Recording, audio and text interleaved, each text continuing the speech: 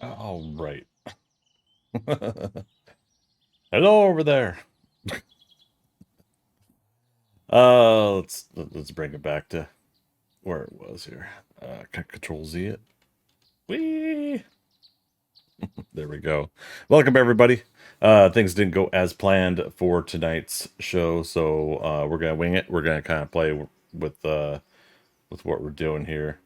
I'm opening up my document here where I got all my topics. We'll have that here. We're here in a little bit. Man, trying to see if there is a what do you guys call it? Night mode or or- I can't remember. But trying to because mostly because of the brightness that it casts on me while I'm working on stuff on the other screen.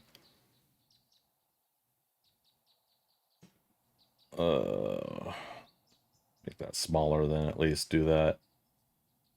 Anywho, happy Monday. Hope everybody's doing well today. Do I have chat open again? Yeah, let's move chat over. So tonight I will actually I'll go ahead and interface with live chat on Twitch. However, when the show moves forward, that will be what's different about today's show versus the others. Is I will be going off of the Stream Elements donation tab for chats. And that way, it is a way of supporting the show and getting your questions and comments put on the show as well. As long as, of course, they're formatted in a way that makes me comfortable putting them on the show. So things of that nature. Andromeda, what are you posting into my chat? I hope you didn't post your password.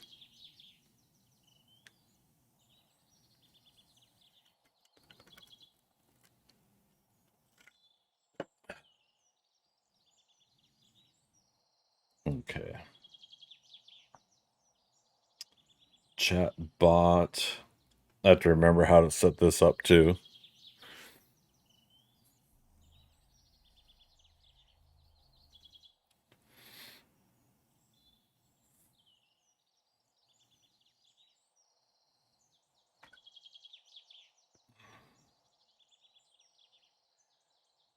Okay. What we got going on here? Okay, so there we go. Thank you, moderator.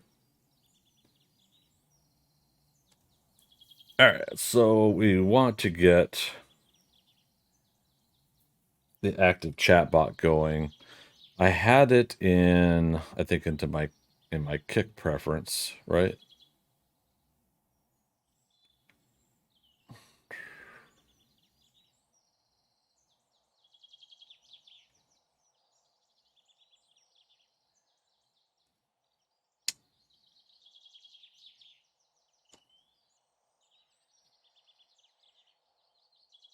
Is it this one?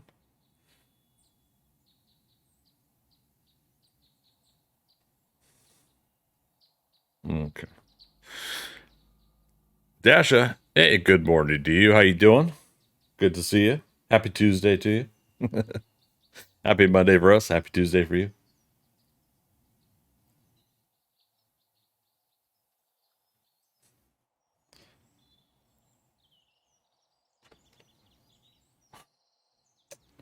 This is funny. I cannot remember where it was. I thought for sure I was using Stream Elements before. Let's look at the properties of this.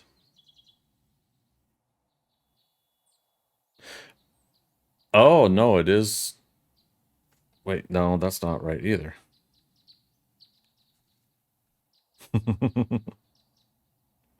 This is what I get for not writing down what I did for Kick so that I could bring it back over to Twitch. Doing well. Good to hear. Good to hear it. And again, friendly reminder to everybody: next week's show, I won't be interfacing with live chat. but today we will be. Camera 1, camera 2, Photoshop merge sample. Maybe maybe I didn't have it.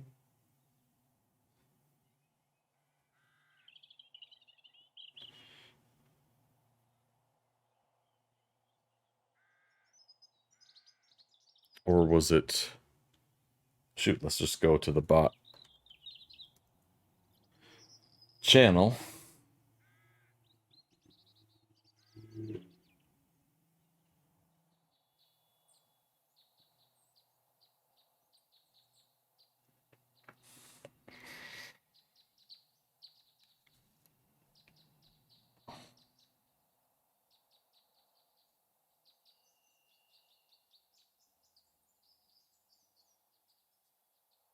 Hmm.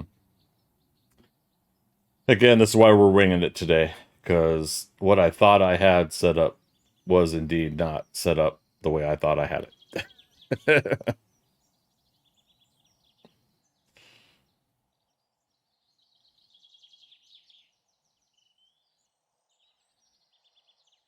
Okay, so let's get out of that. Um, okay, back to stream elements.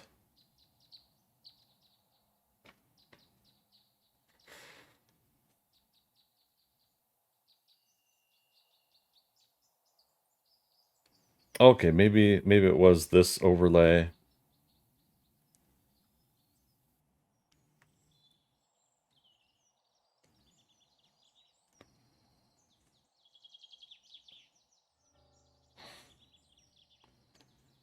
Did I call it something like SE overlay?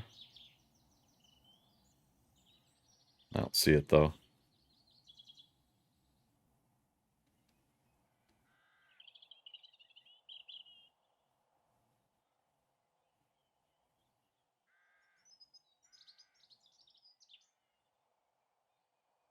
Here we go.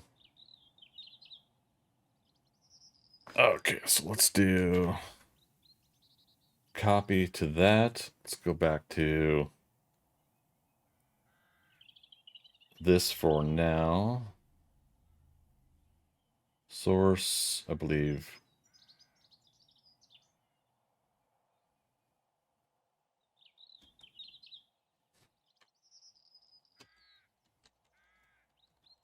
Let's call it SC donation source. I know you guys can't see what I'm doing here, but well, you can see that now, right?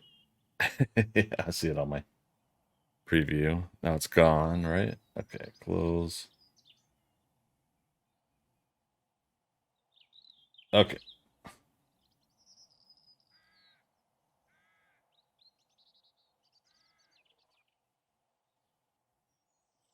Thank you very much. Giselle tipped $50. Okay, you guys probably heard that but didn't see it, right?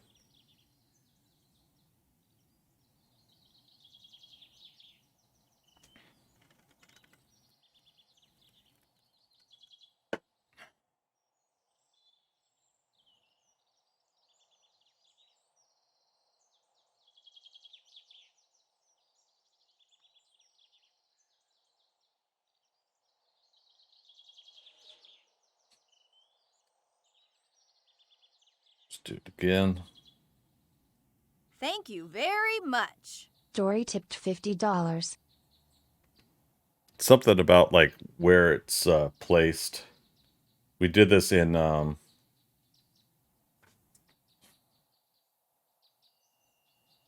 we did this when we were doing the kick part.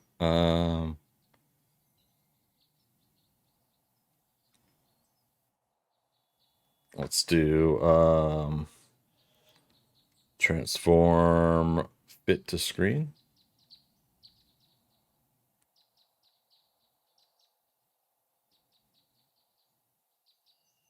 Thank you very much. Brooks tipped $50. Okay. Something about the size and the placement of where this is positioned has to be fixed. So this is part of what I was like, okay, was like, I'm just gonna cancel another week, but I'm like, no, I gotta sit down and do it. So why don't I just do it live? We're doing it live. F it. All right, so let's do some editing settings.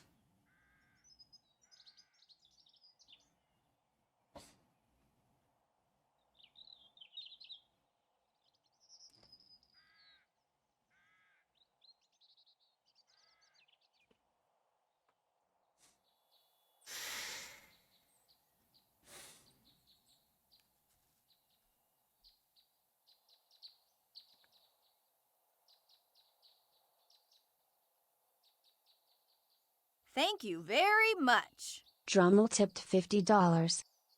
Okay. How many pixels is that? That's 240 high. Yeah, see that? Gosh, that doesn't seem right. Properties. 800 by 600. Okay, so maybe that's it. 1920 by 1080. Close. Now it's off screen.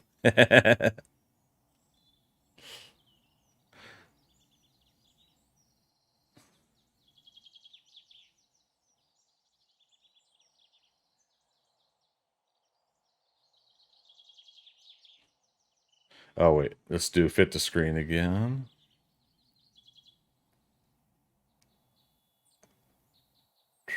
Transform and roll out. Fit to screen. Okay. Now let's test. Thank you very much. Francine tipped $50. All right. So you guys should see Polly popped up and said Francine tipped $50.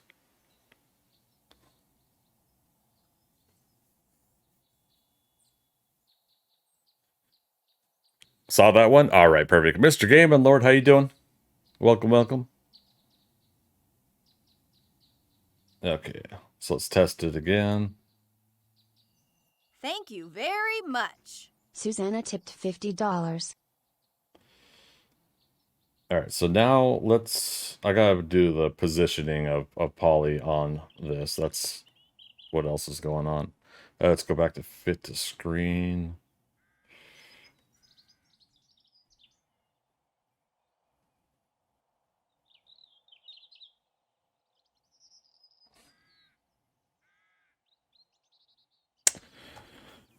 And Mr. Game and Lord, you saw it too? Okay, perfect. Andromeda, welcome back. One of the moderators helped delete your first message earlier. Was that intended? It seemed like it was an unintentional message. And Mr. Gamerlord doing okay? How about you? Doing pretty good. Doing pretty good.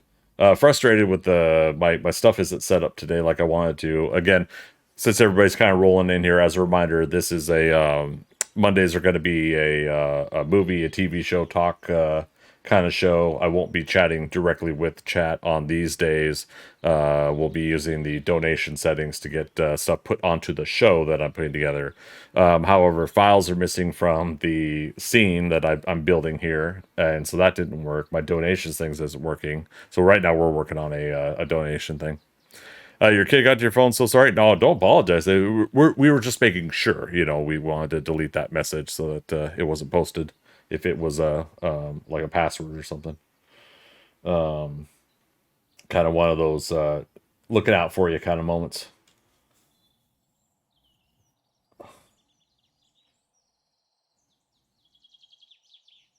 Okay.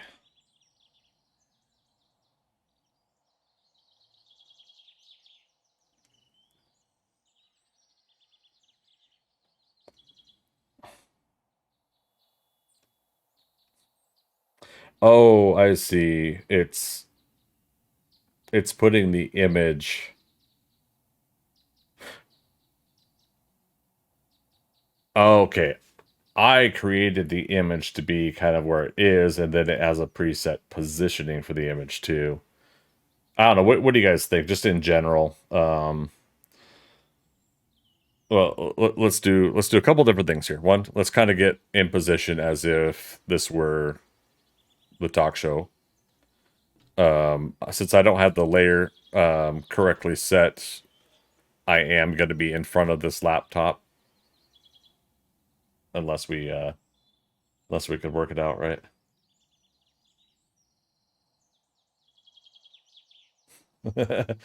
Complete with the trash that's visible behind me. Sorry, not all of it's trash. One's the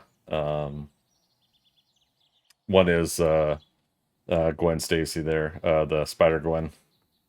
But the idea here is we don't want the alert to we want it off to the side, but we want it visible because we do want to obviously thank people for their generational.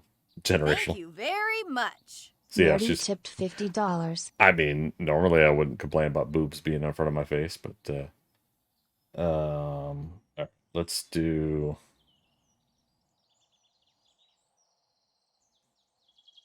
this. Let's move it down. You guys can't see what I'm moving. Thank you very much. Kelly tipped $50.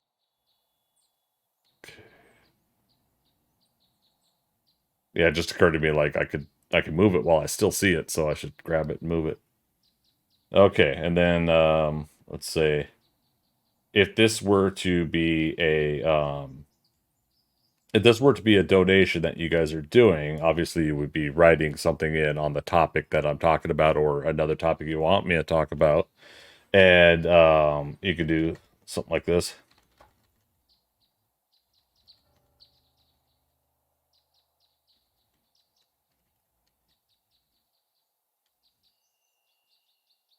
Um,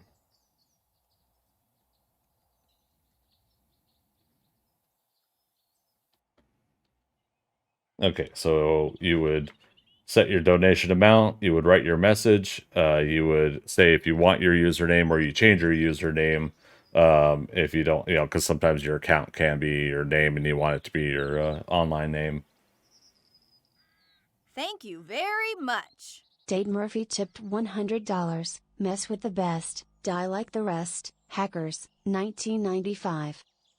There we go. It actually knew 1995. It didn't say 1995. I'm actually impressed with that. All right. So what do you guys think? It's getting there, right? I'll probably change the graphic that will be there. We're obviously using the one that's poly here that that we already have. It's a smart bot, yeah. I mean, we want that, but we don't want it too smart, right? So this is actually bugging me. Give me a moment.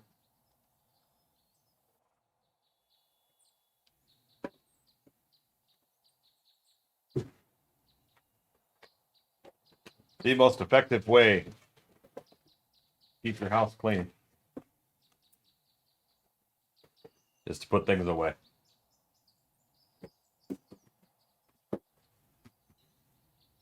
It didn't quite work.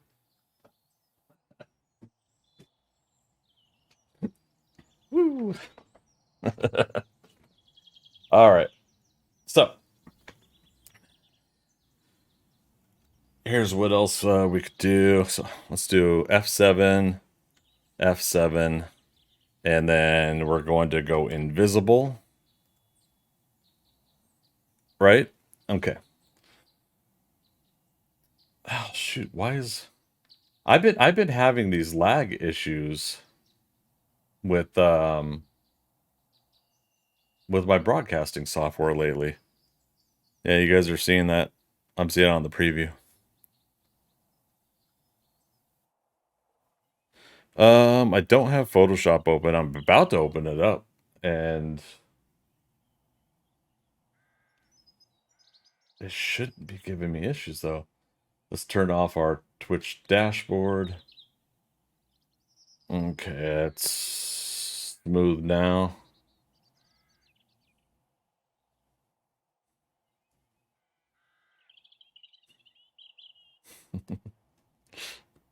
Have to tuck myself in with the into the little spot, but I still have spot there, but we're working on that next. Let's turn off this poly overlay.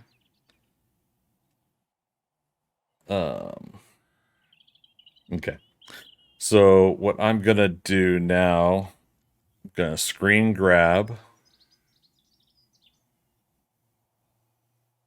what we do have, which means it's gonna have the frames per second and the alpha 21 B16, 21.1 B16, but that's all right. Let's open Photoshop and hope it doesn't chug again. God, it frustrates me because this computer's not supposed to chug on things like that. I think it's I still need to allocate some resources separately. Um, what what to run on CPU, what to run on GPU. Okay, new file. All right, we are doing 1920 by 1080, right? Let's say 300 DPI. I could at least see second monitor. What's the properties on that?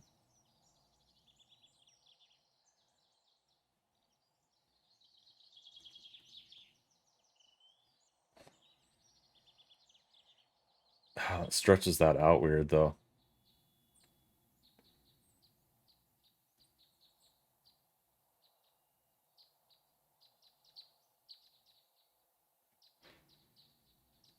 That's fine. Let's do that. Hey, we can see you guys in chat.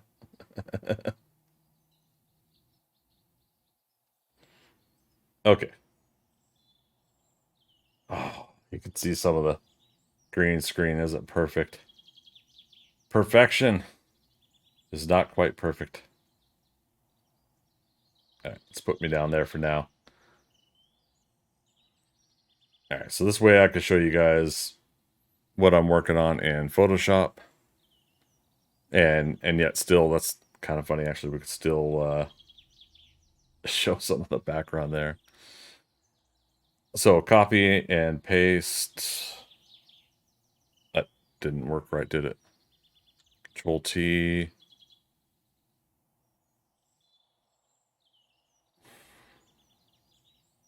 Oh, because what I copied was not the same size as what I started a new file on.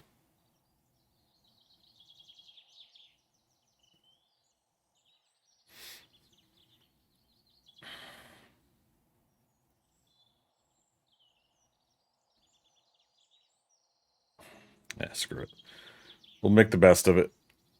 Things are not going to even out until I work on a couple other methods. All right, so you guys could see a little inception there, right? But what we're going to do, turn off the background. Gonna zoom in over here. We're going to get rid of everything behind the desk.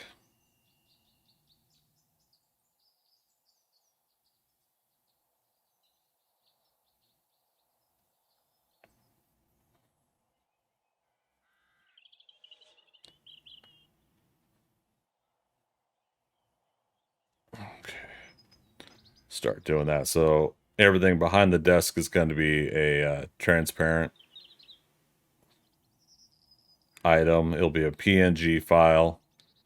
And this basically will be the layer in front of me on camera. So that part where I was talking about the laptop, me visibly being in front of the laptop, I will then be behind it once we get this done.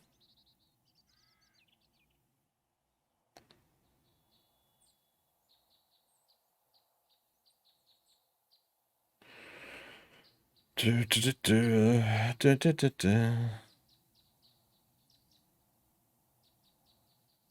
could be tedious work, but in the end, the results are really fun to be able to have something like this.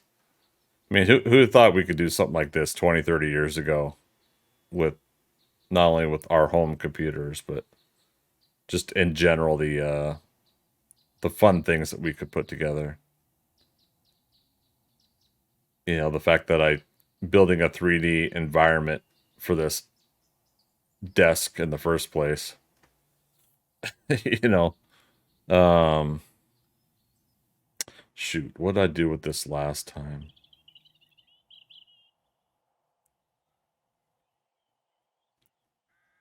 Let's go ahead and cut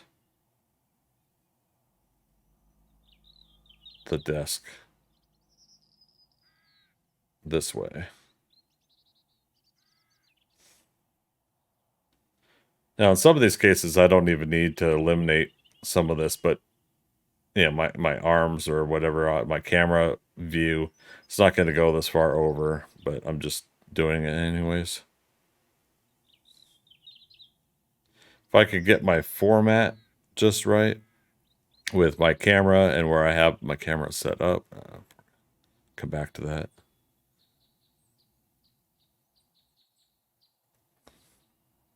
Yeah, we gotta come back and clip that later. But yeah, if I can get my camera set up in the right position, then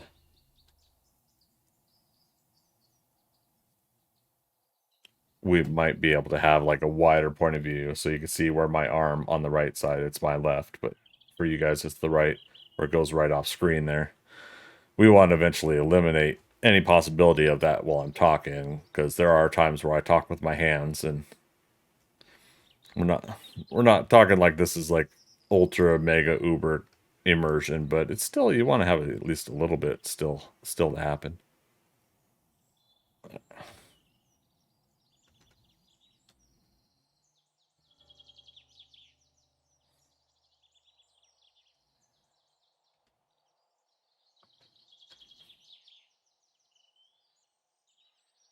To be honest, I'm going to be doing a much more detailed version of this later, but this is how I could show you guys live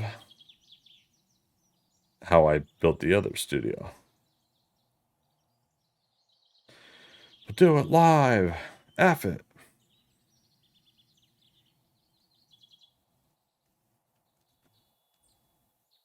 Okay, let's put it.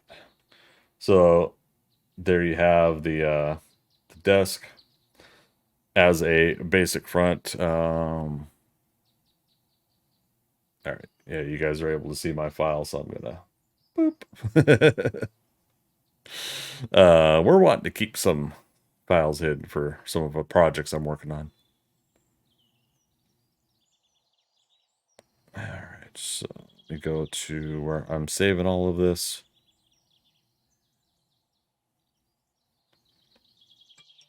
Boom, boom.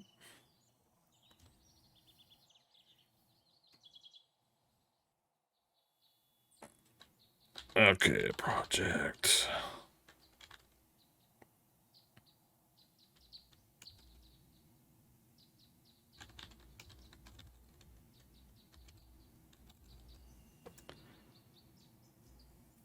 Call it front overlay test. Photoshop version, and then the PNG version. That way we can go back to the Photoshop version and change what we need. Okay. So now if we haven't moved anything in the game, which I have to be careful of here, let's go to Streamlabs. Okay, we're adding a new image source.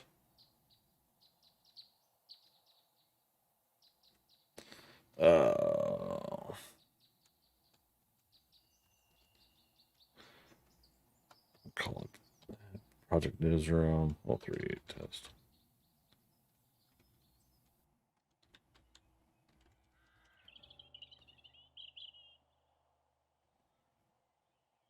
Okay, let's find the file.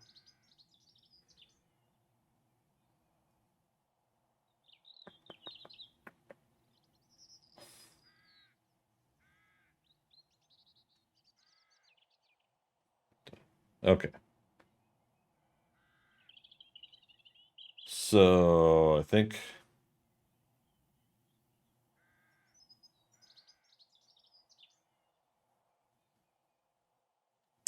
did I not save it right?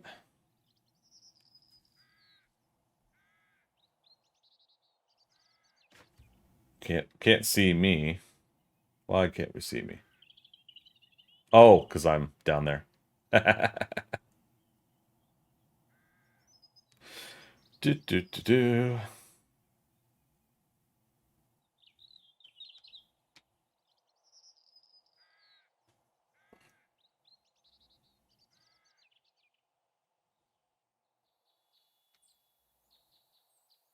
Okay, so do that, and then I put it on the back side of it. There we go. Okay, so you guys could see like the off to the side, the monitors are kind of stacked, doubled up. It's because the size ratio isn't correct really, but this is just to show you guys how I do some of um, that layering. Okay, so I need to shrink it down.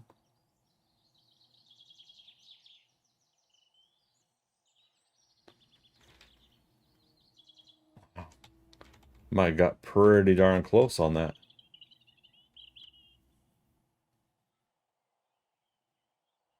A little bit more. So what I'll do is I'll do like the math of size ratios and what I'm trying to keep. But otherwise, that's pretty decent right there. Oh no, I can see the monitors down below. It is still inaccurate. Bummer.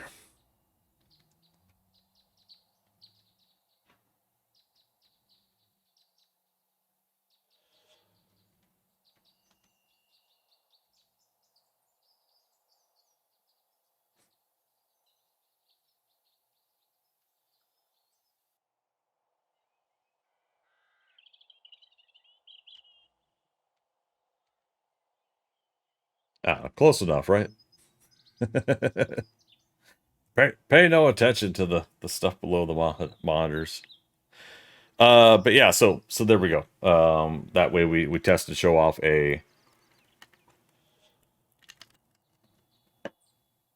how we set up the layer so that the image in front is a layer on top of my camera image, and then behind me for now is the program that we're building the studio in. It's on 7 Days to Die. It's the prefab editor program. For the final version, basically there will be another static image behind me with the window cut out as a transparent, invisible area. And then behind that will be another layer with the video of the zombies walking past, like the old school one. Here's the example of what we're. This is where we're going with this. Which to be honest, I could have just done tonight's show with the old school one. I don't know why I'm really adamant about moving away from this. I feel like I don't know, I feel like doing something a little bit different again, which goes back to the first design. Oh, why did it? Why is it looking to capture? There we go. That was right. Oh, now it's gonna freak out again. uh, okay. But yeah, what do you guys think? It at least gets the basics going. The the thing that I'm trying to do is I'm trying to look at how other Twitch and YouTube and other personalities do their talk show type stuff. And some of them have like a really close up shot, like the old school close up I have. I got myself this large, and oh, my camera's freaking out on the. Let's turn the autofocus off. But yeah, I think it's kind of like too large. Maybe it's because I don't really want to see myself that well on camera. Okay, focus is off. All right, should not autofocus now when I do this. Okay. But then, yeah, so then the idea is we would have, let's see, green screen's not, still not 100%. Okay, that's a little bit better. Oops. Sorry about your ears. But yeah, so over here, likely I would, if I do a close-up like this again, I would likely have topics and categories and everything like that off to the side. If I'm doing the, you know, the city behind like I'm doing here, I'm gonna do it without the zombies because once I'm on the close up, the idea is that, you know, I'm not saying this to be arrogant, but it's supposed to be focused on me and not like distract you guys with stuff in the background because I'm the one talking about topics and everything like that. That's what's supposed to be going on.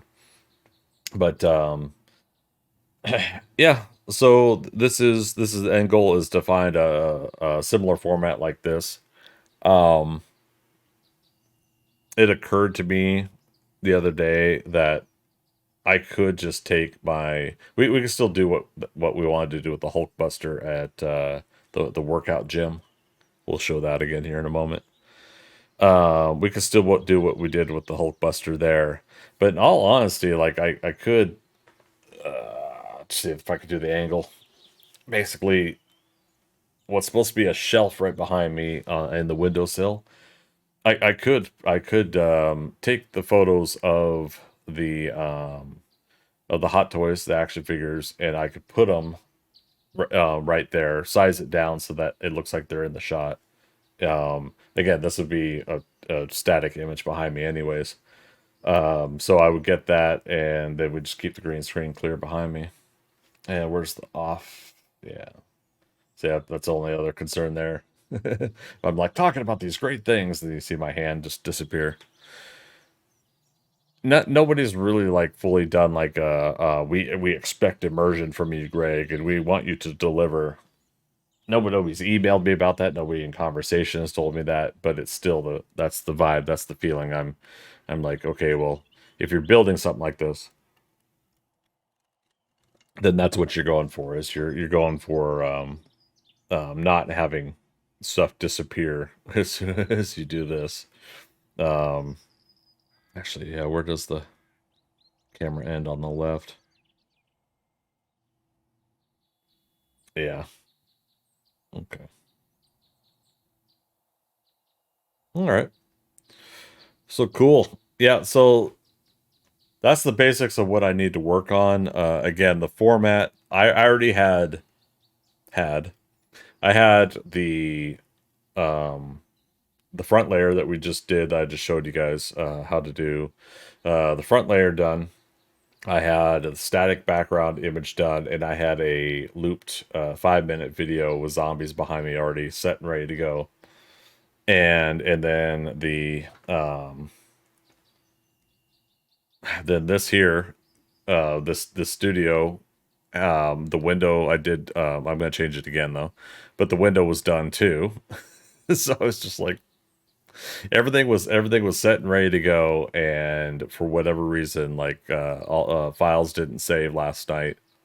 The computer powered down this morning in between when I was sleeping, so I lost everything. Photoshop recovered a couple things, but I don't know. Maybe that's why I'm also having some lag issues. Maybe I'm struggling on something else here. Maybe my system, it doesn't like you. I don't like you either. You watch yourself. We're wanted men. I have the death sentence in 12 systems. Yep. Okay, so that is the two different studio formats. I didn't get to do the living room one. I wanted to get that done yesterday in time for the Daryl Dixon Walking Dead show. And to be honest, I like it, but it's not like I didn't feel like it was worth, because I don't have an audience. I don't think I would really.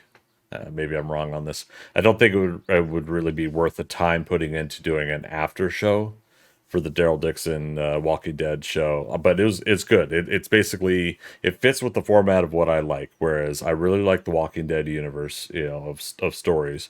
Walking Dead, Fear the Walking Dead, World Beyond, the New York City one with Maggie and Negan, and now Daryl Dixon, which was supposed to be Daryl and Carol, but Melissa McBride, I guess, couldn't commit to going over to France, and opted out of the show due to scheduling or whatever.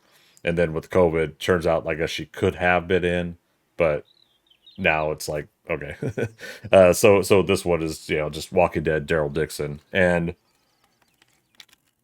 I guess I'll start off with at least talking about that. It was fun. It basically, again, it's just like jumping right back in with the characters one of the characters we love. You know, I hardly see anybody say that they don't like Daryl, you know, and Norman Reedus pulls out the characters beautifully. They, so basically, Daryl for some reason ends up in France.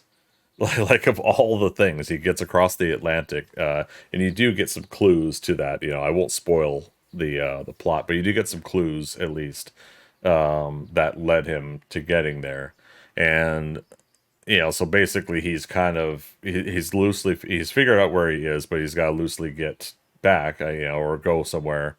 He isn't being 100% about his own journey to us, the audience. So I think there's intentional vagary there.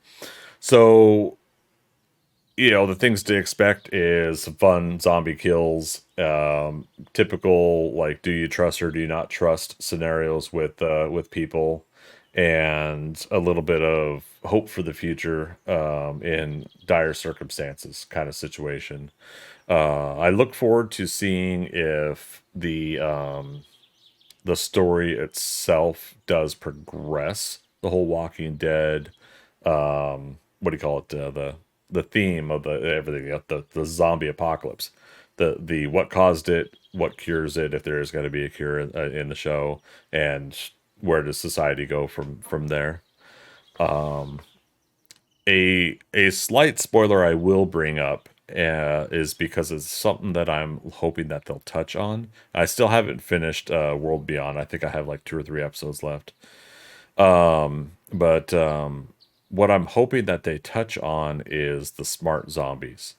And what I mean by that is, it towards the end of the last season of The Walking Dead, it appears like the zombies were regaining some past knowledge of actions, remembering that they could climb and remembering that they could turn door handles and everything like that. And we briefly saw a little bit of that on the first couple episodes of The Walking Dead, with was it Morgan's wife? Basically, Zombie Morgan's wife. I don't remember her name. That character would do stuff like was trying to look in the eye hole, the peephole, and was trying the handle of the door. We saw, I think, in episode 2, maybe there was a zombie that had a rock in its hand and was trying to smash the window, and we never really saw any of that again. They took a good chunk of that out.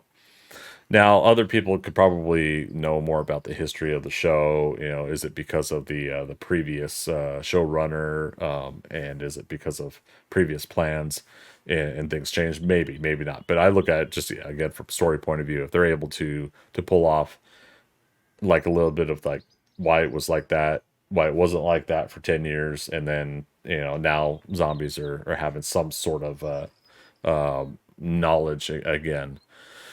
They didn't touch up on it on, um, oh gosh, what is the Maggie and the Negan one that was City something, Dead City. Walking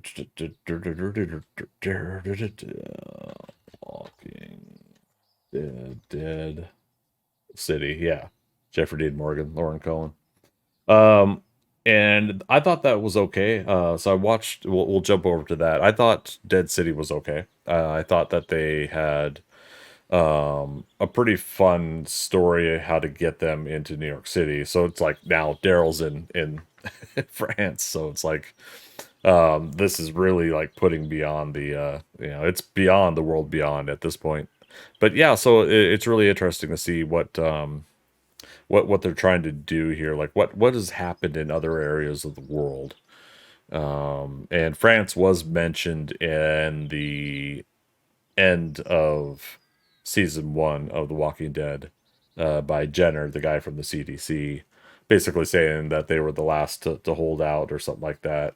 And so France might be, might be a story point that they're wanting to touch up on more. In actuality, there also could be a chance that the talk about France was just something you put in there, a little nugget of something, and just say, I don't know, France had held out. Okay, cool. Why did France held out? I don't know. We're putting it in there. But what's cool is like later on, these storytellers can add a reason by expanding the whole story. I mean, I'm sure every storyteller, every writer, every script person that writes a script hopes that they could get some sort of franchise or some kind of big ongoing thing, but not everybody gets it, let alone over 10 years worth of stuff. So the fact that they could expand upon it and keep making this an ongoing thing is pretty cool in my opinion. Here's a question. You guys hearing the birds chirping in the game? In the editor program? I mean, if anything, it's giving a little bit of background ambiance as somebody drives by with their loud muffler. But um, I asked because it's I'm curious if it's would it be more annoying to have no sound, or is it good to have at least a little something mixed in? If I'm just doing stuff where I'm chatting and talking about topics, would that essentially help or hinder? I was looking at my Twitch integration thing. Would it help or hinder this situation, right? Uh, but yeah, let me know if you guys got a moment. What is that something you like or dislike in this kind of format? So those are a couple of the topics. Walking Dead, both Dead City and Daryl Dixon shows. Where is my? Ooh, again, that's bright. That sucks because it's like you could really see the bags and redness under my eyes when it gets brighter.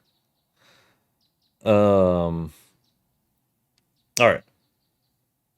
So I'll probably just go from top down and we'll see where we go from all this. I'm gonna go ahead and I'll go ahead and put tonight's episode up on YouTube. And you can dodge a wrench, you can dodge a ball. Freaker. What? Those bot sounds will not be active next TV show. Next show I do of this, by the way. Just to give you guys a fair warning, those bot notifications will not be on. Good evening, man. All right, let's see if I can separate my list, and I'll just I'll try to share it with you guys here. Interrupting the show, freaker, I tell you.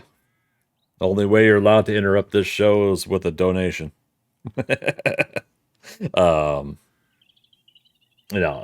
all seriousness, this is going to be an ongoing development as I work out this show. The idea of doing it on Mondays is that everything from maybe the week prior of movie, TV show news, entertainment news I'm able to chime in on will be available.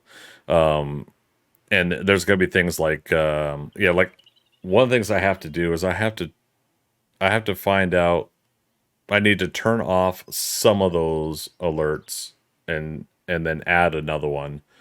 The problem is like So right now you see the merch support for the channel posted in chat.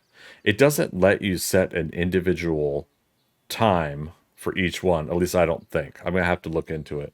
And I may have to switch over to my like Stream Elements bot for that versus my other bot.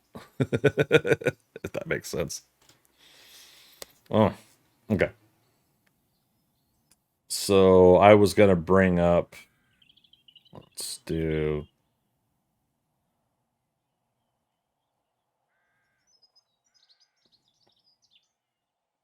display capture maybe? No. Which one do we do for?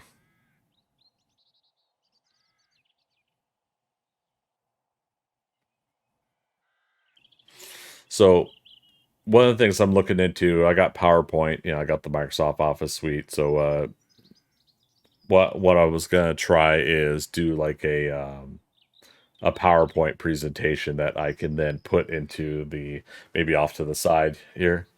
And what would make that convenient for me is that off to the side there, I could just click next slide. you know. Um, okay, let's do.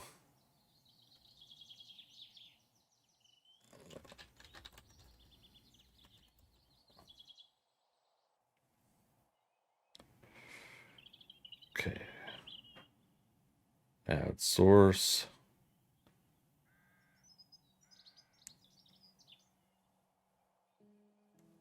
I think that's it. All right, you guys can see it. Brainstorm and show ideas. Hide the tabs so you guys don't see the porn. I would never. I'd keep all that on a separate machine. I'm smarter than that. Come on now. Snap, crackle, pop goes the shoulders. Uh-oh. You having a snap, crackle, pop session? Oh, wait, I can't. Darn. Anyways, you guys see this, right? Audience participation.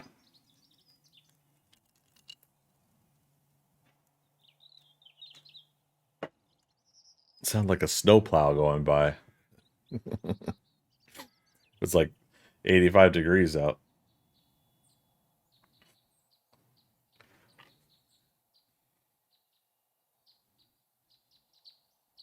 Freaker, you see it? Okay. All right. At least one of you guys is awake. I'm going to tease chat a little bit on this. I know. I could just see the retort now. Well, you're not going to normally interact with live chat, so why would we chime in? It's not a bad question. All right, so let's put that behind camera 2. So yay. All right. So yeah, basically I was just like brainstorming show ideas. It says August 2023. We're in September now. So I started doing this list basically in August when I was prepping to do some sort of a show like this. And essentially it's just give my brief thoughts on what I have seen or what I'm looking forward to seeing. And by now, I was supposed to see Gran Turismo. I am gonna try to see it this coming weekend. I've just been so busy with work and other things, so I have not seen Gran Turismo. Blue Beetle. I had a lot of fun with Blue Beetle, and I honestly, I think I would love to see that movie continue to slowly get a little bit more box office and support. It's a little bit of a paint by numbers plot and story, but it doesn't matter in my opinion because Sholo, the actor, he's from we know him mostly from the Cobra Kai TV show. Does a really fun Jaime Reyes, Blue Beetle, a real fun family story where they all get involved.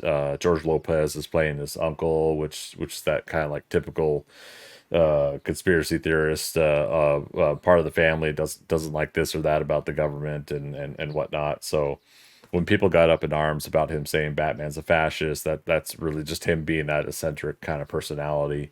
It's not the movie saying that Batman's a fascist. Anyways, so I had fun with it. I honestly think that it would have been nice if it had been out sooner, and they probably could have, but I think they were waiting for a good time to release it. I think same thing with the Flash is a decent, it's okay movie. There are people that didn't like it, but overall, most people enjoyed it. However, the Flash unfortunately just didn't perform, and I believe I can't remember, but I think Blue Beetle's gonna overtake the Flash box office here soon, just by a little bit, but enough to do some difference. Freaker, I will get to that. You're reading ahead.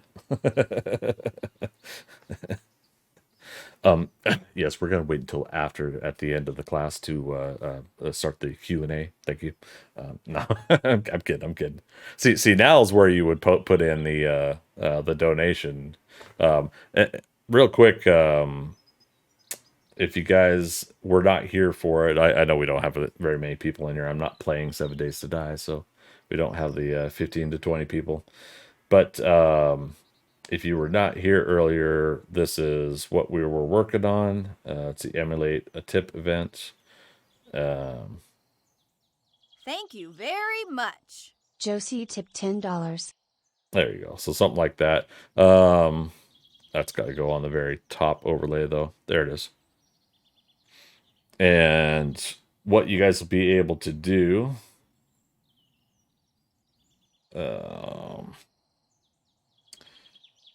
Let's say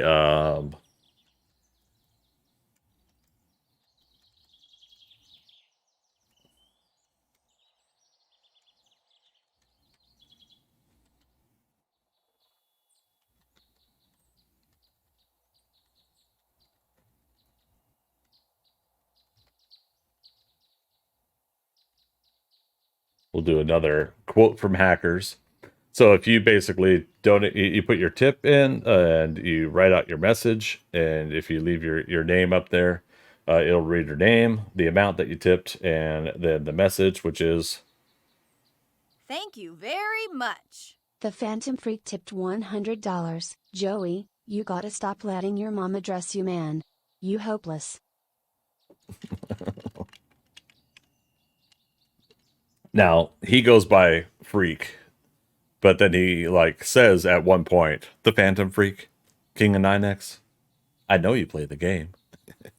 But yeah, so yeah, and Freaker, you kind of inspired it. But I did a hacker's quote earlier when I first started testing that out. I had to get the positioning right, so I was working on that.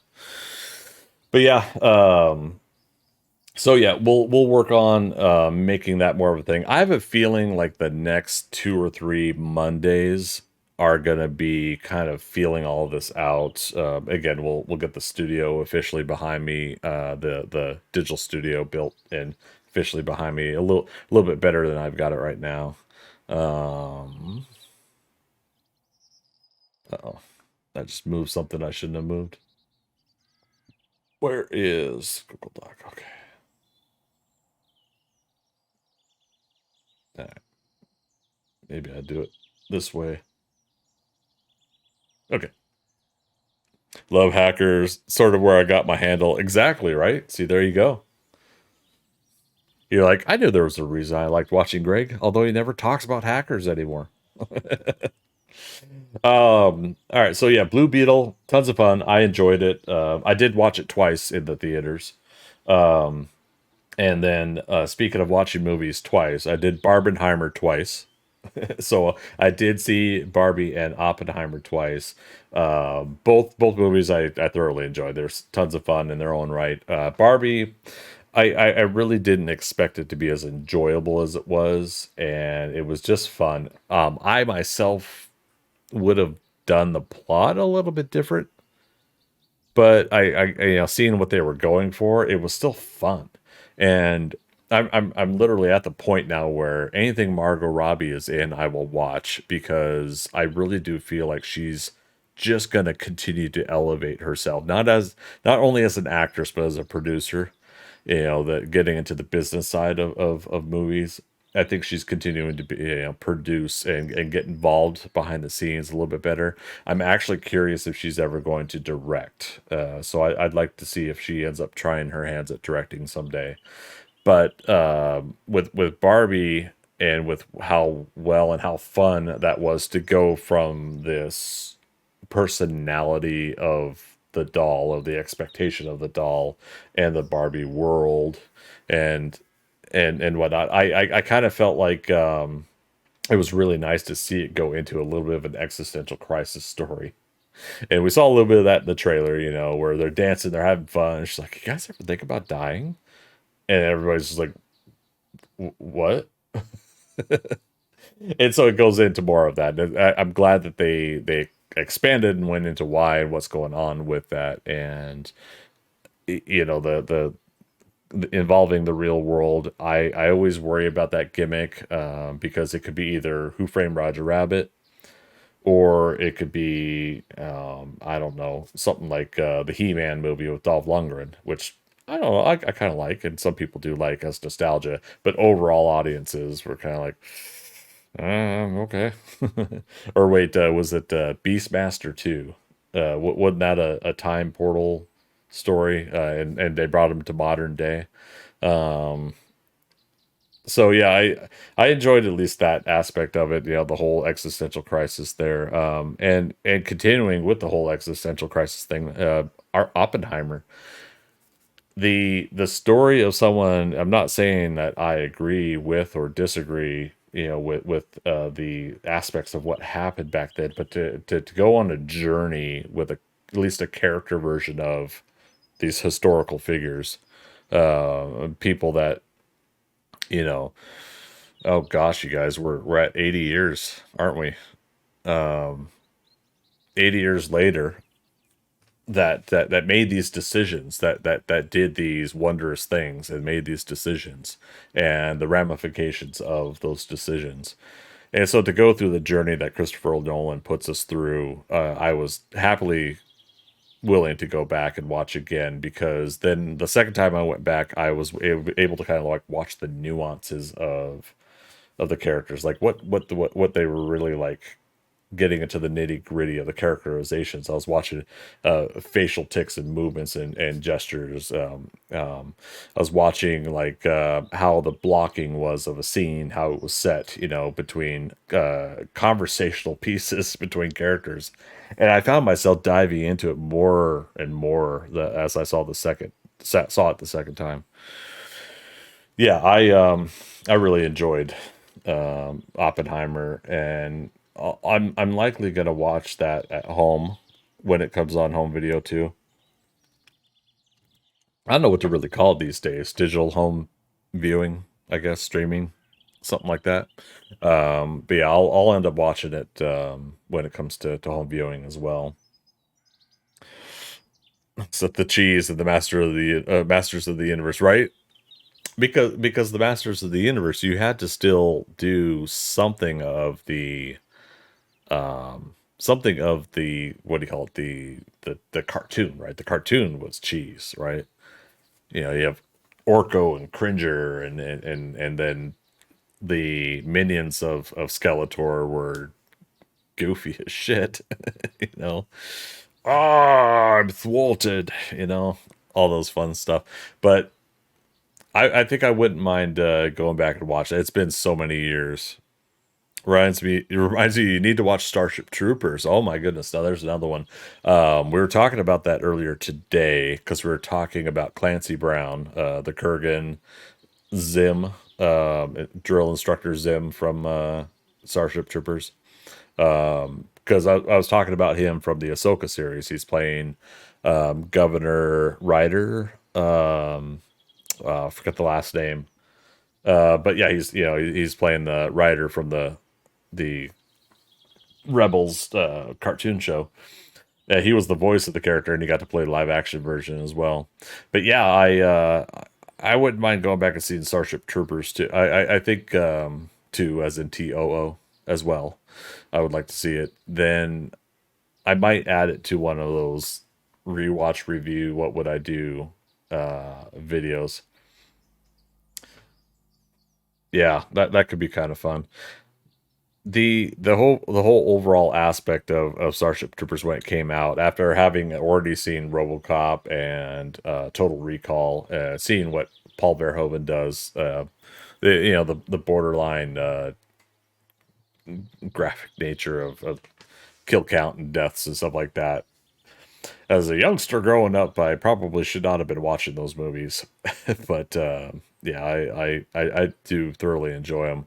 And so yeah, when Starship Troopers came out, that was that next level. But it wasn't really like, I was glad subconsciously I understood a little bit of the I don't know, the assault on fascism that it's trying to provide by making your main characters as Starship Troopers part of that kind of world that they live in. I mean, think about it. We talked about this before, but how the hell do the bugs, even if they're as smart as they are, how the hell do they know how to, one, put plasma blasts up into the atmosphere to hit an asteroid and get the asteroid to go so fast that it travels into another planetoid system, Earth, our solar system, and hit our planet accurately, like how does that work?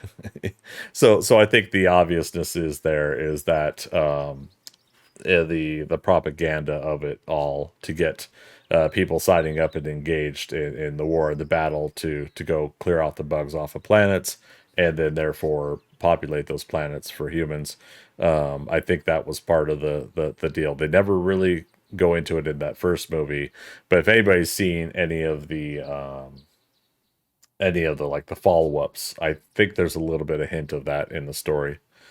The intentional fascist satire was brilliant. Exactly. Yeah. I mean, if anything, it helped call out some of your friends who didn't understand that. I was like, well, no, no, no, you're not supposed to cheer that on. That's the point. Should I know more about you? No, as far as I know, all my friends understood the point behind it. Again, same with RoboCop. Total Recall also, again, it had that. They all have that kind of feel. Like in the end, it's one thing to cheer for your protagonist, right? This is the hero that you follow, and I mentioned this about Blade Runner, but the hard part is when that protagonist is a jerk or an asshole, and you don't want to follow their story, and they end up being just not quite like they are a little too aligned with, like we're pointing out with the fascism of Starship Troopers. If the characters themselves are continuing to root that on, then you have to sit there and go, okay, am I just going along for the ride of this obviousness, or am I going just not with it? And it's like when I think back to it, I didn't when I first watched Starship Troopers, I did not like that um Johnny and Ibanez, like that they split, that went their separate ways because of the war. And as much as I really loved, oh gosh, what was her name? That's another thing I gotta look up. Um, Dizzy, Starship. So, so Denise Richards had played Carmen Ibanez. Dizzy Flores, yeah.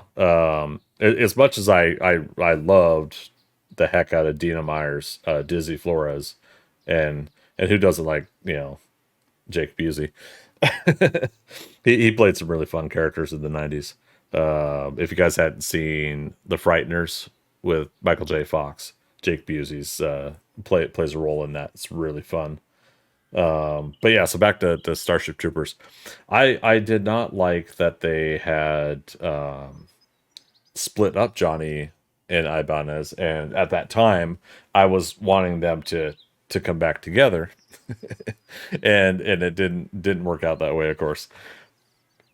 But when I really sit and I think about I around that time I was just like, as hot as Denise Richards is, I'm thinking of Greg at that time. As hot as Denise Richards is, in all honesty, who's the character that I relate to wanting in my life more? Not necessarily sexually or romantically, but possibly still those things. And that is the character of Dizzy Flores. you know, Flores was that kind of character, like that I could sit there and like, we could do LARP together. We could do, like go hiking together, freaking, get up and do something crazy on the weekend together. And there was no difference of hotness or attraction. So if there was a romantic interest, I would have had no problems with it. But that time of my life, I'm of course thinking a little bit differently. And to me, I think I'm thinking like, okay, well, Denise Richards is the stereotypical hot girl in that story. So therefore, I still want Johnny, who I guess I assume is me, but not really me because I'm totally not like that that character. But if it's the protagonist of the story, then I put myself in that shoes. And so around that time, that's my train of thought. And the thing is like who gives a shit? I'm never gonna end up with Denise Richards or Dina Meyer. And I'm certainly Casper Van Dien. He's freaking hot guy, built crazily hot. I'm not even Jake Busey, so at that point you're tall and you're pretty funny guy that everybody likes, to hang around with. So I was just like none of these characters. but yet you still make those decisions when you're going into the point of like, do I like or do I dislike the movie?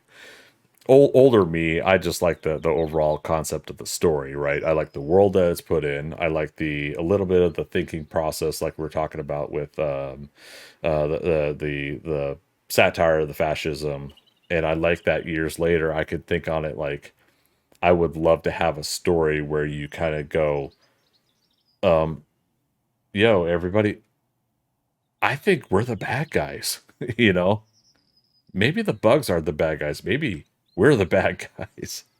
And you know what I mean? It's like that's where you kind of you kind of stop and you think about that years later. Whereas really in the moment, maybe that was a little bit of the subconscious thought about it. The other pilot guy was played brilliantly. Came across as a player to me, Xander. Which the funny thing was is none of them looked 18 when they were doing the movie. And yeah, Patrick Muldoon played Xander.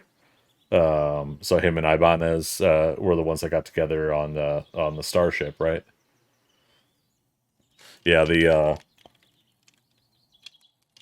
like he the most looked like he was 40. And I mean, let's actually look like it. It's like I don't mean that as disrespect to the guy, but he did, and supposedly each other's they're playing each other's high schools. They're all graduating and going on to life. Maybe in that world, possibly they could be doing like what's it called, like a secondary school. So after you're done with high school, you move on to something before college or whatever. So maybe they could have been 20, and then they're part of the sports program or whatever. So Patrick Muldoon was that born in 1968. So was that 1995? That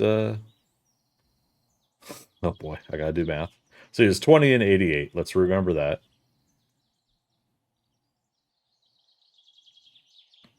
And granted, it's a younger, a teenage me thinking this person's probably 40. I feel so horrible. 1997. So he's 28 probably when he's filming, at 29 when the movie comes out. So not 40. But yeah, just like for whatever reason, like I sat there and I was like, okay, these are not high schoolers. you know. Um 95, 96, yeah, 1997. According to Internet Movie Database, which makes sense. It was that was when I was 19, and we were starting to watch movies like that. But yeah, no, it's a good segue there. Bringing up Starship Troopers is a really good one. And I really had fun with that one. I'll probably end up going on a more in-depth video on that, doing the topics that I just talked about. So one day we'll get to that. Moving on. Only thing I really questioned was the fact that your entire city was just destroyed, and I would be super upset, but he wasn't. Oh, like Xander was he was like he was still the player, right? Yeah, he still wanted Ibanez. you know he switched the paperwork to get her on the same ship. um, which I don't even think that was an implied thing. I feel like he said that. I heard about this hot young pilot coming out of whatever. If I remember that line correctly. Okay, so yeah, he specifically asked for her to be transferred to, but yeah. But you know what's really fun? We're still sticking on Starship Troopers because I do actually like that you brought that up. What's really fun is there is a line, and any other time you have this in a movie or in a TV show, it feels like someone is delusionally justifying their actions or the situation. And what I mean by that is you'll have a tone to it. It's like, don't you understand? It's fate. They'll have some sort of, that's a little more sarcastic probably than even some of those scenes. But there's this moment where he tells her, "We're good together." You know, you anticipate my every move or whatever like that. Like there's this genuineness in his voice. So I think in a little bit of, while his intentions started out a little bit a little bit borderline uncomfortable, especially work environment scenario there, of making that decision of having her transferred there. I think even he was more surprised than he realized of how well she actually fit in that world, being that kind of a pilot and being a part of the ship that he was assigned to. So I really like that moment. I'm gonna have to earmark that one for a highlight on a little more in depth thing about Starship Troopers. So yeah, so good topic, good one to bring up there, Freaker. I appreciate it. All right, so moving forward on the movies, Mission Impossible: Dead Reckoning Part One. I had a lot of fun with that one, and I watched it 3 times.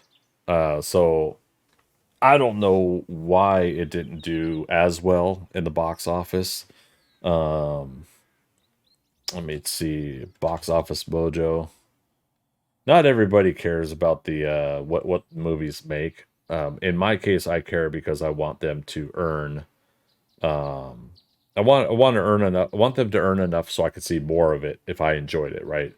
So obviously, if Mission Impossible is part one, I definitely want them to do part two because I'm invested in the storyline. I'll have to look it up. Mission Impossible: Dead Reckoning Part One. There we go. It's off the front page. So worldwide, it made $563 million, which I mean, let's think of it. That's a lot of money. Not everything has to be $1 billion movie. And the fact that like a lot of people will take that, it's like, yeah, but didn't make $1 billion. The hard part about that is the truth behind the budget, the advertising, the percentage that goes to theaters and everything. Um, Domestic, it earned 171 million, and then the rest was earned internationally.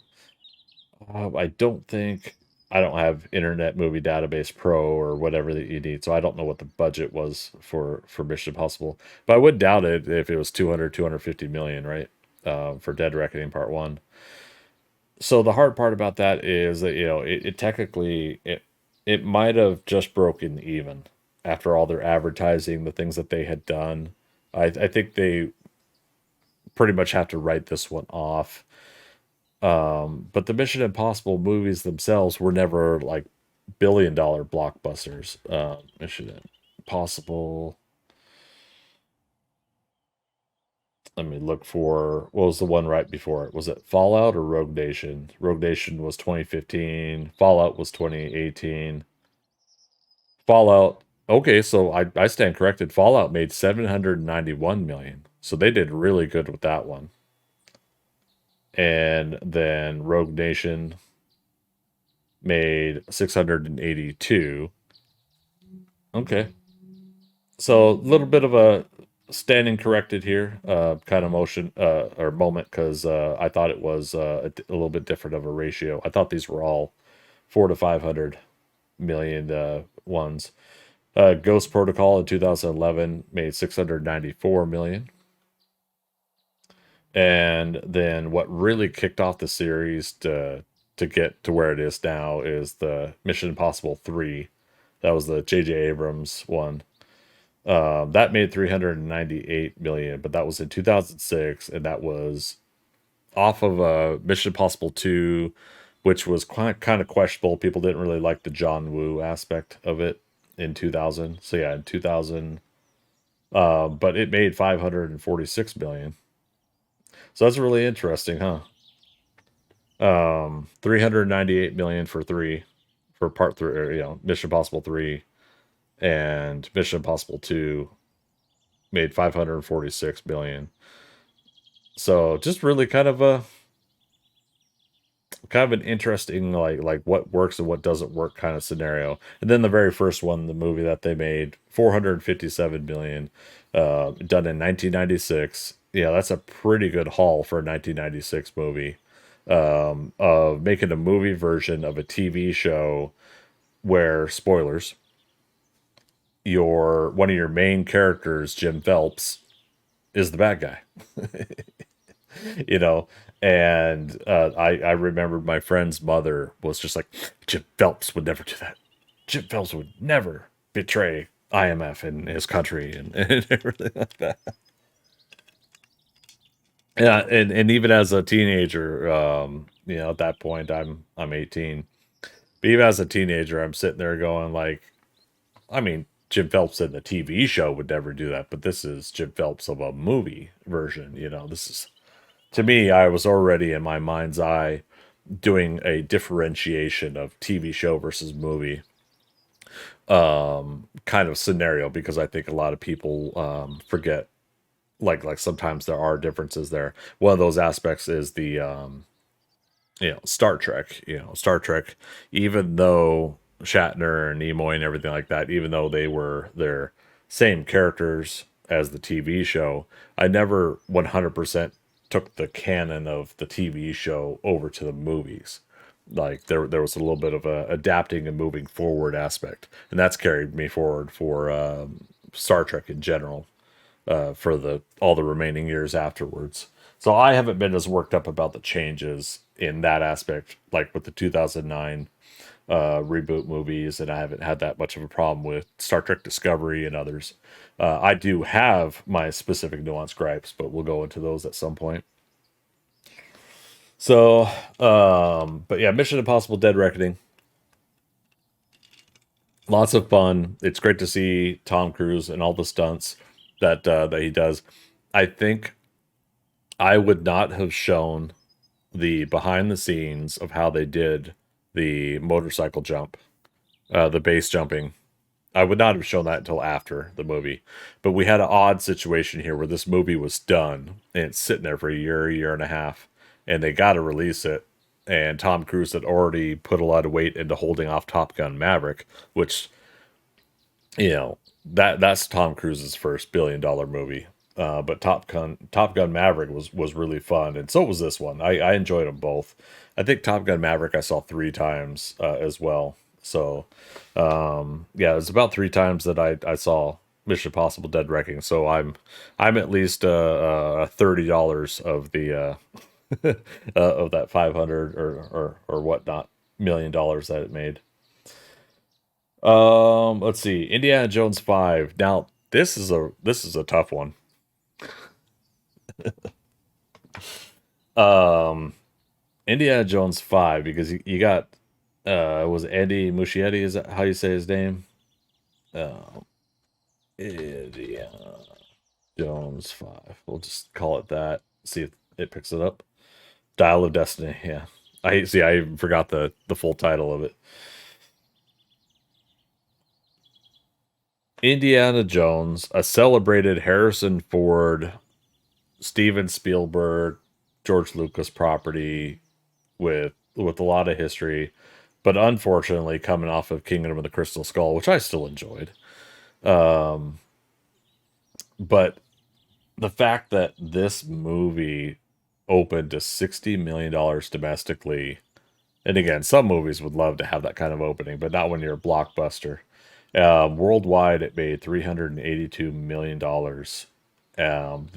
In my opinion, the franchise like this minimum should have made 600 to 700 or more million, to basically wrap up Harrison Ford's run on Indiana Jones.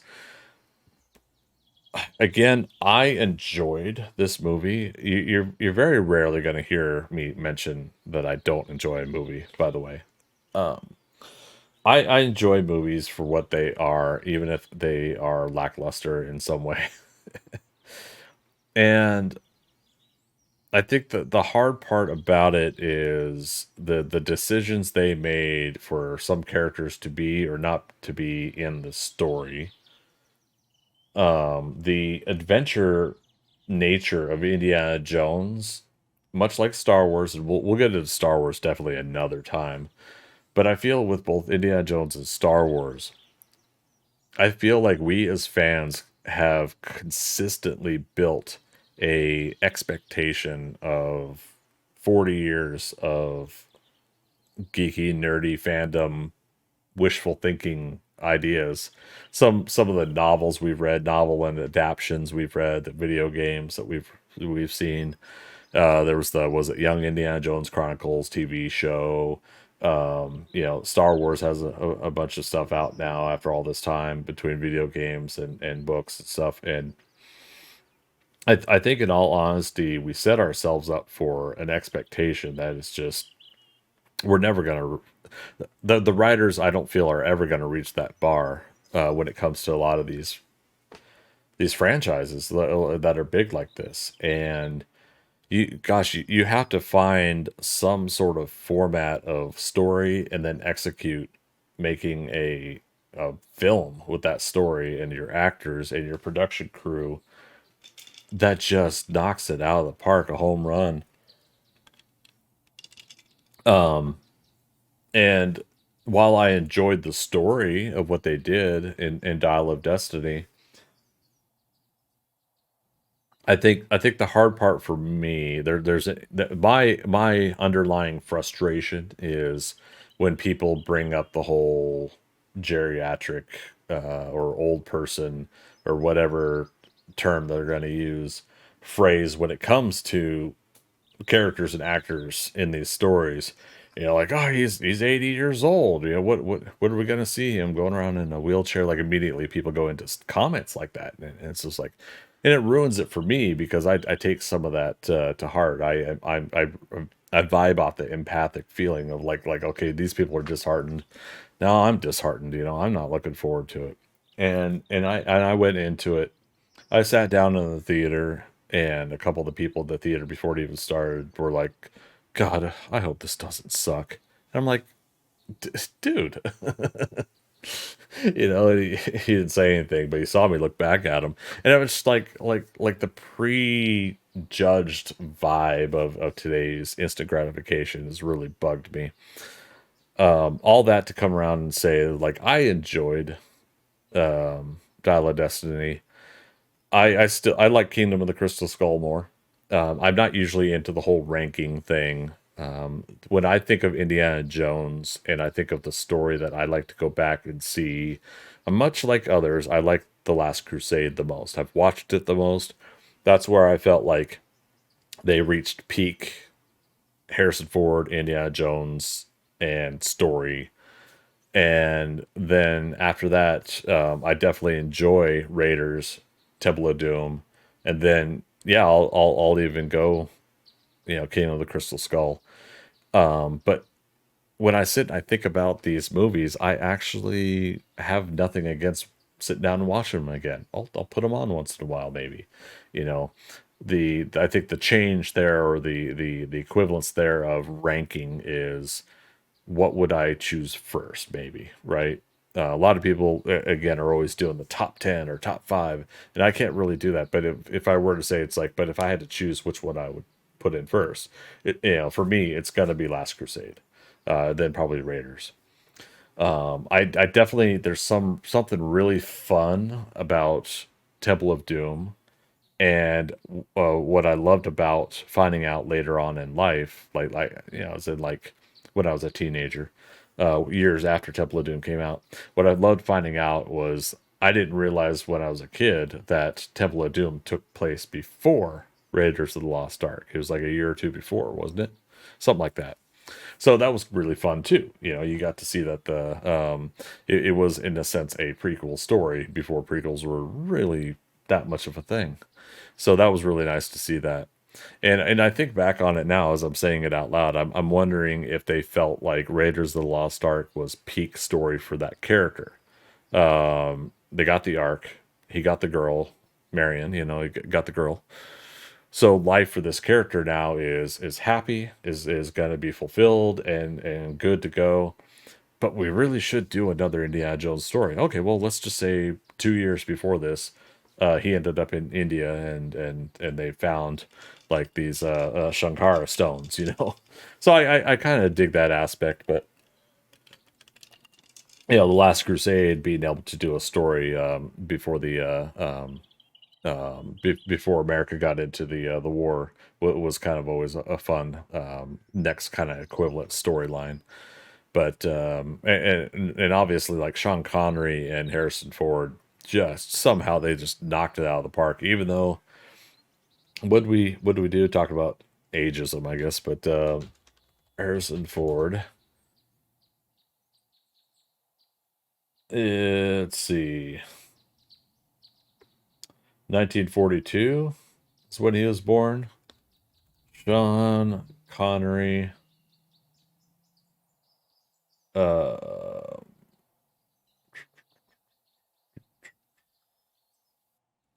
1930. So Sean Connery was only 12 years older than Harrison Ford, but I mean they pulled off the father son kind of thing pretty darn well.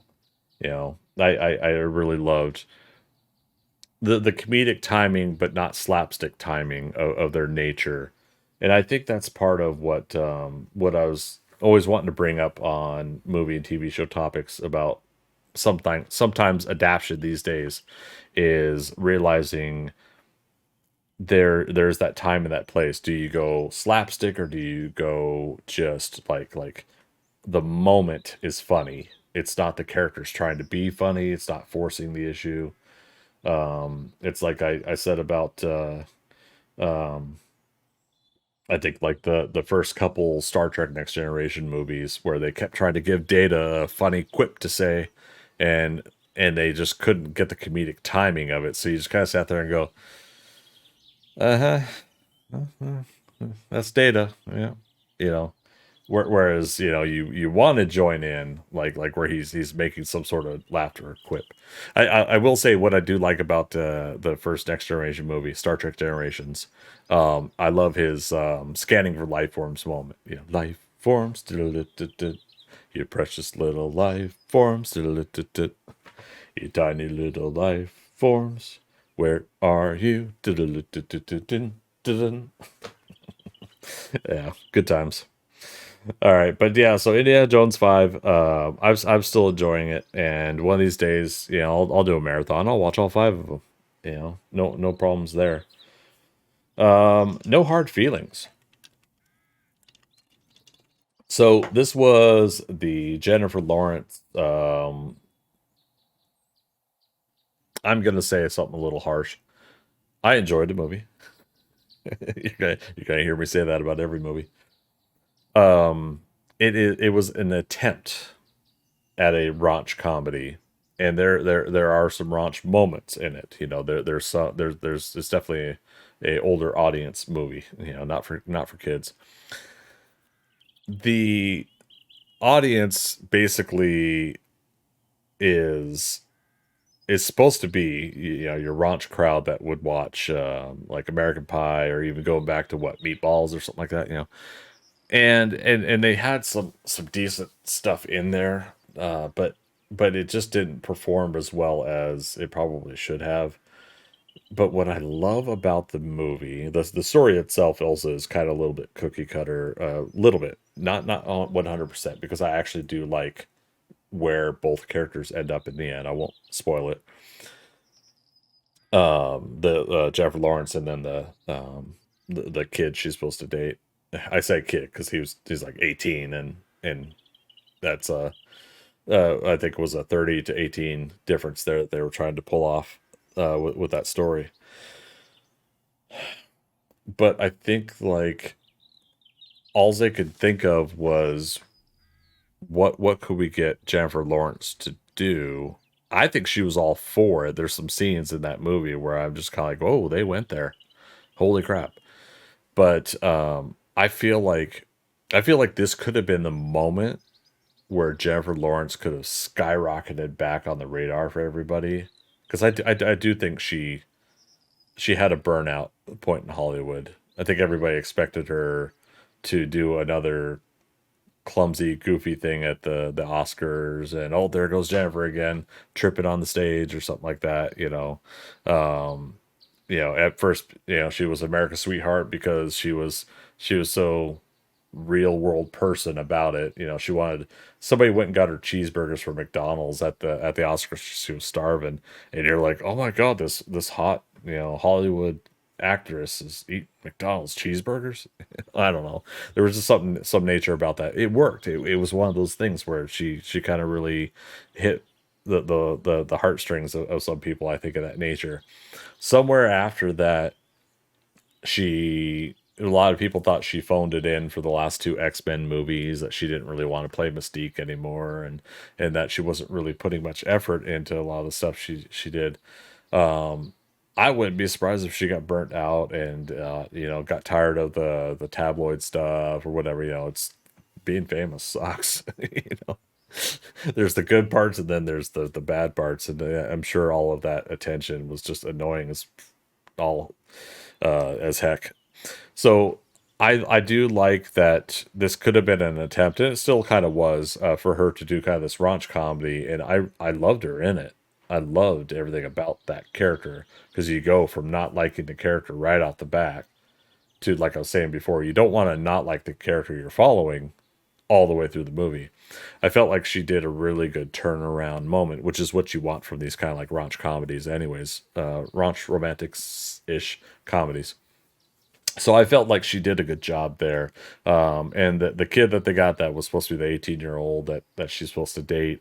I honestly think he's got a lot of growth to him. I think he needs just a little bit more substance to act with.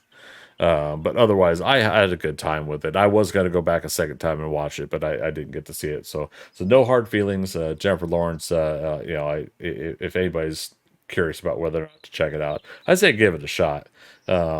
But you're going to see that they could have went for the fences. I think a little bit more. They could have got way more raunch. They could have like if this were a 2004 movie, they would have done this version in the theaters, and then you would have had the unrated version at Blockbuster, waiting to rent at the Blockbuster, or obviously buy the DVD unrated version or something like that.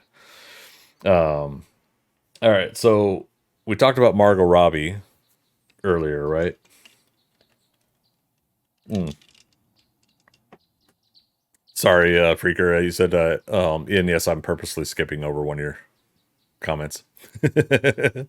Okay, I'll read it out loud. There is no crystal skull. Maybe to you. But yeah, you think the makeup process wore her out. That's fair. No, I wouldn't doubt it either. I mean, that's not easy. You gotta sit there in a freaking chair, and you gotta have all that crap applied to your face and everything. I don't know how some of the cosplayers do it. It's incredible. So I say bravo to them for doing it. But yeah, I certainly I don't know if I could sit still that longer. Maybe 20 years ago I could, which I think is the case in point here.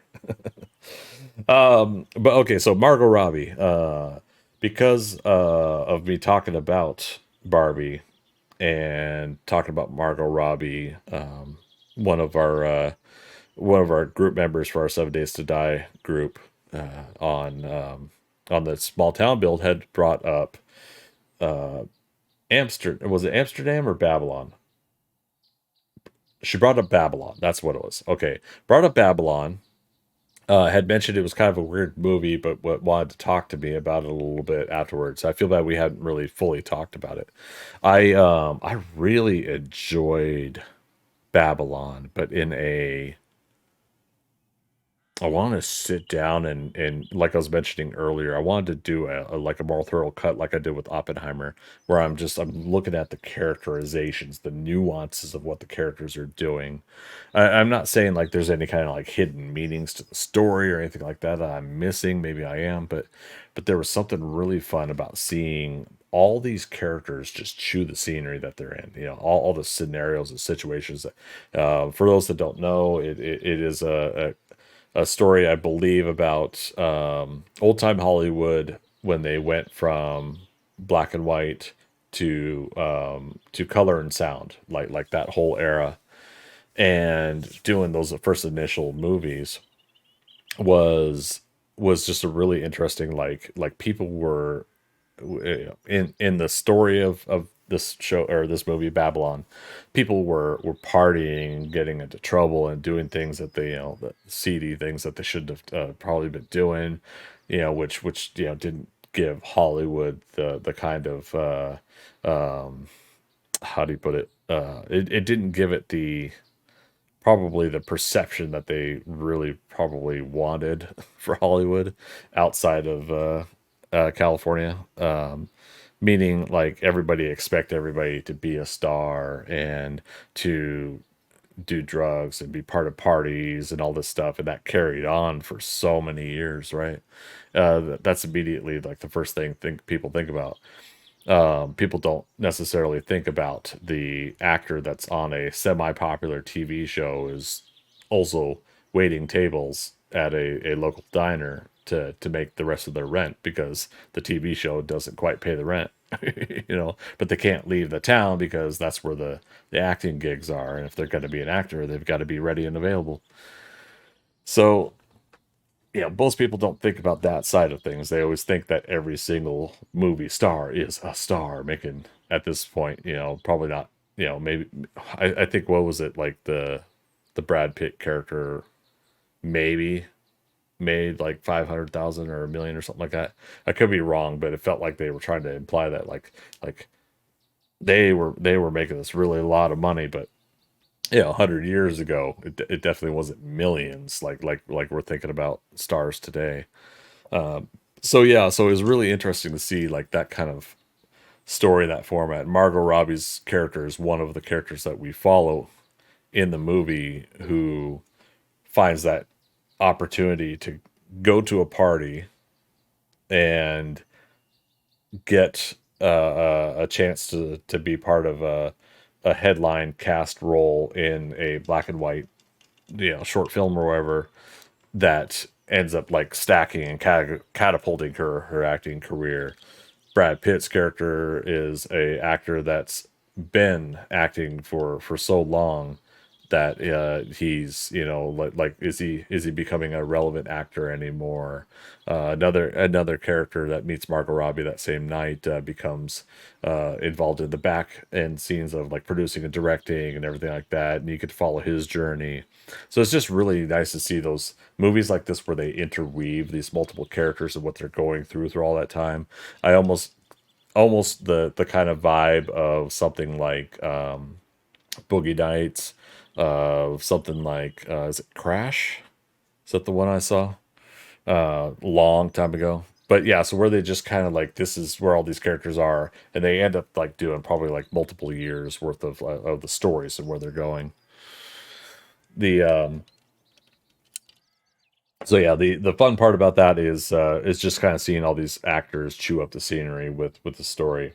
So when I got done with Babylon, I ended up getting recommended Amsterdam, which is also Margot Robbie, and then it's got Christian Bale and I feel horrible. The other gentleman. Let's see. Amsterdam. John David Washington. I'm loving him, by the way, lately. And there's one movie on the list that's not on there. I watched Tenet. We'll get to that. But yeah, John David Washington, Chris Rock is in there. Anya Taylor-Joy comes in. Mike Myers, Michael Shannon comes in. Taylor Swift has a character. Rami Malek. So Amsterdam was really like fun to follow up after Babylon. And honestly, I feel like this movie should have had a lot more success, I feel, but it seems like a lot of people didn't like it the way I liked it. Um, Once again, this is another characters movie, like where you've got characters that are,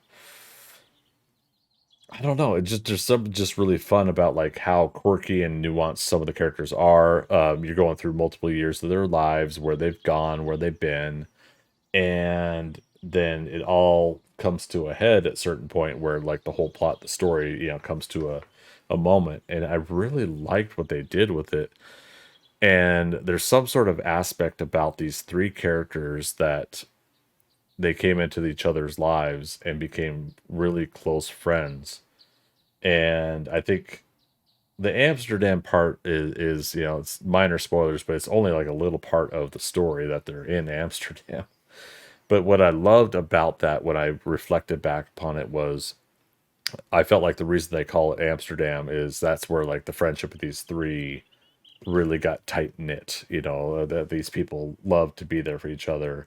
And we're not necessarily talking in a romantic nature, but I still love that camaraderie, the fact that they're wanting to be around each other. And, for whatever reason, that doesn't last, and the main chunk of the story happens. So yeah, it's a real fun one. I think it was a really great follow-up with watching Babylon. So I was glad. This is something where I felt like the recommendations on my I got Amazon Fire Stick for my projector, and I felt like that was a really great recommendation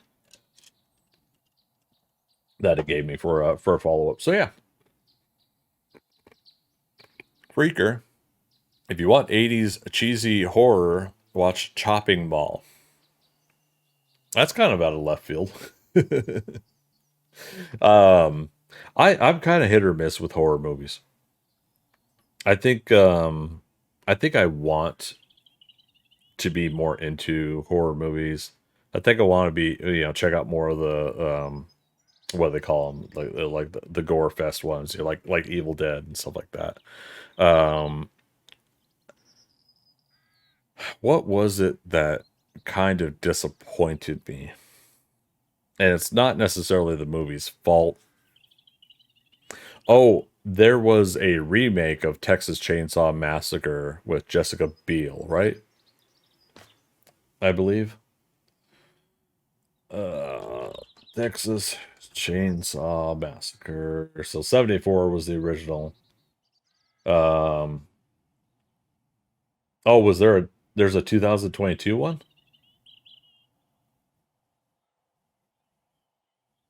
Wow, okay. I didn't know there's a one from last year. Um, but 2003, the Texas Chainsaw Massacre, yeah. Jessica Biel. Um, so yeah, so I had watched that one, and I think it started my, because again, this is like 20 years ago. This started my slight dislike of horror movies because they would take characters that I would like and they would kill them off. And I know you're like, Greg, that's kind of almost the point of the horror movies. I'm like, I know. Um, for whatever reason, I was liking the actor Eric Balfour. Spoilers for anybody that hasn't seen the 2003 Texas Chainsaw Massacre, but those that play the oh gosh, what game is it? Where you're running from the killer in the game. But they pick up Eric Balfour's character and hang him up on a meat hook, basically. And the whole time I'm sitting there going like, there's a possibility he might get through this. He might be okay. He might get through this. And I'm just like the realist in me is like, if he gets through this, then it's got to break the whole reality of the story in the first place, right? You know, but Dead by Daylight. Thank you, Freaker. Yes, Dead by Daylight. So that's what it reminds me of, because your character gets tossed up on a hook in that game, and yet somehow, if somebody can get you off that hook, I guess they could save you. I haven't watched it too much, but I was watching a couple people play it once in a while. Yeah, so I just like, that was like a downward trend for me for like 10 or 15 years. But I did remember watching the Evil Dead sort of remake, sort of might be in the same universe that Fede Alvarez, I think, did. Evil Dead. Because they did one recently, Evil Dead Rise, right? Um, yeah, Fede Alvarez starred Jane Levy, yeah, Shiloh Fernandez, just Jessica Lucas. I liked that take on essentially remaking what Sam Raimi had done in the first two Evil Dead movies. I love that there could be like a little bit of nuance connection between them, but ultimately, in the end, it didn't quite 100% work for me, but it was still kind of fun to watch. Um, I don't know if it's just like, if I want more suspense than gore. I don't know if it's that I want. Here's what I'm wanting to have toned down for a while, and this is by choice. I haven't been watching a lot of horror movies the last 10 or 15 years. Is the fact that we got so many shock death scenes in TV shows and in horror movies, the characters that get killed off in Sons of Anarchy, 24, Sopranos, and the Game of Thrones. There are so many shock death scenes now for characters that I'm numb to it, right? I'm just expecting, why get invested in a character? They're just going to kill them off. So I'm at the point now where I'm kind of like, I would love to continue seeing like suspense horror where you the whole time are thinking like, at any point this could be it. Like, I want a story told so well that you're feeling that. But ultimately the person gets through it, like the end, they defeat Freddy Krueger, and we lost some people along the way, type of moments. Now for others, I'm sure the hard part about that is like, well, yeah, well, the person's always going to live, so what's the point of watching that story? It's like, well, the point is to go through the suspense, in my opinion. But that's where I think I differ from a lot of people that watch horror and suspense type stories. So yeah, so that for me, it's kind of a hit or miss there, and I think that's where, like, at some point I might do this big horror movie binge, like in 3, 4, 5 years or something like that, and I might go back to like a lot of the old school movies 30, 40 years ago, and work my way up to modern. But we'll see how it goes. The next thing on the list here, let's see, let's pull it back up. So upcoming re-releases, I actually missed. This sucks. I totally missed these. Re-release movies. I was gonna watch the Goonies. My voice. I was gonna watch the Goonies. That's a fun one to watch at the theaters again. I haven't seen that since it was originally out in theaters. They Live. I don't know what it is about They Live for me. The fact that, like, I think I'm always looking forward to the long alleyway fight scene. between the two characters. And let alone like the overall concept behind They Live is really fun. But when I watch it, I think I watched it a couple years back.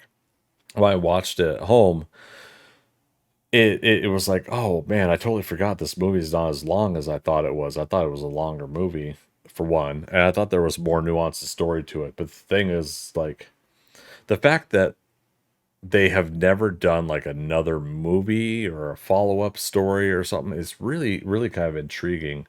And I don't know if I would want one. I want one, but I don't want one. So if that makes sense. I I think I like that it left you hanging. Like, where does this go from there? But I like that, in all actuality, in the end, it's like, but man, I really do want to know more about how long have, you know, how long has these aliens been on Earth, basically, and how long have they been taking over everybody, and let alone the filter that people can't see them and unless they they had those glasses. It's just like it's a simple concept that really was just really executed so well. And I'd like to dive a little bit further into They Live at some point, just kind of find out if they have more information on how John Carpenter and crew basically came to put together a story like that.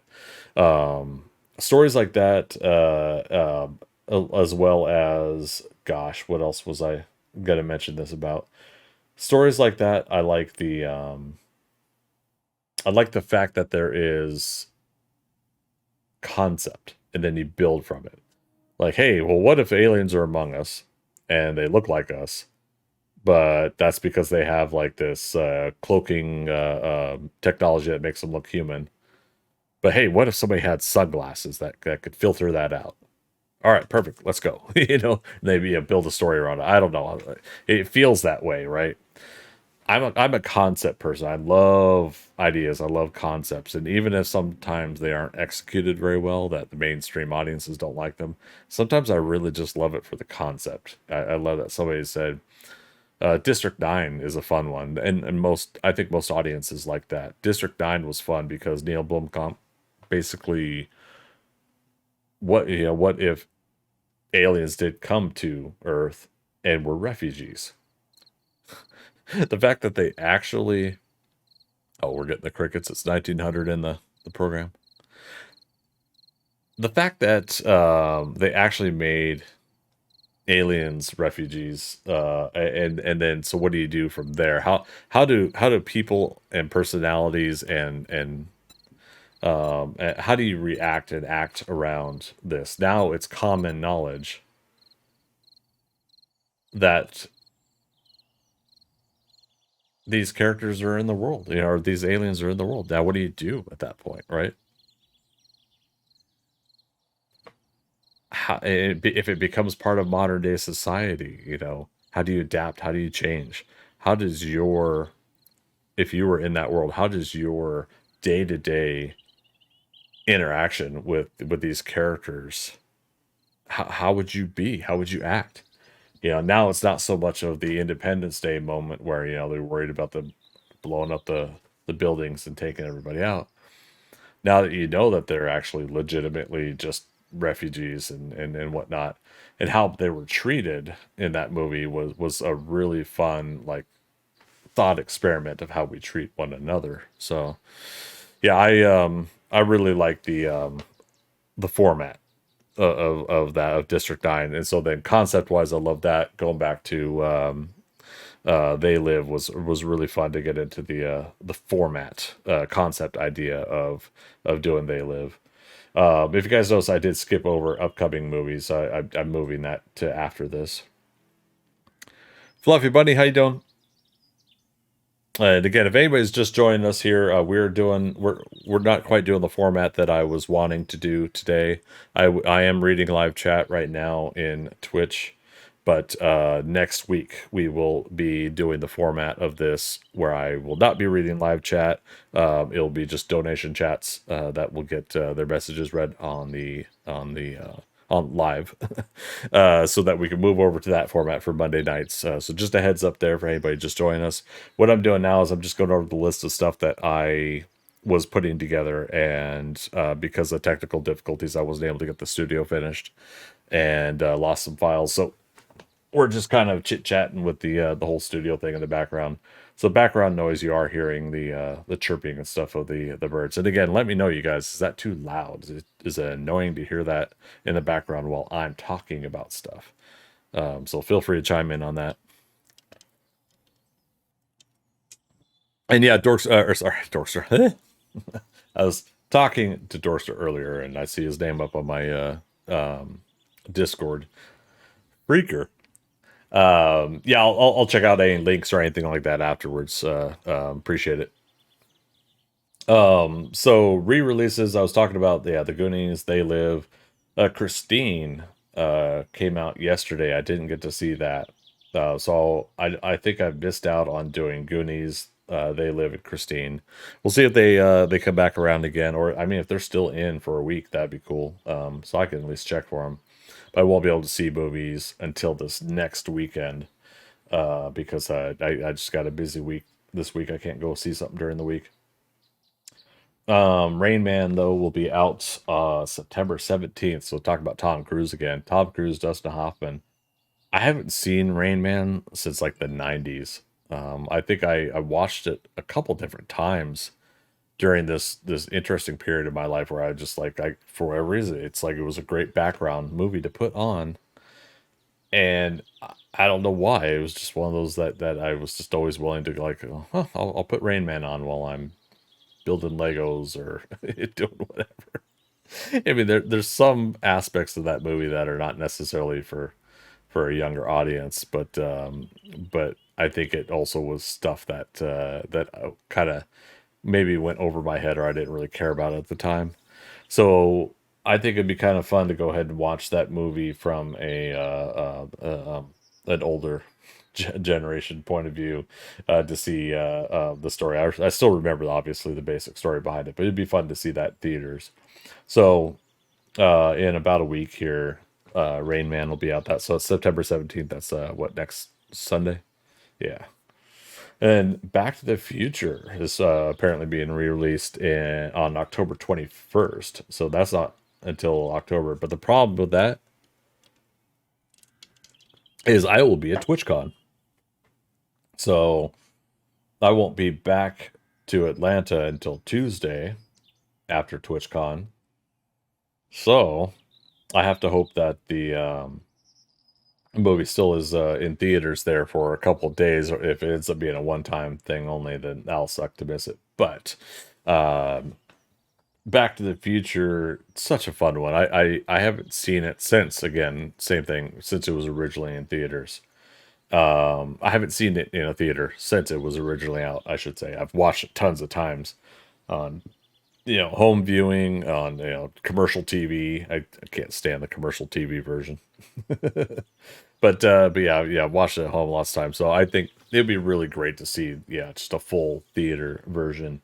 And usually with these re-releases, they tend to have like, like is it Ben Mankiewicz? Am I saying his name right? Or maybe Scott Mantz, or a couple of these guys that will do like a little introspective before the movie, like thank you for coming out for this movie.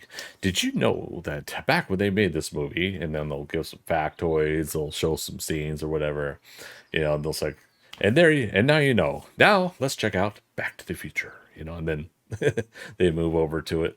It becomes kind of like that Turner Classic Movies kind of moment, or the what other show did that? But you know what I mean. It's like you have that little introduction person that does it. So it'd be cool if they have something like that for Back to the Future as well. I'm really kicking myself now that I think about it. I really wish I could have seen the Goonies. Let's look on the app real quick. So I go to Regal here in Atlanta, whereas before I went to AMC. And let's see now playing. See if they happen to have. I mean, most of these re-releases are usually just for a weekend, but not always. one difference on that is the fact that because of the strikes going on right now, some movies are being delayed.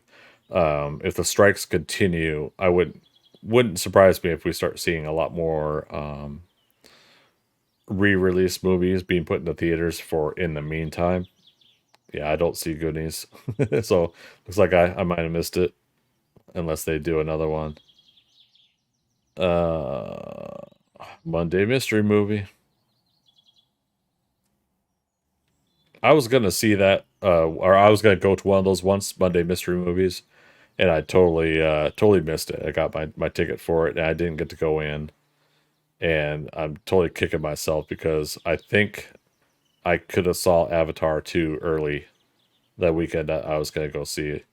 Okay, bummer. Yeah, okay. I'll just have to continue being heartbroken. I was really looking forward to seeing the Goonies in theaters.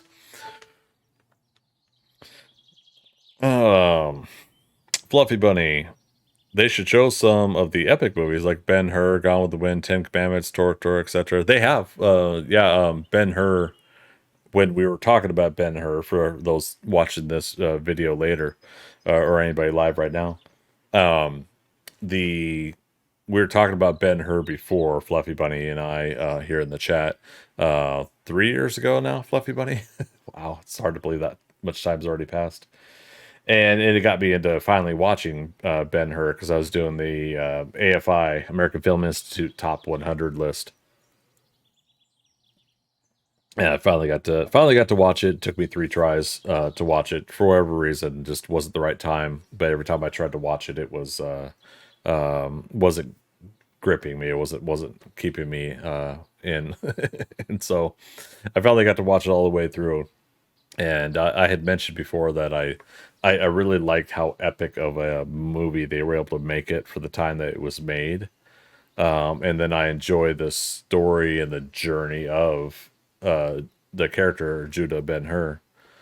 But then I myself wasn't really too keen on the then religious push in the story on part of it. Like for whatever reason felt out of left field for me as a story. It was it was an out of left field thing for me, but I can't deny, like, I see why people really like the Charlton Heston Ben Hur movie, and the epic and grand scale that they were able to make it, again, for its time and for what they were able to put together. I didn't see the new Ben Hur that they made within the last 10 years. I can't remember when they made it. But yeah, I have to imagine, like, if you're remaking something like that, which has got so much credibility to it, you got to be up to the challenge to remake a movie like Ben Hur. In that aspect, I know that Ben Hur was also a remake of a Ben Hur before. But yeah, Gone with the Wind, Ten Commandments. Ten Commandments. Oh gosh, when was that? Um, I want to say within the last couple of years they also had Ten Commandments up, but when they do these re-releases, they can't do like a 4 to 6 week re-release schedule. They just do like a weekend. So unless people are looking for it, like I'm always usually looking weekly on my Regal app for upcoming movies. Unless people are looking for it, they'll likely miss it. That's gonna be out.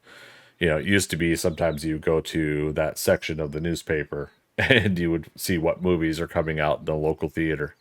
Now you've got to kind of look for it or sign up for some sort of notification program that these are going to come out. I think if you do like a Fandango sign up, or gosh, what is it that does some of these re-releases? But yeah, if you sign up for their system, their program, then at least you can get the email alerts, and then you see if your local theater is honoring those re-releases. Whoop. Let's see, back to our list here. So upcoming movies. This was one of the things, and part of it was from talking to you, Fluffy Bunny, and talking to a couple others. I wanted to start making sure I had some dates in here for things that are coming down the pipe for watching. Some sort of reference to it, so it helps me with the talking points. But the next movie, and that's in 11 days, that I'm planning on is Expendables 4. Um, I'm not really a fan of the changing a letter to a number like they did, putting the 4 in there instead of an A. I think it, yeah, expend forbles. Like my mind goes there instead of turning it into an A. But I get it. It's the same thing with like Fantastic, and the Fantastic Four movie that the last one they tried to make, the changing the letter, like it doesn't tell you to say Fantastic Four. It just says fantastic if you're going to read it out loud as a word, or fan tastic or something like that. I forget what some people were saying. So I'm not really a fan of that, but that's just a title. I'm looking forward to seeing this. I love the concept behind the Expendables. I definitely think that they should not have done a PG-13 version for number 3. I think that honestly did kind of hurt them a little bit, because I think a lot of people did legitimately go into the movie thinking that it's just going to be watered down, and I don't really want to go see it or something like that. And also, yeah, it helps to have a good story written. Again, it's like I'm saying with other movies, I enjoyed it, Expendables 3, but I think it could have been a better story. I think regardless if you like or dislike Mel Gibson as a person, I think the character he played as a villain was really a fun character. What he portrayed in there was really fun. So, as the character, as the actor portraying the character, I really enjoyed Mel Gibson as the bad guy in that one. But yeah, ultimately, I think that they could have like switched up a little bit. It went ahead, just go balls to the wall again, especially when you are creating a format, the Sylvester Stallone, Jason Statham lead format of those two, and doing the things that they do in those movies. The very first movie expressed that pride in that no holds barred kind of violent action film kind of approach. They tore bodies apart in that movie. I mean, that was that at that time when Stallone did the Rambo movie, not the last one, but did Rambo and then did Expendables, and both those movies just went balls to the wall with the gore and the action and the destruction and everything like that. And so, yeah, I think when people are expecting that theme, and then you say, but we're kicking it down to a PG-13, and it's like, even though you can get away with a lot of stuff with PG-13 these days, I think it still rubbed people the wrong way, and that word spread. So a lot of people didn't really care for the third Expendables movie. So now that they're doing a fourth one, I'm gonna be honest, I didn't even know they were making a fourth one, and now here it is. But I'm still gonna go see it because I love Stallone, love Statham, love all the actors that they bring in. It's a real fun conglomeration of characters and actors. And I'm wanting to see what's her name's in this one, right? Uh, and, Expendaforbles. Megan Fox. Megan Fox is gonna be in it. I really want Megan Fox to continue to just churn out movies. I want her to. It's another one of those situations where it's not necessarily agreeing with the person themselves and some of the things that they say. What I want to see is I want to see someone like her rise above the Michael Bay sex object. I'm gonna say it right here. I want her to be above all of that. I want her to have a chance to act and act above those roles. Now, in this, I mean, it looks like, she's going to have hot action star kind of moments. She was, I think, wielding a pretty brutal looking knife in the trailer I saw. But I do think that, like, given the opportunity, I don't know what it is. Like, I think Megan Fox could really just catapult. And I think there was a little bit of behind the scenes unfortunate situations with the whole Michael Bay and the casting and the Transformers franchise. Now, I'll get into Transformers and my thoughts on that someday, but we won't go into it too much today. But yeah, so I'm really hoping that'll be something that yeah, that gets her back in kind of like a little bit more of a limelight, and then proceeds to get some more roles that gives her a chance to, I think, really elevate herself. I think she's got it in her. I think we can snicker about the whole sex symbol kind of thing that some women are put into. I think honestly she could rise above it. So yeah, Expendables, that'll be out September 22nd, so in 11 days. The Creator. Now this one also came off left field for me. Um, the Creator is it Tony Gilroy? Now, speaking of John David Washington, we talked about him a little bit earlier. I was holding up to talk about him more until we got to this. Oh, excuse me, Gareth Edwards. Why did I say Tony Gilroy? There's some sort of Star Wars connection there. I apologize. Gareth Edwards.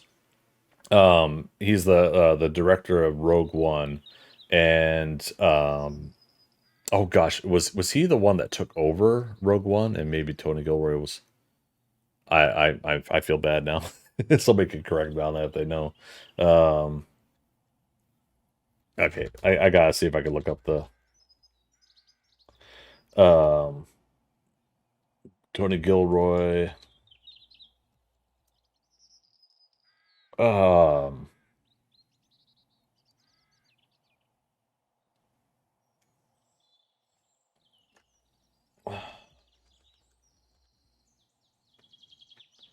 okay, so in 2016, Gilroy was hired by Lucasfilm to provide the rewrites and uncredited reshoots for Rogue One. That's why. Okay, okay. That's why I'm like mixing up the names and everything like that. So, but the creator is Gareth Edwards, and he did most of Rogue One. So that's another one of those tricky situations where it's like, what aspects is this first director that put most of it together, and what aspects the second director? We could have conversations about that with like Snyder and Joss Whedon and stuff like that when it comes to like those topics. But we're going to talk about the creator. So, against the backdrop of a war between humans and robots with artificial intelligence, a former soldier finds the secret weapon, a robot in the form of a young child. I love that. Like, base concept right there is, we have seen it before. I think, you got a little bit of the lone wolf and cub kind of scenario in some cases. Actually, I just realized I didn't need my headphones on this whole time. Oh well. It's so I could hear the birds chirping as well. But yeah, so the idea of the soldier protecting the child and them going through a war, or being chased by other soldiers, or trying to find the solution to the problem, right? So I like the idea of, we were talking about concepts earlier. This is a concept idea that's real fun because it gives the creator of this, Gilroy, shit, Gareth Edwards. I did it again. Forgive me, Gareth. Yeah, I know him on a first name basis, but no, seriously, it gives Gareth Edwards a chance to create science fiction story with a really great actor. The John David Washington, I think, is just catapulting into becoming for those that don't know, it's Denzel Washington's son. but he's catapulting himself into a very respectable and reliable actor. He gets it done. Every movie I've seen him in, watched him in Tenet, and gosh, what else was I see him in the? I was talking about it earlier, right? Amsterdam. So the movies I've seen him in between Tenet and Amsterdam really just like God, I believe he's the characters he is. You know, he just has this kind of way to lock in and be those characters. I really enjoyed it. I didn't understand Tenet very well, but I liked him. I liked what they did. I do like the overall ending of the movie of Tenet, but no spoilers. Won't talk about it. But yeah, I didn't 100% understand what was going on in Tenet. So I'm looking forward to the creator because it's a chance to see sci-fi and again taking a concept and putting it into a pretty big production. I think the story is just going to be a really nice, enjoyable one to watch where you just kind of sit back and look at the world that's being created.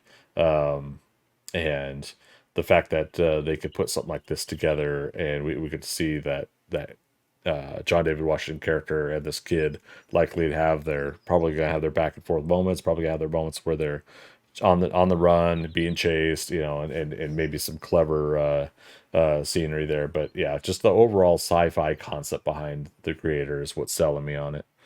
All right, so after that, Five Nights at Freddy's, October 27th. First, the creator was September 29th, so that's in 18 days, 2 weeks. Five Nights at Freddy's. My experience with that game, I've never played it. I have watched all of Markiplier's videos of him playing it. And it's kind of loosely what got me into streaming content creation in the first place is watching Markiplier talk about Five Nights at Freddy's while he was playing it and watch his reactions, how he played it and how exaggerated the dude gets. And the way he was able to narrate himself going through the game, quite honestly, made me lock into the story of the game itself. And what was odd about that, though, is while I'm sure he helped sell some copies of Five Nights at Freddy's because of his videos, I didn't feel like I needed to play it because I liked watching him play. So at that point, I wasn't interested in getting Five Nights at Freddy's. So at some point, I'll probably get it just to finally say, okay, finally got Five Nights at Freddy's, and maybe we'll stream it. We'll see what happens. But so the movie, is it Josh Hutcherson? Let's double check here. I never saw the Nicolas Cage, I mean this respectfully, rip-off version of the movie. Josh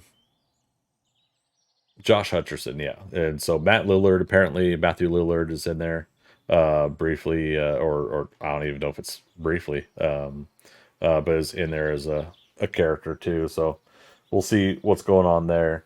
There's actually, they've got a list of actors it's more actors listed than I thought would be in this because I was kind of perceiving this as if it's like the game, I thought it would just be you, the character, the security guard, so then Josh Hutcherson at this place and the horror elements happen.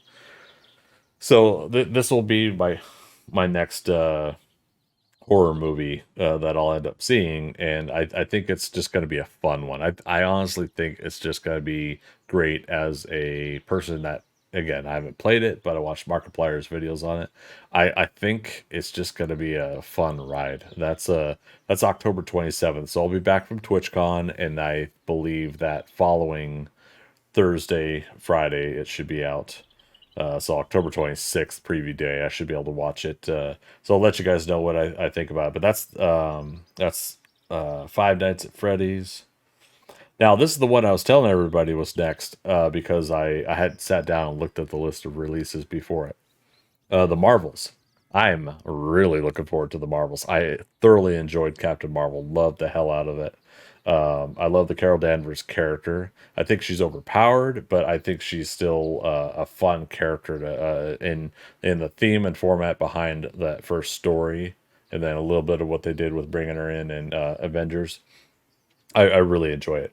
But what's even more, what I'm looking forward to the most, is Iman Vellani playing Miss Marvel. And not to underscore Tiana Parrish, who's we don't know if she's playing Photon or oh gosh, what's the other name? But so basically, she's the third character, and they showed in the trailer that all three of these characters, their powers are entwined or something like that. So basically, if someone uses their powers, it changes place with the it swaps them out with wherever the other character is or something like that. So there's some sort of chaos thing going on with all three of these characters where they keep jumping to each other's locations. And then the fact that there's going to be another accuser out there with the Kree, that they're probably going to expand a little bit more on what's been going on with the Kree Empire and what's going on maybe with the Skrulls in the world of Captain Marvel. But yeah, I look forward to Iman Vellani. She is just absolutely, she's so adorkable, an adorable dork. Like the fact that she in real life is so entrenched with the Marvel comics and stories herself, that she got to become Captain Marvel, one of her idol comic book characters. That she is now writing a comic book for Marvel of Captain Marvel, or sorry, Ms. Marvel. So I look forward to seeing that movie. I can't wait for it. I'm always up for the Marvel movies. Awoogas. Uh oh. What's going on? Okay. Technically, I'll have to turn that off for next week too. But Andromeda coming in with a subscription. How you doing, Andromeda? Thank you so much for that sub. I really appreciate that. Yeah, I'll have to try to format that. Likely there will not be a sound, but I'll probably do the visual graphic. That doesn't show because of the stuff I have layered here. So apologies, I didn't have the overlay show. Actually, where is that now that I think about it?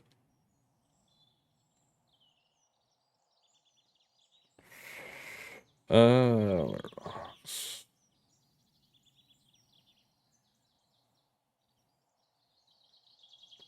okay, there we go. That should be on top. That's cool. And what that helps with is the fact that I get to see format wise what else I have to think about the layers of things in my display format.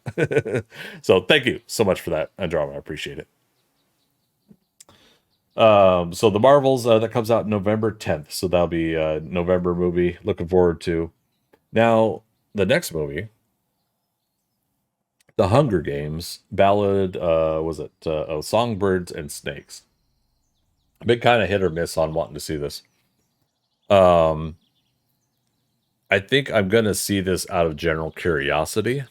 General curiosity. The I was all right with the Hunger Games. Speaking of Jennifer Lawrence earlier, I was all right with the Hunger Games, but I felt like towards the end there, I felt part of the burnout Jennifer Lawrence was experiencing carried over to that franchise as well. The overall nature of the fact that like the battle royale of these characters battling to the death for their district, like is, again, it's like concept, but then when you start to watch multiple movies of it, it's kind of getting like, you know minor spoilers if you guys haven't seen the Hunger Games. The fact that they do evolve beyond the games a little bit, with the story is fine, and that's why I think saved it for me. But I think there's another scenario here of actors being able to chew the scenery with their characters, and horrible with actors' names lately. I don't know why. He was in Game of Thrones, Hunger Games. So the star is Rachel Ziegler, which I'm not too familiar with her, but I guess she's one of the new up and comers that everybody's talking about, for good or for bad. Peter Dinklage is in it, and I will watch almost anything with Peter Dinklage. That is a man I love watching chew scenery. Every actor, every character that he plays, I don't know. I just love to sit there and just watch him work. I watched some movie and I don't remember much of it. Let's click on him and remember. You guys can't see what I'm clicking on, but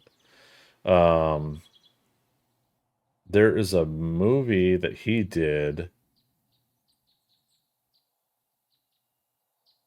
Oh gosh, is this it? No. So where basically it's an apocalypse and he's basically taken over the whole the town he's in. He's cleaning it up, putting the bodies away or whatever and stuff. Um Gosh, I wish I could remember the name now. But there's just something about him being like this loner character that is just in this world where everybody's pretty much died, and then he comes across this girl that needs help, and um essentially they kind of become like friends and everything like that, even though he's a recluse and doesn't want to be around any remaining survivors. So something about it was just really nice about the whole aspect of apocalypse survivor and what do you do, and part of your OCD is you want to clean the town, I guess. It's really one of those things where I really liked how he chewed that scenery. Let me see here. Peter Dinklage movie. Yeah. I think we're alone now. Okay, so it is that one. I guess I kept skipping over that. How long ago was that? I think we're low now. Yeah, that was in 2018 that came out. Oh, I kept skipping over it because the cover is like artwork, and I thought it was animation. Elle Fanning, that's the girl that's in it with him. So Peter Dinklage and Elle Fanning. So anywho, so yeah, I look forward to like seeing like what he's gonna do with this character as far as the I guess one of the original creators of the Hunger Games itself. But then the it's supposed to be kind of like that origin of what's his name? Snow, right? Uh Donald Sutherland played him in the other movies. And then like other stuff like Jason Schwartzman is playing what that announcer character. Um I don't know, just overall it seems like it could be fun to see like how they do it. If I end up watching it and it ends up being just another cookie cutter of the whole Hunger Games story, I'm probably not going to talk much about it after watching it. I'll say whether I enjoyed it or not is probably what I'll do. But if I do end up liking it, I'll go into more depth about it when it comes out. So that's November 17th. Now, Napoleon. I'm looking forward to Napoleon. And now this is shoot, why am I forgetting his name? Napoleon. But Joaquin Phoenix playing Napoleon, but the director Ridley Scott. Um and Vanessa Kirby is in it. I love Vanessa Kirby. Rumors has it that she might be Sue Storm in the Fantastic Four movies, but there's like another new casting rumor for Fantastic Four every year for the past 6 years. Um, the reason I'm looking forward to this is The Martian is one of my favorite Ridley Scott movies. There's something really nice about this long form story. We are talking about earlier about some of these characters as the story progresses, years go by, and I wonder if they're going to do many years of Napoleon in this, or if they're going to do just one campaign or whatever. But there's this thing about the inherent character and nature of um, the Napoleon character, like how people tell these stories about this person and how much of a character it becomes after all these stories. That I want to see Ridley Scott's version and Joaquin's portrayal version of the character as well. So the trailers make it look bloody and gritty and harsh and horrible. People are going to be going through horrible experiences, and so I look forward to seeing this movie. We're talking again about Ben-Hur having an epic and grand scale. This one seems like it's going to have that epic and grand scale. I can't imagine like how much it took to go through making this movie. So Napoleon comes out November 22nd.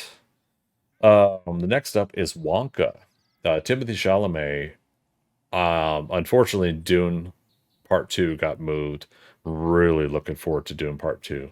But yeah, we'll of course talk about that for 2024 when we start getting close to talking about Dune.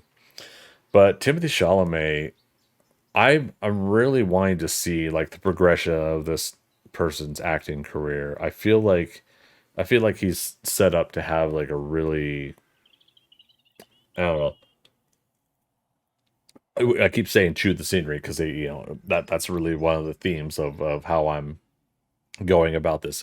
I really think Timothée Chalamet is one of those actors that is going to continue to have these rich characters, depending on his agent and himself on the movies they picked or they pick. But after seeing him in Dune, and I don't recall if I've seen him in any other movies, I'm looking forward to seeing the trailer for Wonka. I want to see what he does here. One line though didn't work for me in the trailer, and that's where he did the whole stop, reverse it, like he did what Gene Wilder had done. And I apologize, I don't recall the novel very well, but I can't remember if in the novel he says that too. And that's just basically what it is the character of Wonka versus the Gene Wilder version. I thought I liked the approach of the Tim Burton Willy Wonka movie. Ultimately, I'll still go back to the Gene Wilder version, but I'm looking forward to this approach. And I think what it is they're doing a really fun take about an origins of Wonka in a way that I think is not. It doesn't feel cheesy. It feels like some origin movies are just there because hey, we need something for this franchise, or we need something for this property we have. We'll whip up an origin story and we'll get that out. Then if people like it, we'll go back to doing a more serious version later. I don't know. We'll put more into a more serious version later. Whereas like this one seems like it has heart, it has some style to it. That's gonna be fun. It's gonna be it's gonna be fun and funny, I think. I do have one slight worry that some of the jokes are going to be forced and we're not going to be really like not necessarily laughing. We're going to be kind of like going, "Oh, yeah, that's funny." I worry that it's going to be that kind of nature, but at the same time, I still look forward to what they put together. So it'll be interesting to see what they do there with the Wonka movie. That's out December 15th. Now this week, this is another reason why I wanted to go ahead and do my video tonight. I say video because again, this is going on YouTube after Twitch. Aquaman 2, the Lost Kingdom, I believe, is coming out December 20th. We weren't sure if they were going to delay this movie or not. They just put out a teaser of a trailer that's coming out this Thursday. I hate the teaser things. Just release the damn trailer. But they released a trailer and it looks pretty fun. I was worried because DC just unfortunately is just not doing so well right now, and we're still I think a year away from or like 2025 technically I think is when Superman Legacy comes out, which is supposed to be the new DCU, the DC Universe movies, which is replacing the DC Extended Universe movies that started with the Snyderverse movies. So Superman Legacy is supposed to be that next movie that's supposed to like restart everything, but what was already filmed or being filmed and finished was movies like Flash, what was it? Shazam 2, Black Adam, and Aquaman 2, and Blue Beetle. Again, I loved Blue Beetle. Aquaman 2, I've just been sitting here worried because I heard that they did multiple reshoots and it probably wasn't going to be doing too well and everything like that. But I gotta say, this little teaser kind of hyped me up a little bit, so I think it's doing its job. So we'll see what the trailer's like this Thursday. I mean, I love Jason Momoa, and I'm gonna likely have fun watching this movie. I enjoyed The Flash, I enjoyed Shazam. Not everybody did, but I did. So I'm pretty sure that I'm at least gonna have fun with Aquaman 2, but I do hope that it ends up being good enough that it can at least keep the DC slate of movies coasting a little bit into 2024, and then we'll see what Superman Legacy is going to be like. Let me double check. Superman Legacy should be a 2025 movie if I remember correctly. Superman Legacy, yep, 2025. So we'll see how that goes. Again, if Aquaman 2 could just be fun, be an adventure, and we kind of get a little bit of a hell yeah, along with Jason Momoa, I don't think we could complain there, right? If we get something like that out of it. And at the very least, I just hope that it makes back the money that it costs to make it. Um, so we'll see how that goes. All right, so Aquaman comes out December 20th, so that'll be a Christmas movie for those that like to do, thematically around the holidays, I should say. Not everybody celebrates Christmas, so I'll say it as the holidays. But on Christmas Day, I definitely look forward to going out and seeing this one. I'm going to rewatch the original Steven Spielberg one, but they're putting out a new The Color Purple, and I have not seen the Steven Spielberg one since the early 90s, like the last time I probably watched it, because there's some harsh moments, there's some rough moments in that movie, and what characters go through. And I think at that time, like as teenage Greg would have it, I didn't quite really like get to lock in on story and concept behind it, but the characters, like how rich the characters were with how they were portraying themselves and how the actors portray the characters. I don't know what it was like. It's just something that's like, oh my God, it's like the in-depth emotional feeling behind a lot of that story. So I think what I'll probably end up doing, I'll probably rewatch the Steven Spielberg Color Purple, and then I'll watch this one here when it comes out in theaters too. So I'll definitely give my feelings on that. I might do like a little bit of a comparison video. But again, my goal for comparisons aren't necessarily to say one's better than the other. It's more so like just really legitimately pointing out like the approach and how they went about it. Um, I like 310 to Yuma, and I like the newer 310 to Yuma, both the same. I'll watch them both whenever I get a chance to watch them or whatever. But there are aspects that I really love of the Christian Bale 310 to Yuma. Gosh, who was all in that though? That was 310 to Yuma. Russell Crowe, right? But who was Ben? Is it Ben Foster? Yes. So Ben Foster, Russell Crowe, Christian Bale, and Ben Foster. Um, and whatnot. That 310 to Yuma was a pretty fun version of it. Um, but to me, it's one of those things like the most I could say if one's better than the other. If I were to say, well, which one am I going to watch first? It would be the Russell Crowe and Christian Bale one. All right. So took a long while, but again, it's part of what we're doing tonight. Was we're just going through a list and we're kind of hanging out. I'm trucking on through. No ad breaks that I control. Ad breaks that you guys have been getting are strictly part of Twitch's automated program.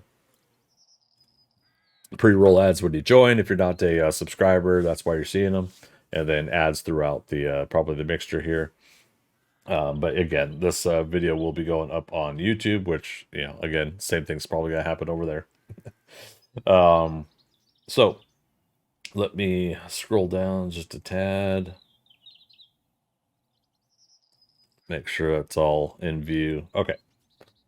So that's it for movies.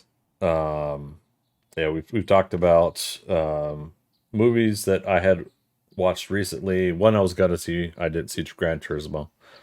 Upcoming releases, upcoming movie, or upcoming re-releases, and then upcoming movies. I switched that up a little bit. So now we're talking about TV shows. There's a shitload of stuff out that I've been watching, and a lot of this stuff, unfortunately, I have to watch on a background while I'm working on other things, so I don't get to really soak in as much. But to me, this is part of what's important to me in my life is entertainment media. This is an integral part of my life, even though I might not be a nuanced reviewer or a critic. I might not be that kind of person. I might not be able to break down a lot of this stuff like a lot of people do. Entertainment is a big part of my life, and it's one of those things that on the back end, why I'm doing streaming, why I'm doing content creation on YouTube, is because I've watched so much entertainment media in my life that there are aspects of that I would love to do myself, hence doing some form of talk show about entertainment. So I'm gonna at least go over some of the TV shows I'm watching here. And Freaker, if you're still hanging on, we're gonna get to Star Trek soon. Soon, in an hour. We'll see. We'll see how long it takes for me to walk through all these. So we'll go just right off the top of the list here. Ahsoka. I am loving Ahsoka, and I'm gonna harp, and then I'm gonna go back to the love. I am really not a fan of these short season format shows. Once in a while, doing a mini series or something like that has always been kind of fun. A little one-off story for 3 episodes or 6 episodes or something like that. In this case, 8 to 10 episodes, but I'm not a fan of that. I'm not a fan of the 30 to 40 minute time frame for the story. Now, I'm willing to put a mirror up and look at myself and say, okay, wait a minute.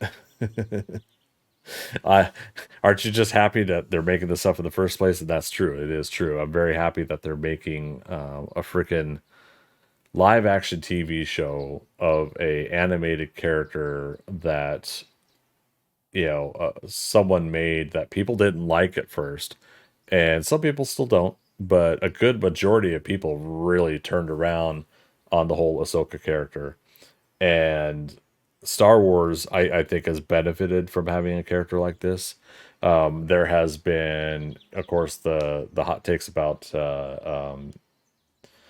it's not really much of a spoiler, but for people haven't really watched too much of it, I think you're not interested in Star Wars if you haven't been watching Clone Wars and then Rebels. But somehow, some way, this kind of goes back to prequel movies, episode 2, then episode 3. Somehow, some way, Anakin, is able to gain the rank, but not a rank of master. Or what was it? You are a Jedi, but we don't grant you the rank of master. Like there's those things like happen to him where he's elevated because he's expected to be the chosen one according to Qui-Gon, right? But then also somehow between Attack of the Clones and Revenge of the Sith, he has a Padawan, and I'm like, how does that work? So he's still basically a loose apprentice of Obi-Wan, yet he's been given an apprentice as well. And it's a fill in the gap between episode to an episode 3 during the Clone Wars, and I'm like, okay, that's fine, because ultimately in the end, the Clone Wars built itself up into a format that I think we really turned around on and we really started to enjoy. So then when Ahsoka came into Rebels, that TV show, that cartoon TV show, and Rebels is taking place a year or two before A New Hope. We're seeing that build up of the rebellion, or towards the rebellion that we see in A New Hope, and subsequently I was talking about Rogue One. It's really cool to see how some of these things get interwoven, and um honestly, part of that, what's been really enjoyable about that is Ahsoka just had turned around, had grown as a character throughout that series. And I was like, God, this is an annoying little apprentice. I'm looking forward to seeing what is next for this character. So now that we have a live action series, and we got to see Rosario Dawson play her in an episode of Book of Boba Fett, which I could go into. I enjoyed Book of Boba Fett, but that was a mess. um, we got to see Rosario Dawson play the character, and I know a lot of people wanted the voice actor to play. Is it Tara Strong? Somebody can correct me on that. But the voice actor to play Ahsoka in the live action series, and I was like, for what they're putting together, they got to get somebody that's known. And Rosario Dawson was a great choice, I think. A lot of people say she's stoic in this series, that all she does is fold her arms, and I'm just kind of like, it's a character trait, there are things that people I know do that drive me nuts, but I'm like, but that is that person's quirk. It's a social quirk, a thing that they do, and just because it bugs me doesn't mean that they should change. And so I like the fact that the character sits there and folds their arms a lot. It both bugs me too, and I was like, but it's a character trait, and I dig it. Where they're going with the story, though, is really interesting. Won't talk about spoilers. That's part of what we're trying to not do today. As I get more of a format of whatever show I'm building here, we'll work out a way where I can hit the button, do, spoiler button, and that way it gives you guys a chance to mute. And then when I turn off the button, you can unmute. But yeah, as far as the format of the show, Ray Stevenson just knocks it out of the park as Balin. Rest in peace, Ray Stevenson. His character Balin is just, it's got some nuance to it that I want to know more. I want to know about what this character went through before. I want to know what the character's going through right now. And he's supposed to be one of the protagonists, antagonists, excuse me. I'm still learning a lot of the terms 30 years later in life. But yeah, so he's supposed to be one of the antagonists. And then his apprentice, Shin, basically seems to have more of those dark side tendencies than he does. But yeah, both these characters as antagonists have been really, really like picking up the audiences more so than Ahsoka and Sabine. Um, I thoroughly enjoy the actors playing Sabine and playing Ahsoka, and in similar respects. Um, Mary Elizabeth Winstead, Hera. I love that they got Mary Elizabeth Winstead as Hera. To play a Twi'lek like that, it's so fun to see more of these alien characters again. For those that don't know what a Twi'lek is, it's the two Leku tentacle looking things coming off the head. Hera is the green skin one from Rebels, and so yeah, so she's playing a really fun approach to Hera, and I'm perfectly fine with that. Sabine is that one. Is it Natasha? Ahsoka, not Ash Soka, but Ahsoka. Natasha Bordizzo. So Natasha Bordizzo is playing Sabine. I think the hard part about what they're doing here, and this goes back into what I was saying about wanting more time with these characters and wanting longer seasons and longer episodes. I feel like they're not giving her substance for the Sabine character in this story. And I think there's just so much more that she could be doing with that character. And I think it's because of that, I think some of the audience is losing interest in Sabine's story. We're more interested in Balin and the apprentice, Shin. So then the hard part about that is if we're drifting over towards we want to know more about the antagonists, then we're losing faith in the protagonists, in this case, Ahsoka and Sabine, I feel.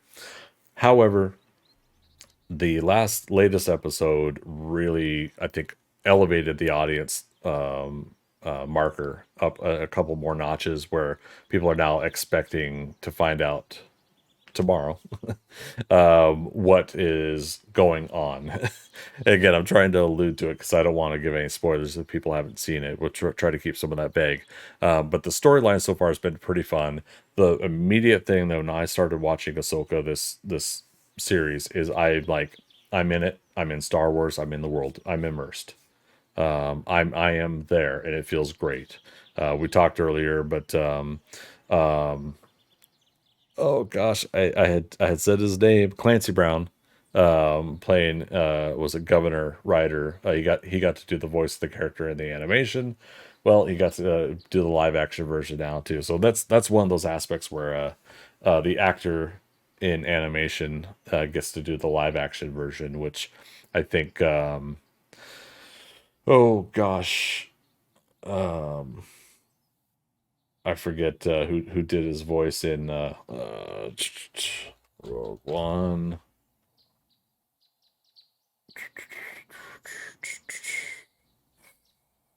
I'm thinking of, where is he? Forrest Whitaker playing Saw Gerrera.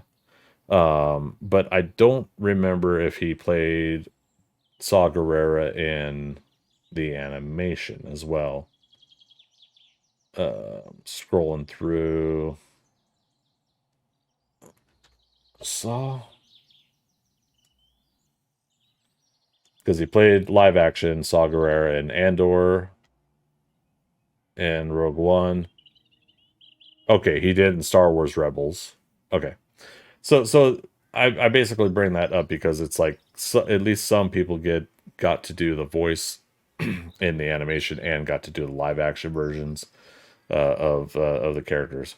So Ahsoka's been doing great, and I look forward to the episode tomorrow, and I can touch up on a little bit of that next Monday on how I feel that's going. Again, if I can get it done right, we'll then talk about spoilers, and I will do the spoiler conversation. Again, we'll put up something off to the side here that in big red letters says spoilers, so that you guys know that I'm still talking about it if you haven't seen the episode yet. But one hopes that 6 days later you guys had seen the episode from when it's released. All right, so that's Ahsoka. Winning Time. Oh man, I watched the latest episode last night. A little history on Winning Time for me, the reason why it's kind of like true to my nature. One of my earliest memories as a child, like when you start having like your recollection of the world around you, one of my earliest memories was watching on TV the rivalry commentary of the Lakers and the Celtics, of Magic versus Bird. That kind of basketball was just dominating part of my memory when I was first growing up. Now, I think the highlight years, if I remember correctly, because we're getting up to it in season 2, highlight years were 83, 84, 85, right? And at that point, I'm like 5, 6, getting to 7 years old. So now at that point, you're definitely becoming a aware of the world kind of child. So watching season one was just I was entrenched. I loved every moment of it. I've rewatched season 1 of Winning Time. I was on like the third rewatch when season 2 came out. I think I didn't watch like the last couple episodes, but I mean, I'm talking like the third rewatch of that season. What's really pulled me in for Winning Time is the actors that they got. It shouldn't it shouldn't be important to get someone who looks like the person that they're portraying. If it's something that they're okay, let me rephrase.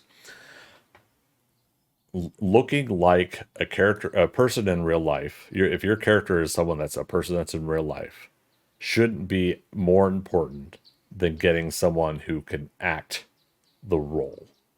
So sometimes when we see stories and movies and stuff like that about a historical or real life person, whether alive or dead or whatever, you'll sometimes you'll say, okay, they were good, but they didn't look like the person. And to me, I never really care about that, but I hear people say that all the time.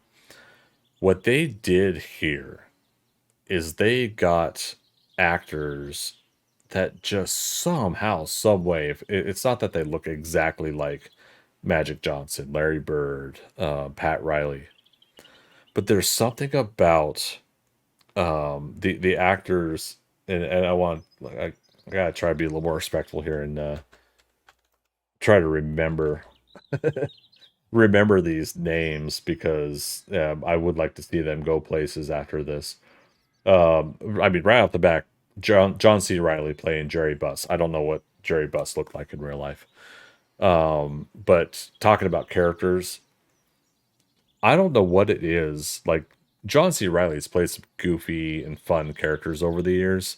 And there tends to be like, okay, John C. Riley's being John C. Riley, but John C. Riley kind of fits the format of this character they're portraying. So that's why they got John C. Riley. There is something about his Jerry Buss portrayal that like I don't see John C. Riley. Like I hear him, Wreck It Ralph. I hear him. I hear the voice. I see the goofy smile, cheesy smile.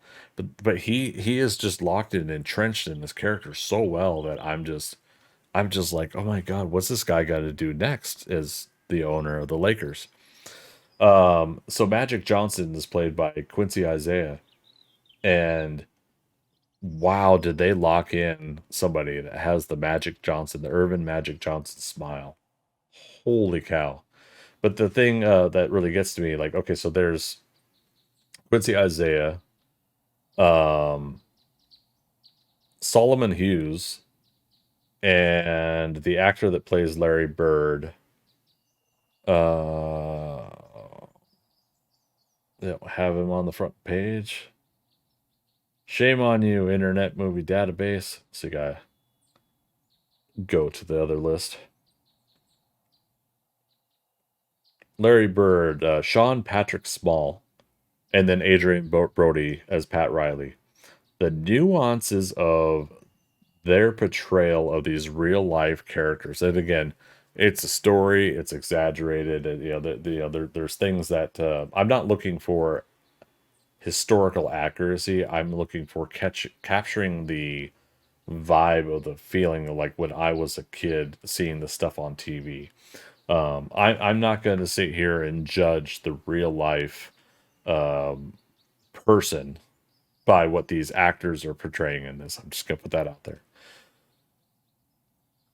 But Magic, Kareem, Bird, and then Pat Riley, and dare I say some of the rest of the supporting players and cast, they feel like it feels like the 80s. It feels like the characters around that time. The smoking drives me nuts. Everybody smokes everywhere those days. I don't miss one lick of that. But there's something just incredible about the fact that they are playing these characters, and then when you take the acting level and you take those characters and you roll it into a sport where I feel like for the most part these actors are playing the game, probably choreographed. Obviously, they probably got some really good trainers and everybody doing plays and nuances, or they themselves could be good basketball players themselves. I don't know. But the point being is like what they're doing to do this story and to then go on to the court. I always enjoyed that about sports movies and TV shows, that it's not just about the acting, but it's also about the fact that you have to convey that these characters are playing that sport. So I can't think of anything right offhand, but like if you watch something where you're just kind of like, they don't really look like they're playing, then it just doesn't feel right. But I mean, the film work of the plays, the passing, the camera angles and work that they've done, it's just been incredible. And again, like the way that Magic and Bird and what they're building up to for the rivalry is just, I can't wait. I can't wait till next week's episode. Like last night was that gut wrenching, like, no, I don't want the episode to end, or I want the next episode right away moment, because they're building up to. They've been going through a couple of years, not to spoil too much, but obviously they've been going through a couple of years of the Lakers in the early '80s. So this next the next episode's gonna be just. I have a feeling like it's gonna pop off. It's gonna be great. So yes, definitely. Oh, and part of the honorable mention is Jason Clarke's Jerry West. Oh my God, the dude. He's just constantly getting pissed off about this, that, the other thing. And I feel like, again, if I were to talk about the actual details, the spoiler details, I'll probably go into it next week. But there's an aspect, I think, of a role reversal going on with Jerry West and Pat Riley in the story, and I'll go into more nuances of that. But I really love it. If it's what I think's happening, I really love it that they were able to do that. So winning time's been really great, and I've been looking forward to, like, as soon as I can watch the episode, I've been looking forward to catching up on winning time every time it drops. Uh, Only Murders in the Buildings. That's on. Also, Winning Time is on Sundays. Only Murders in the Buildings is also on Tuesdays. So I got Ahsoka and Only Murders in the Buildings. To be honest, Only Murders in the Buildings I haven't been watching week to week. I've been like waiting for a couple of them to drop and then watching them. Uh, Due to strictly like the format of storytelling that they're doing, I really love Steve Martin, love Martin Short, and I love Selena Gomez. Selena Gomez. Like I would love to sit down and have lunch with all three of them. Um, like for various different reasons, career, opinions on the world. I would just love to get to know them and just sit down and have lunch with all three of them. Um, I'm really curious to see where Selena Gomez takes her career after this, because this has been a really fun project for all three of them. I think I don't think they even thought that this was gonna go be as big as they did, but it was like the perfect one of the perfect shows to come out during the pandemic. I think where there's a chance to do. I was talking about concept stuff earlier, but mostly about sci-fi. But it's fun to do that murder mystery concept in the form of modern day podcasting. What do you do when you are the age that you are when it comes to Steve Martin and Mark Short, and then you have someone who is in their 30s, like Selena Gomez's character, and this is something that they all click together with, but otherwise they keep their distances and they don't really like to be around each other. So there's something really fun about how that brought them together in the first season and connected them even more in the second season. The hard part is I feel like they've kind of pushed Steve Martin into an unlikable stage a little too much with some of the things choices he has. The hard up on his luck kind of approach that they do for both Steve Martin and Martin Short's characters. And in a small way, Selena Gomez's character too. But ultimately, I always like how in the first season, second season, they've overcome, and I think that's part of what they're doing again for third season. So I'm a little bit trepidatious about that aspect being approached again in third season, but I like I like what they've done. They added Meryl Streep and oh gosh, why am I forgetting his name? Ant-Man, Paul Rudd. They added Meryl Streep and Paul Rudd to this season, so it's been really fun to see them kind of play off of each other there. So at the very least, I'm definitely looking forward to seeing what this what the end of this story is going to be like for season 3. I do hope they do at least another season or two, but I do worry also about what more can you do with these characters. But if they can come up with something, I'll be there for another season also. So yeah, I've been watching Only Murders in the Building, Invasion. So this is gonna be a fun one to talk about. Um, I watched all of season 1 of Invasion the other week, the 2 weeks ago now. When you guys knew I was out and not streaming, and I was sick and hurting and everything like that. And I was bedridden for a couple days and stuff. One of the things I did is I watched all of season 1 of Invasion, and I got so entrenched with that one, with the story on that. For those that don't know, it is a bit of an alien invasion story. Now, the hard part about it is once again it's a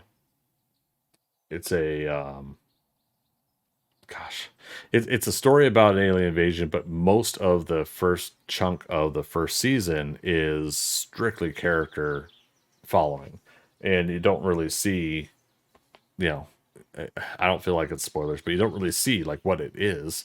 You just know what's going on, and I love that. I love that they did that. It's a little bit of the mechanical shark and Jaws is broken, so let's not show it a lot. And it turns out that that's more suspenseful kind of a approach. And with Invasion, I feel like that really did it too.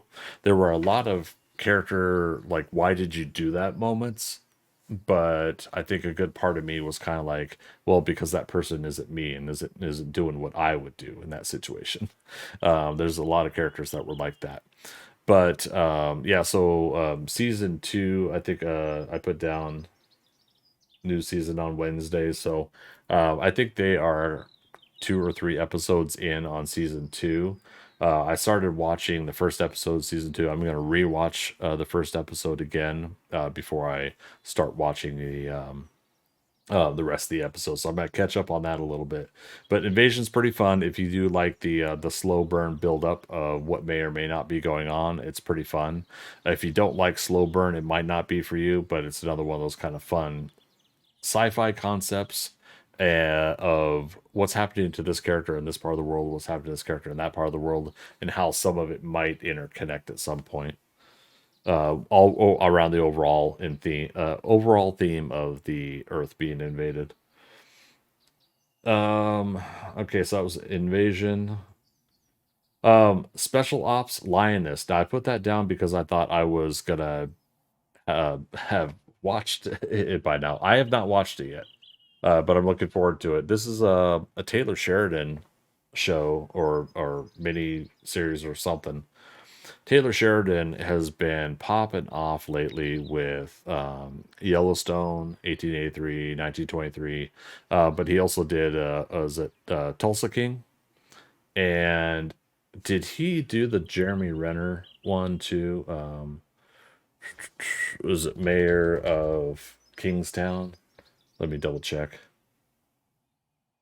Creators Hugh Dillon and Taylor Sheridan. Yeah. So my loose understanding of this is Taylor Sheridan went from being an actor, wasn't getting like a lot of high profile work, to basically putting together mostly TV and movies, but yeah, that just like continue to get like acclaim, and people really like, he's been a really solid content creator when it comes to movies and TV shows, not content creator like YouTube or Twitch or something like that is what I mean. So let me find. Yeah, Taylor Sheridan. Um, he wrote the movies Hell or High Water, Wind River, Sicario. Like, so he's got like these really nice character in these tough situation kind of themes with his movies. And with Yellowstone, it's the having that ranch on the Yellowstone, and trying to get through all the obstacles of people trying to take your ranch, trying to keep your the people working on the ranch working. It's a little bit of that, like that drama series, but you get so stuck in like what all these characters are going through. So I have not seen Sicario or Hell or High Water, but I saw Wind River. Speaking of Jeremy Renner, and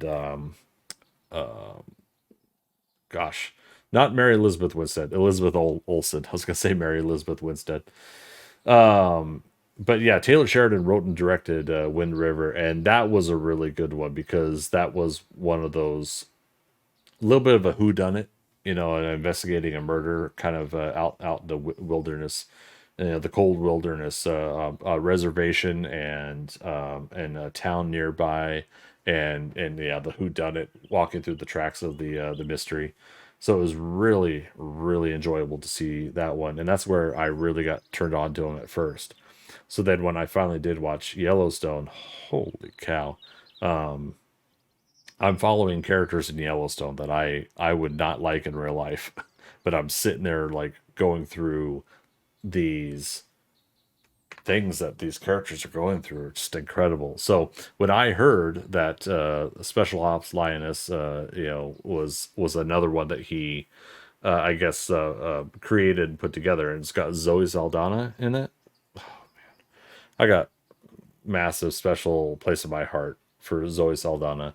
I've loved her since Star Trek 2009 and Avatar and everything like that. I didn't realize that she was in oh shoot, what's the movie with Tom Hanks where he's stuck in the airport? Um, Let me scroll down the list here.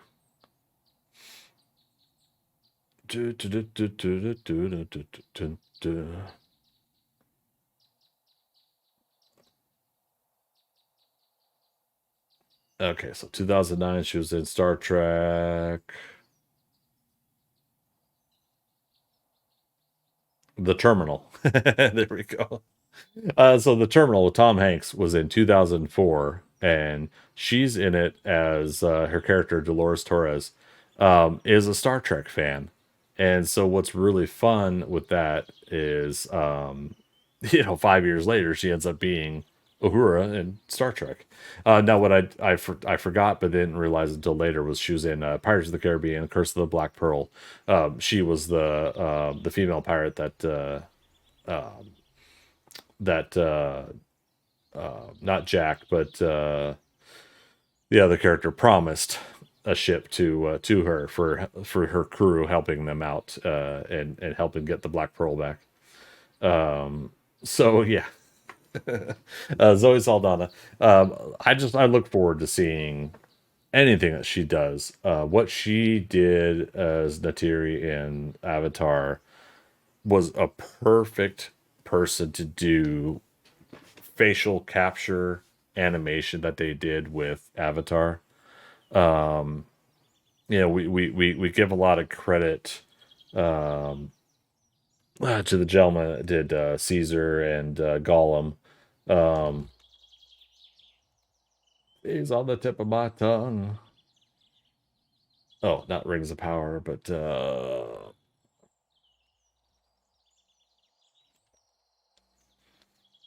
Fellowship.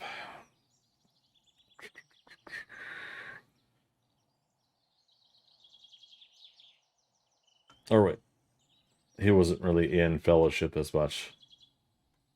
Lord of the Rings.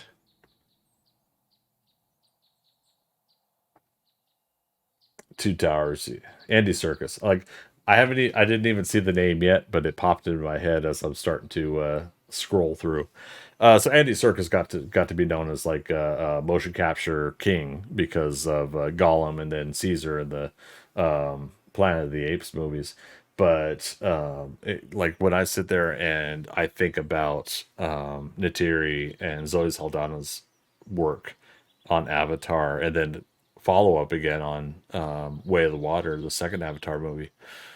One of the things I did, like on the sixth or seventh viewing of Way of the Water, I've seen The Way of the Water 7 times, and I saw the first Avatar in theaters 12 times. The Matrix has my biggest watch, which is 13.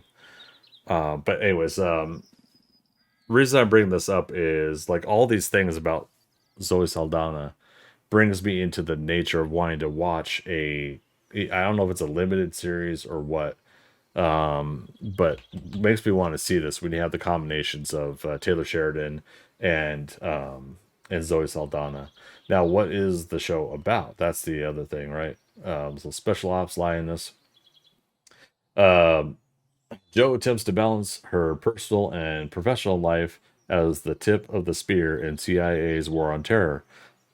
She enlists Cruz, a female special operations marine, as an undercover operative in the Lioness program. So, I think what's really going to be great is I want to see, and I'm hoping to see in the show, the tactical nature of a character like that, for what they're supposed to put together, and I'm hoping that that Zoe Saldana is the one to deliver on that. So, and since it's a Taylor Sheridan show, and I've had a history of liking everything else that he's done, I'm looking forward to seeing this. But I think I want to make sure I could sit down and watch it and actually, catch it where it's not like I'm not going to fall asleep. I'm not watching it late at night after finishing up a stream or whatever, and I'm tired and whatnot.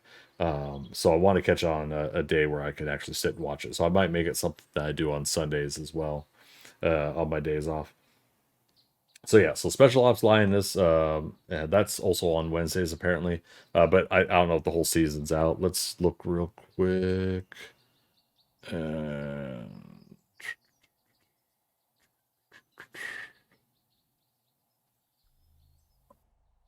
all right, so September 3rd was the last episode, episode 8. So interesting. It was on Sundays, not Wednesdays. Wonder why I thought it was Wednesdays. Okay. So since they don't have an episode 9, that might be it, where it's just a 8 episode season. And I'm not sure if it's a ongoing thing or if it's a limited series, but we shall see. And I'll touch up on more of that next week if I get to watch at least one episode of it. All right, so Good Omens.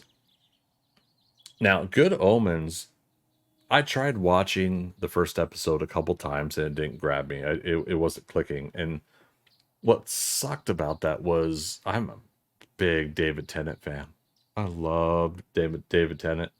David Tennant does the voice of Hu Yang, the droid in Ahsoka, and it definitely is David Tennant's voice because it's just so much David Tennant in there. But I fell in love with that actor with Doctor Who, just like a lot of people. The 10th Doctor. Um, I'm still to this day really wish we could have got more Christopher Eccleston. But ultimately, David Tennant, solid choice, and I'm looking forward to him apparently somehow, some way coming back for a short stint. I guess this Christmas special that's coming up for Doctor Who, he'll have a short stint, and then it's going to move over to the new Doctor that's coming out. And I apologize, I don't remember the actor's name for the new Doctor Who. So look forward to it. We'll see how it goes. Doctor Who's been hit or miss for me for the last 4 or 5 years, but still enjoyable when I get to watch it. And I'll go into more in depth about Doctor Who later. But Good Omens, I tried starting it a couple different times, and it was another one of those scenarios where it's like, don't start it when you're tired. Like we're just talking about, like I don't want to do that with Lioness. Um, I finally, during that downtime I had where I was stuck in bed and hurting and everything like that, I finally said, okay, I'm gonna watch it because Good Omens season 2 is coming out. And I finally got through through the first episode, and I'm like, oh, I love this. And I was like, why was this not clicking for me before? Because I didn't even get through the first episode the first couple times I tried. I got through the first episode, and I'm like, this is fun. This is great. I love this. And so then put it on the second one immediately. Then the third one, I ended up binging most of the first season of Good Omens. And I watched, I think, the last episode or last two episodes the next day or something. And there was something really nice and fun and enjoyable about the somewhat Elseworlds approach to these characters. For those that don't know, it's essentially an angel and a demon.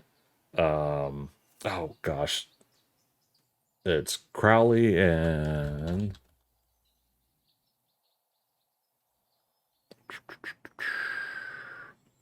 Aziraphale. I don't know much about biblical stories and everything like that and everything, but that's the characters. Michael Sheen plays Aziraphale, and Crowley is David Tennant.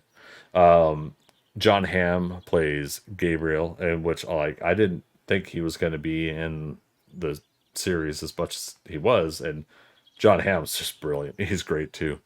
Um, but I love the little bit of a new a slight satire to the approach of the story that they're telling, and which again is based off a little bit of that biblical approach to things.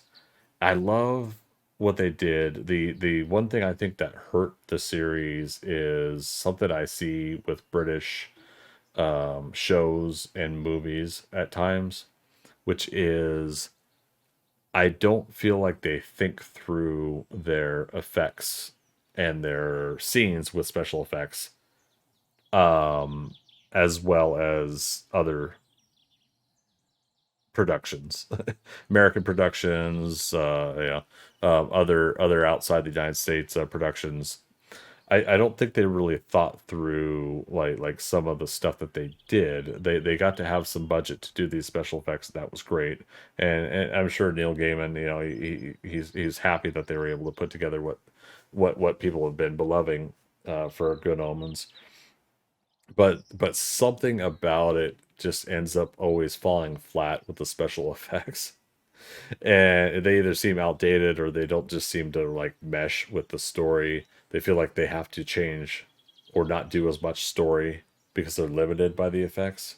I don't know if that makes sense, but that's how I kind of felt with Good Omens. But it didn't detract from the overall fun nature of watching Michael Sheen and David Tennant play off of each other. The character elements of those two playing off each other, I could watch endlessly, for forever. It's just great.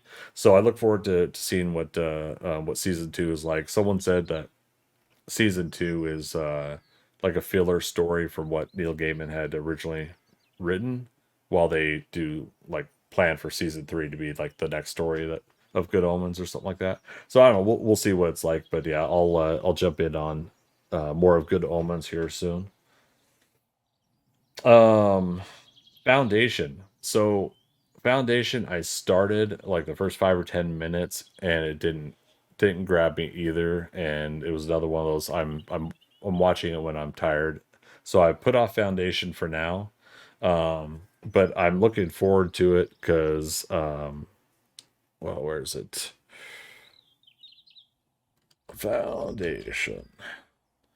Um,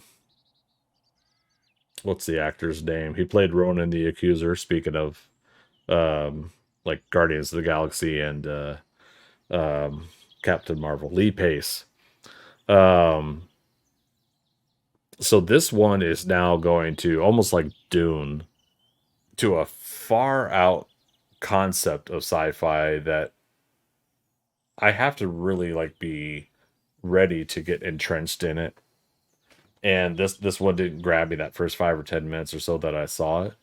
But I'm still intrigued. I do want to keep watching it, so I'm gonna try to watch Foundation when I get a chance to sit down and just like soak it all in. But again, I feel like it's a very far out sci-fi concept story, so I'll check out more of it later. Did I skip over Silo?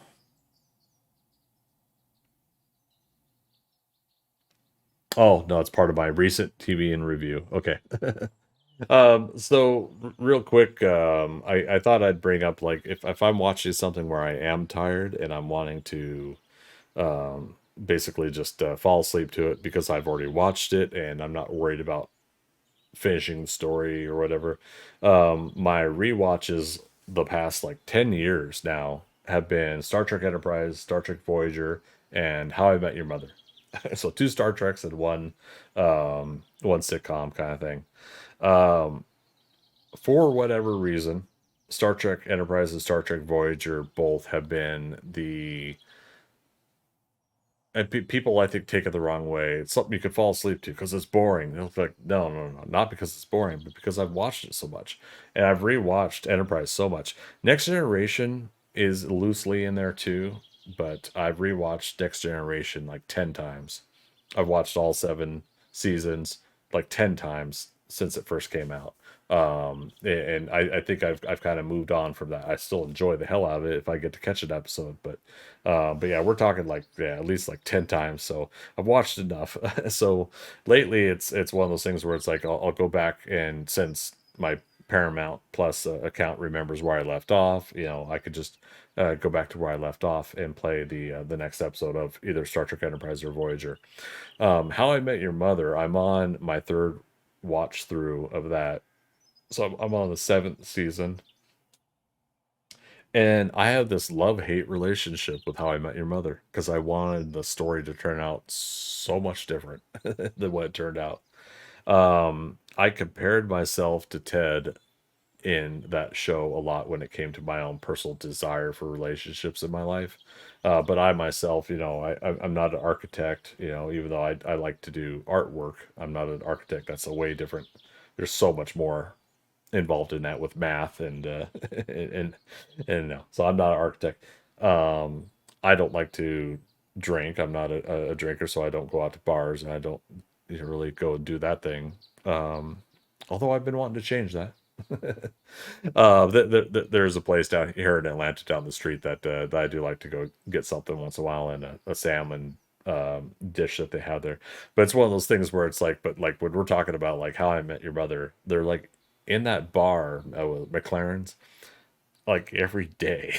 It's like, how the hell do you afford drinking that much? Let alone that's a lot to drink all the time. Anywho, it's a TV show. Like again, TV shows and movies. Somehow, some way, an artist is able to afford a loft apartment in New York City on their art sales. um, but yeah, so How I Met Your Mother is another one I rewatch. Just put on because I like the background of that, and I'm still at that stage where I catch episodes that I don't remember, so it's still fresh. Like oh, I don't remember this story. What this happened, and it's one of those things where like again, like I might go in depth about it one of these days. I might do a video on it, but because it'll have spoilers in it, I won't do it here. But there's just I would have done a completely different approach to the ending of that show, and you're gonna find that there's probably gonna be videos down in the future of me doing these things where I do a completely different approach to how I would do these shows, and there's going to be one commonality in there, and I won't mention it tonight, but um, little bit of a tease for things down the road. But yeah, so those are my rewatch TV lately. Like I'll rewatch those, and I'll put those on when I'm okay to fall asleep or I'm not worried about watching a couple episodes and you know doing a little bit of writing or typing in the background, like a list like this. So recent TV that I watched, the review of Glow. oh my god, I did not expect Glow to be as good as it was. For those unfamiliar, Glow is the Gorgeous Ladies of Wrestling. It Alison Brie and Mark Maron. The concept is basically another 80s situation, like with Winning Time. I think that's part of like watching Winning Time and watching Glow was really good. Earlier this year, I started watching Glow during one of my last bouts where I'm stuck in bed. And it's basically 80s attempt to create a women's wrestling league for entertainment on a TV, late night TV or whatever, like whatever they can get really. And it's going through this format of getting these characters to become wrestlers, who some of them are actors, some of them are into wrestling, and getting them all to kind of work together, and the journey of becoming this and what they've done to make it all happen, and like the characters that they have to create to be wrestlers, and really what I am constantly looking forward to every single episode is Alison Brie's character. I'm looking forward to seeing what's her name, Ruth, yeah, Ruth Wilder, and then she plays this really horrible Russian antagonist wrestler character. She's the supposed to be playing the bad guy kind of character, and then her old friend, played by, is it Betty Gilpin? Yeah, Betty Gilpin plays the character Debbie. Is supposed to be playing like the all American wrestler girl that just sweet as pie, and Alison Brie plays the horrible Russian. In Russia, we do this and don't do that. And it's just as bad. It's even worse, in my opinion, than my own accent, attempted accent. But that's the point, is they're playing these characters. And it's cool because, like, I love that they go into depth about, we're playing these stereotype characters. These are the characters and archetypes, stereotype, all together. But in the end, like, as they go through their character growths, they start evaluating, like, is this really an appropriate character to play, and how we're playing these characters, and then the interactions between the characters and how they all connect has just been so enjoyable. But Alison Brie is the main reason I'm watching this show, because like her character Ruth, I don't know what it is about that character, but I want to see this character to find happiness. And then Mark Maron plays this just asshole writer. He's basically like the writer director of the wrestling program, Sam Sylvia, and it's like I don't. I want to watch the train wreck that is this character, this guy that is just writing and directing this stuff, and I want to see him turn it around too.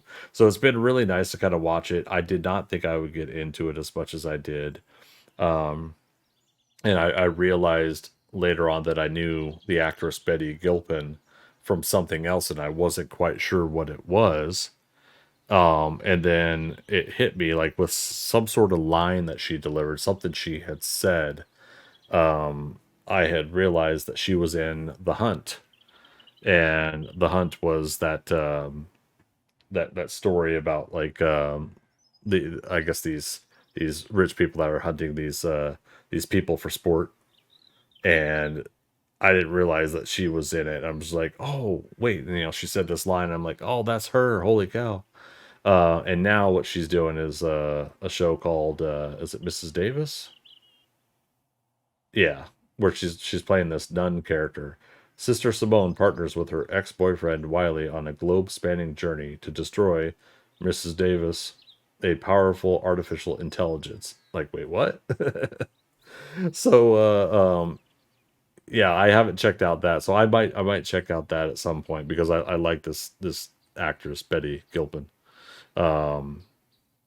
But yeah, so Glow, Gorgeous Ladies of Wrestling. It's been pretty fun to watch so far.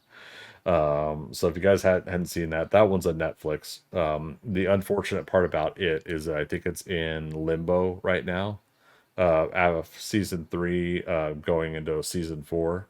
I think if they got canceled by Netflix, I'm really hoping somebody picks up at least another season, or they could pull off doing a like a movie wrap up story. I'm really hoping that was the unfortunate part about Sense8 on Netflix is I really loved Sense8.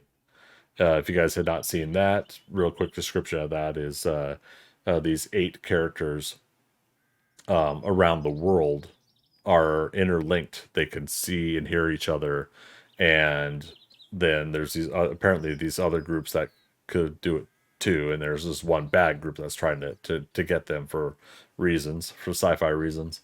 And so one of the things about it is the fact that like since all these characters are interconnected, could see each other, hear each other, and that puts them in that other person's environment sometimes with the way they filmed it. You could have some unfortunate situations where like you're uncontrollably seeing through this other person's eyes and they're busy having sex with someone, you know, and you're like, oh my God, what are you doing?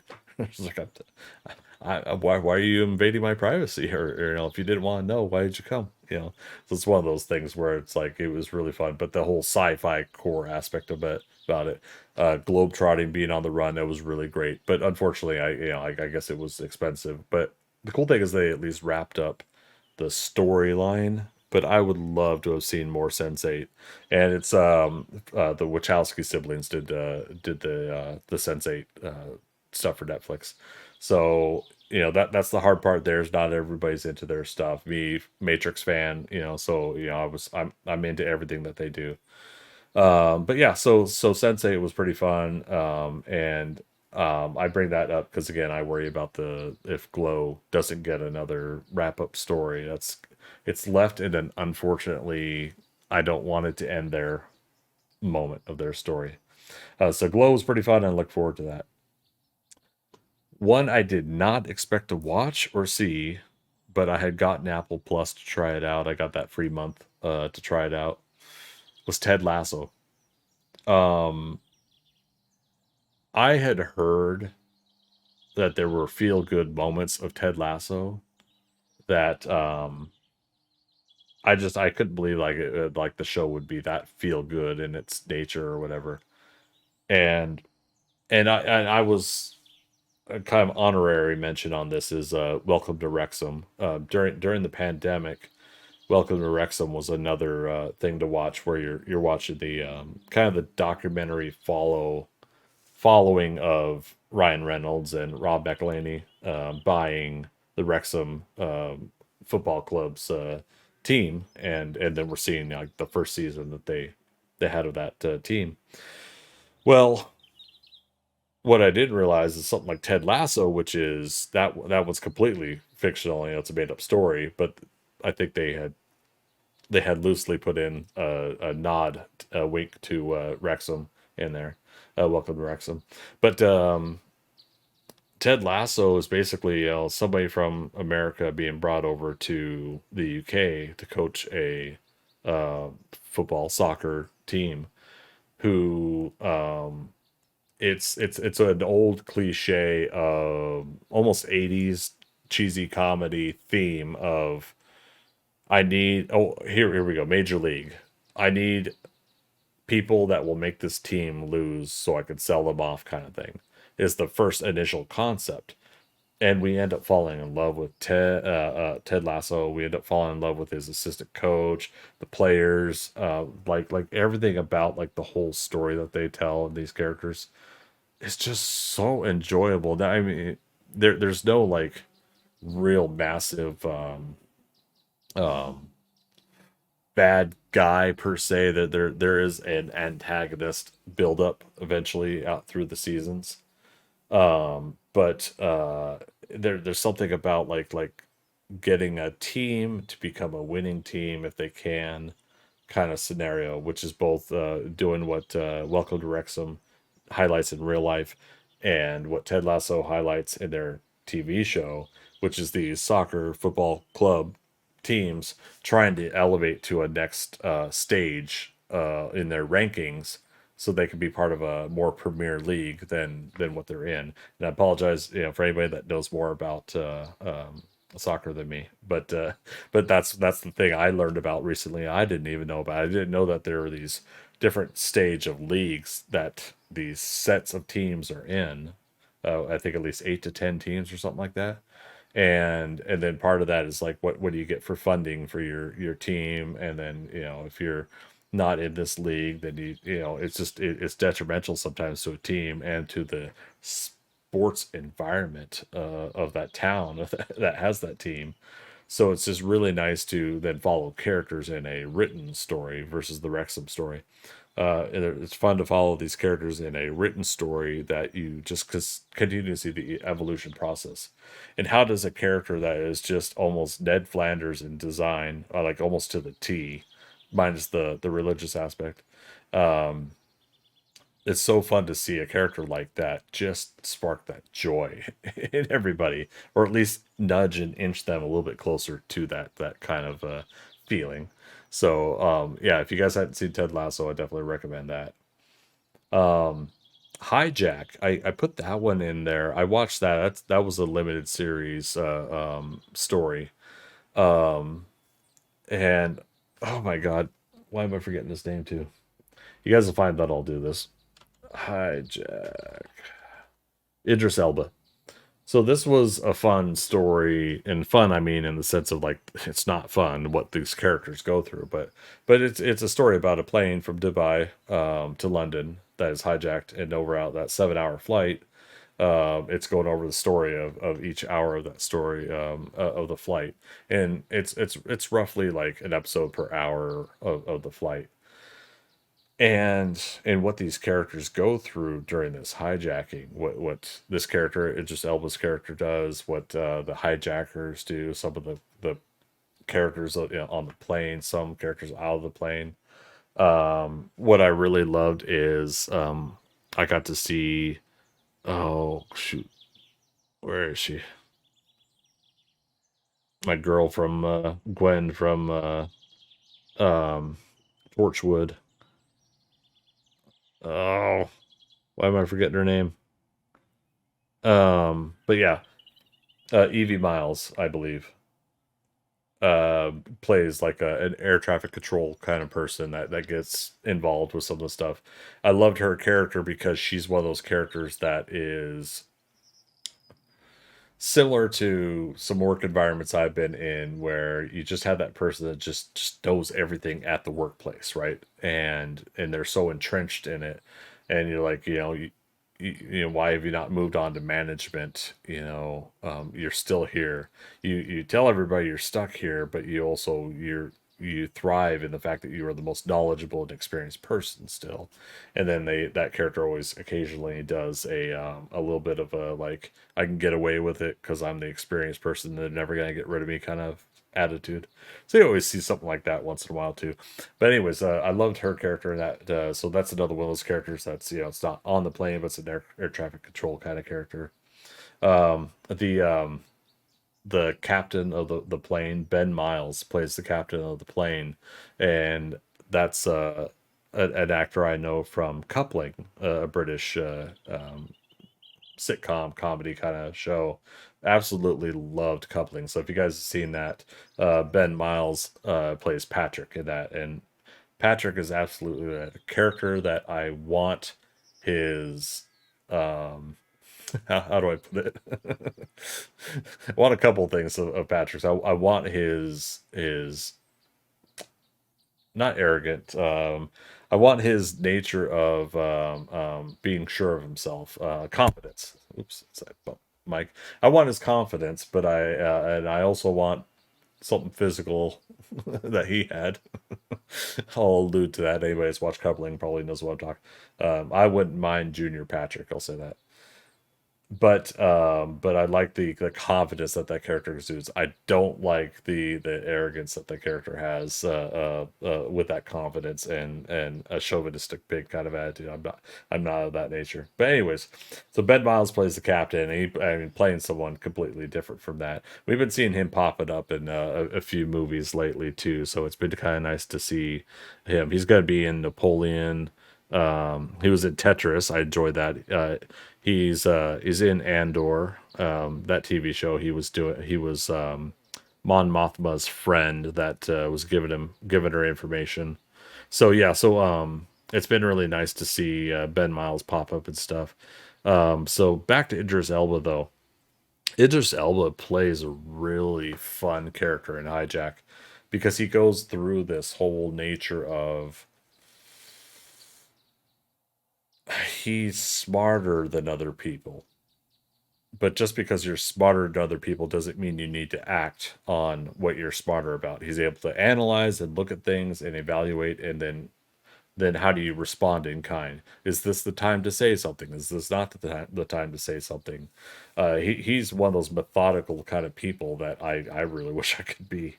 So it's really fun. So if you ever watch Hijack, it's a real fun. Like it's 7 hours, 7 episodes, and really kind of fun to see like how they're gonna navigate that situation. There are a couple things in that I would not have done with the story, but I ultimately like what they did, how they ended the story. Um, all right, so that was Hijack. Shrinking. Shrinking. I'm in the middle of, and that is oh gosh, Harrison Ford is one of the cast. Shrinking. Jason Segel. There we go. But also, is it Jessica Williams? Yes. So Jason Segel, Jessica Williams, and Harrison Ford are all psychiatrists and doing therapy um, for people. Jason Segel's character is kind of the main character, but I guess he had recently lost his wife, and so he himself is trying to get through life and cope and overcome and everything. His daughter's becoming estranged because he's missing his wife too, but she's missing her mother, and that's been really hard on her. So there's this real nice moment where like we're seeing him as he's just coming over a little bit of that hump, and he's starting to kind of reformat his life. Jason Segel's character. There's something about these characters and how they interact with one another that has just been like so enjoyable, and it's one of Harrison Ford's best work. The guy like I don't want to say he's been phoning it in, but there hasn't been like a really like a call to or demand for him to really get into a nuance of a character. And I feel like his character Paul in this show has really done that. And it's definitely a character that I feel like he hasn't really portrayed before, which him being a therapist is nice. I think he gets to take a little bit of his, dare I say, last 20 years of crankiness that he's had, and play with it and have a little bit of fun with it. So yeah, so it's been really fun. I think 5 episodes in to Shrinking, and that's one I've been watching like every other week. I've been watching a new episode. Um, Platonic. I watched the first episode of Platonic, and I didn't mind it too much. I think this is another one of those uh I have to watch like what like being tired or something like that. It's fun. Rose Byrne and Seth Rogen are basically they're supposed to be playing a man and a woman platonic friendship type characters. And I've only watched one episode, but in all honesty, like I buy it. I really buy like the nature of the platonic friendship that they have. That neither of them really pushes the other to like, yeah, but couldn't we be more? I feel like that's always played out. I feel like there's way too much of that. You know, there's way too much of the men can't be friends with women kind of nature in a story that people try to do, and then ultimately they find out they are the best romantic partners ever, somehow some way, they become in a relationship together. What I'm really hoping with this show is that throughout the entirety of the show they do nothing but be platonic friends. And I really hope that ends up being the case. I'm hoping that platonic doesn't end up becoming platonic until this. I'm really hoping that it continues to be that kind of approach. So I just started that not too recently, and I'll check out more later. But let me see if I think it says 10 episodes. Okay, yeah. So the 10th episode was July 12th. So um, I guess I thought it was recent. But yeah, Platonic seems pretty fun, and I'm gonna watch it when I have like a little bit more time to sit and enjoy it. Because I think it's still that approach to what do you do when you really are a man and a woman who are friends, and you are strictly just wanting friendship. But the outside world, a husband in this case, I think, friends of Seth Rogen's character, like everybody's bringing up, like you guys bang yet? It's like, no, we're friends. What are you talking about? That was a loose Seth Rogen in my voice there, if you heard it. Okay, I can't do his laugh though. I'll work on it. All right, so Silo, that we're talking about sci-fi concepts earlier. This is a really intriguing story. Somehow, some way, is it 6,000 people or 10,000? I can't remember. Um, are in this silo underground, and that's their life. That all they've known for generations is that they lived in a silo. That there was some sort of war or something beforehand that moved them into the silo. But um, the first two episodes are rough and rocky because they don't really focus on Rebecca Ferguson's character, but she's the main star of the show. But it sets up a little bit of the format or formula of what they're going with, which is, um, she becomes a sheriff and she starts investigating things within the silo, and it leads her to some of the back end mysteries of the silo and what it's all about. They're able to see on view screens the outside, but they can't see beyond where they are, so they just see this desolate dead wasteland, right? And a couple bodies outside, and those bodies were people that were let outside to call what they call to clean. Basically, if they say that they want to go outside, they're put outside. If they are someone who gets charged with something serious enough to be put outside, they'll be put outside. And it's supposed to be toxic environment that that even with a suit on, that they won't be able to survive outside. But the reason it's called cleaning is because the camera on the outside supposedly needs to be cleaned every now and then from dust, debris, or whatever. And so the camera and it's on all the levels of the silo. There's various different levels. They all have the same view screen of the outside. So it's not really a window to the outside. It's just a view screen, and it's a little bit of like almost like 90s technology, computer and screens and computer components and stuff. So it's just really interesting kind of like approach. Not necessarily it. I don't want to say Steam. What's it called? Steamworks. Wow. But it's a little bit like a steampunk. It's almost like a little bit of that steampunk nature, but for 90s instead. So instead of 1890s, 1990s, right? But yeah, they have a little bit of that nostalgia of computers, systems, and stuff like that in there. But everything else, basically, they're growing food inside the silo, and I'm guessing somewhere in there they've got other, maybe they've got like either chickens or some sort of whatever that they raise, but they sustain themselves within this place. But yeah, so the mystery itself is pretty fun, and the characters that interact and that we learn about, that there's some murder mystery in there as well. So it's just kind of almost like following the clues, going to this to going to that. And the cliffhanger of the first season made me pull my hair out because I want to see more. I want to know more about what's going on.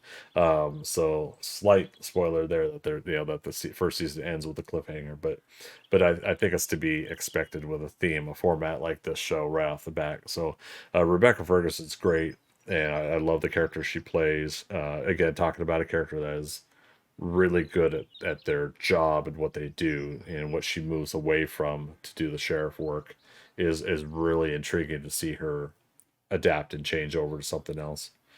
Um, so yeah, so that was Silo. She-Hulk. I had a lot of fun with She-Hulk. We're going back to earlier this year, but She-Hulk was really fun. Um, it's not what everybody expected, and people had a little bit of a problem with it, but I didn't. The problem I had, going back to what we were talking about, is Disney Plus and some of these streamers doing small 10 episode or 8 to 10 episode series and half an hour formats, half an hour to 40-minute format stories. I'll say what I didn't like or what I wanted out of the series is I wanted case by case by case by case, each episode of something new, of a case that has to be solved, but it's within the confines of the Marvel Cinematic Universe, and maybe it ties back to this movie or that movie or something like that. So it would have been fun to have something like that with She-Hulk breaking the fourth wall, with Tatiana Maslany. Oh, she's great. Yeah, dare I say, I wanted more of her. But as far as like the humor in the show, I loved it. The characters, loved them. The way that they did She-Hulk was so fun. The ending, I could give or take with that. I would have done something different with the ending, but I do kind of like, again, the fun nature play out way of She-Hulk series. If I had it my way, though, it would have been a 22 episode season. If they're gonna do a half an hour, do a courtroom thing most every episode, and do the mystery, or how she became She-Hulk the first episode, and then how things wrap up, like the two long episodes, episode 1, episode 22, really long stuff, but have like the middle ground, have like all these fun little cases that go back all the way to like Captain Marvel, Captain America, going back to Iron Man, Tony Stark, the Ten Rings, like have all these fun little interwoven things.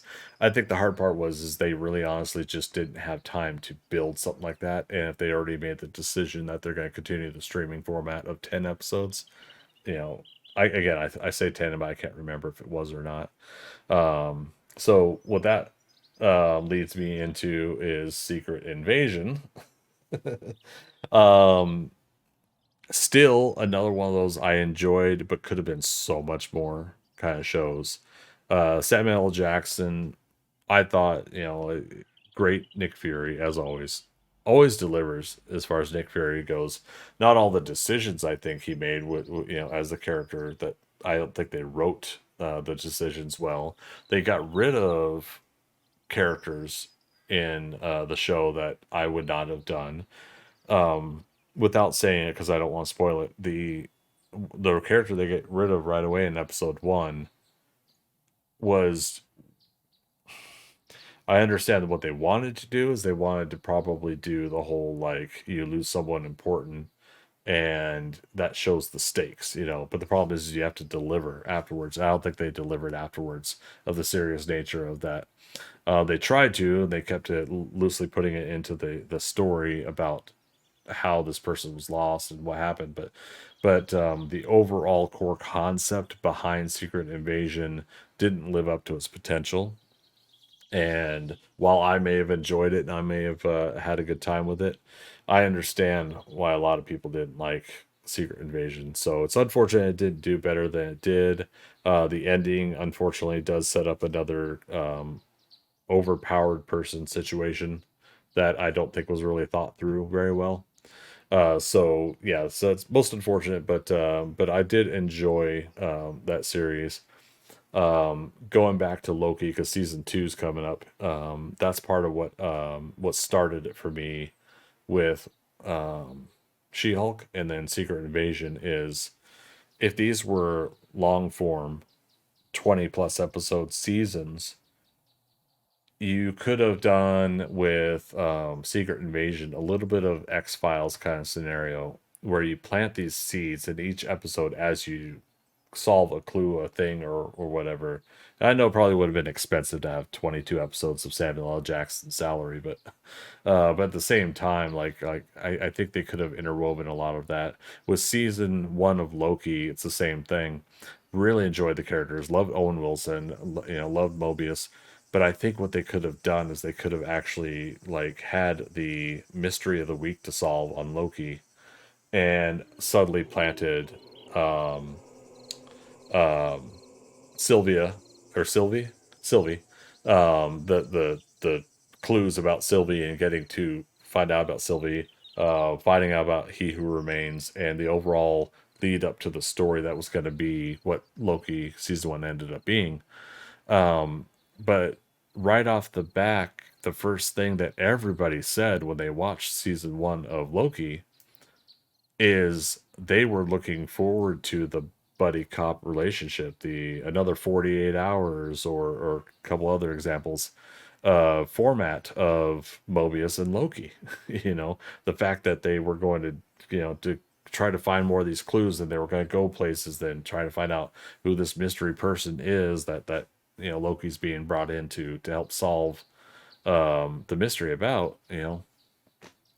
And then so then the next episode, so people are seeing like, okay, yeah, there we go, we're gonna do this mystery, that mystery, and we're gonna go through it. And then everyone started realizing, but wait a minute, we only have like 8 more episodes though. What's what are we gonna what's gonna happen by those 8 episodes?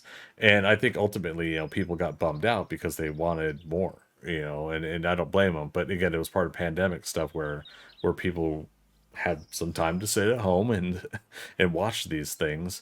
And I don't think it was thought through very well when they started these Disney Plus streaming series. WandaVision lent itself to that short form format, and that was fine. But what became a result of that with WandaVision was a lot of people, speaking of X Files, they wanted a Jimmy Woo and Darcy X Files show spinoff because they had so much fun with Jimmy Woo and Darcy in that story that people were like, hey, when are we going to get the Jimmy Woo and Darcy X Files in the MCU show? And there was so much speculation from people and talk that it's rough because you don't necessarily, you shouldn't always do reactionary moves. Like if you have your ducks in the row of budget and actors and planning and writers and studio time and scene locations, everything, you shouldn't shift format and track on all of that just because people say they would like to see something as an audience. But at the same time, if you can kind of catch wind of like, hey, this is what everybody thinks is going to happen, we might actually be able to fulfill that. And if then you could fulfill what an audience is wanting, but also still pull off the story and the format you're doing. Honestly, I think like had they read the pulse of what was going on, and then obviously if COVID restrictions and the problems we were all going through with the pandemic weren't as hindering, I think they honestly could have pulled off that pivot. But at the same time, there were a little bit of hands tied things. There's things in the back end I don't even know about. But for me, from my point of view, I think if they could have read the pulse of what was going on, I think they could have pulled off a gradual pivot of things.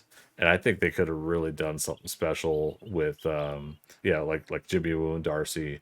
They could have done a much longer format with Loki, and subsequently rethought what they were doing with everything else afterwards. I had fun with Falcon and Winter Soldier. That was a fun one. Again, another one that a lot of people didn't really like, but I did. I liked the Hawkeye series, although again, another one of those things where there's some things I would have done differently, but still enjoyed it. What If is very, very fun. I'm really looking forward to the next season of What If. Um, what else did we have there? Oh goodness me. I have to look it up here. Disney Plus shows. See if somebody's got a list here. List of Marvel Cinematic Universe television series.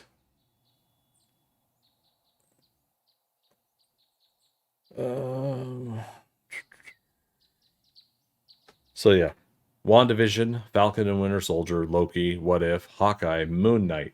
Moon Knight was another miss. Very good start with Moon Knight.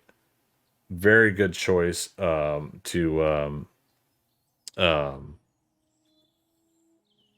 get Oscar Isaac in that, and the overall theme behind it was good, but the delivery in the end wasn't so good.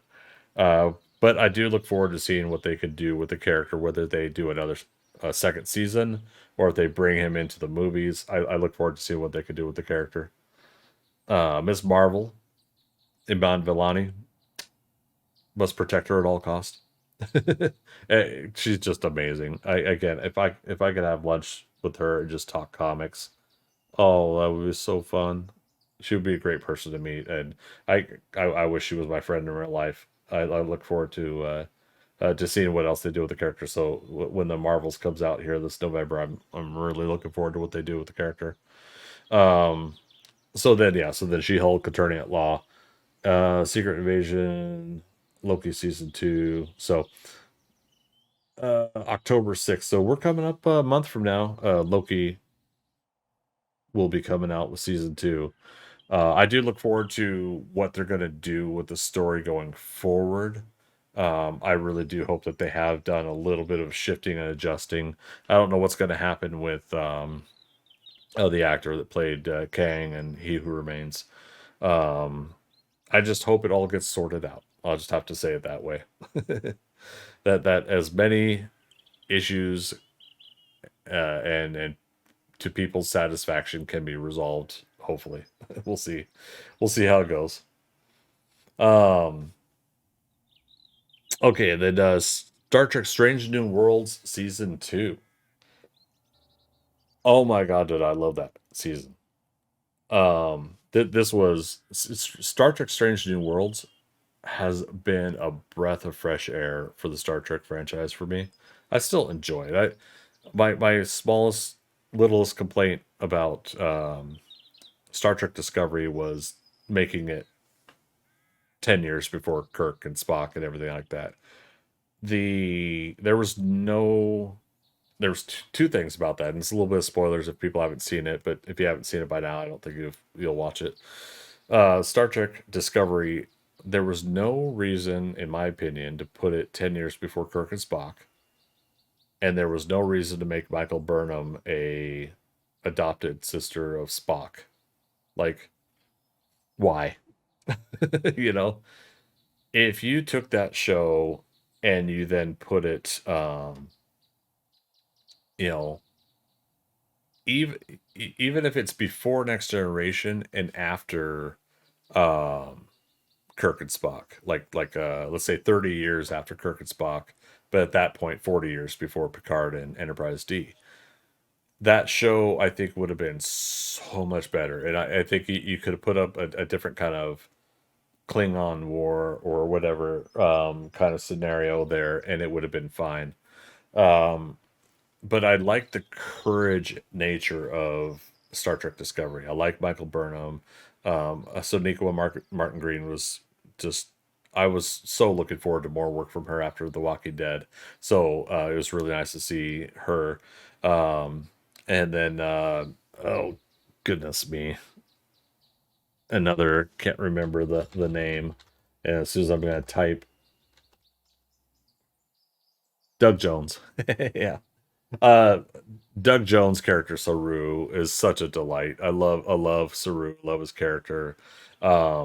The characters of like the Doctor and Stamets. I loved their relationship and what they've been showing with their characters.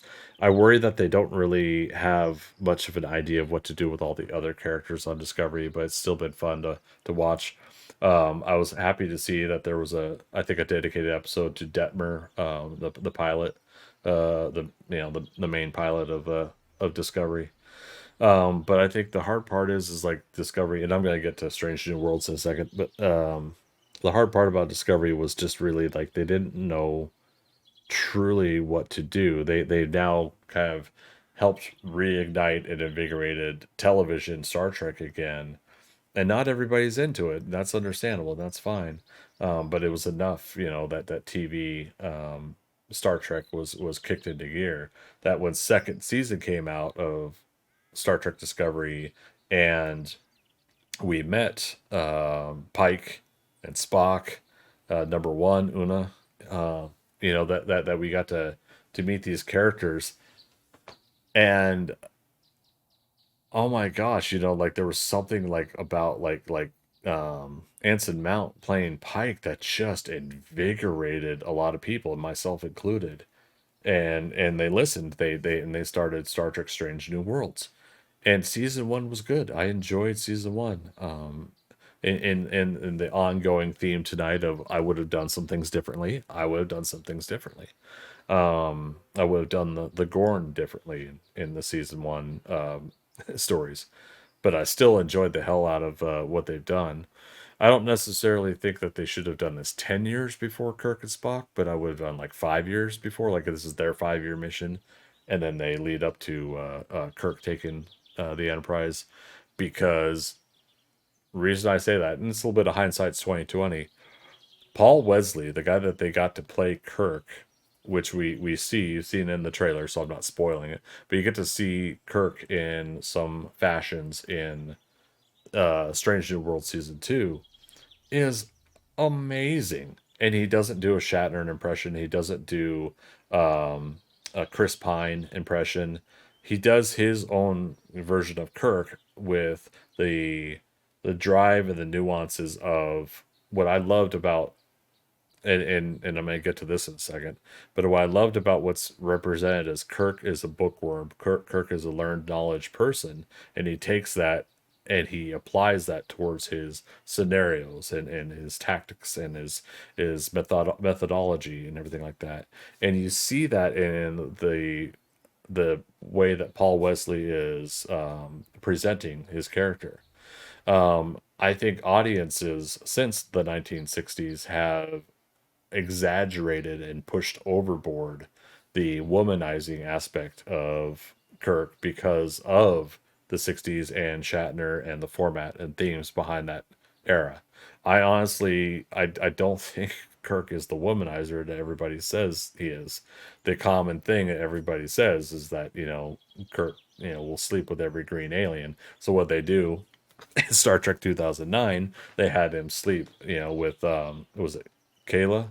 The Orion girl, which that actress also has a special place in my heart, and as an Orion. But but story wise, the needs outweighing the needs of the many.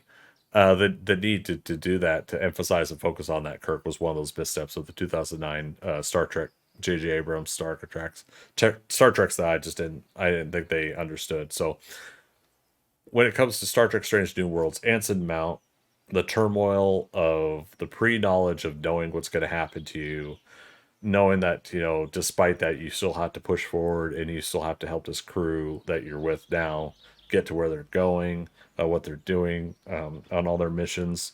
Seeing Starfleet in that 5 to 10 years before Kirk has been nice in the format of modern day show, and but updating some things where they can and where they need to, but thematically keeping technology still around a very loose format of what the original series was like, has been really enjoyable about Strange New Worlds. The absolute like crush of a lifetime for me right now is Nurse Chapel, is Jess Bush. I'm just like head over heels for her version of Nurse Chapel.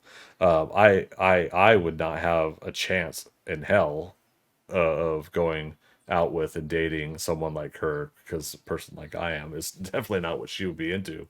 But I'm just head over heels for that character. But I also love the evolution and the character story that they put for her in season 1 and season 2. So I'm looking forward to seeing what else happens to Nurse Chapel. Not just because I also have a bias of wanting to see more Nurse Chapel. The one character that's grown on me that I had really really a confusing thought by or the Laan Noonien Singh.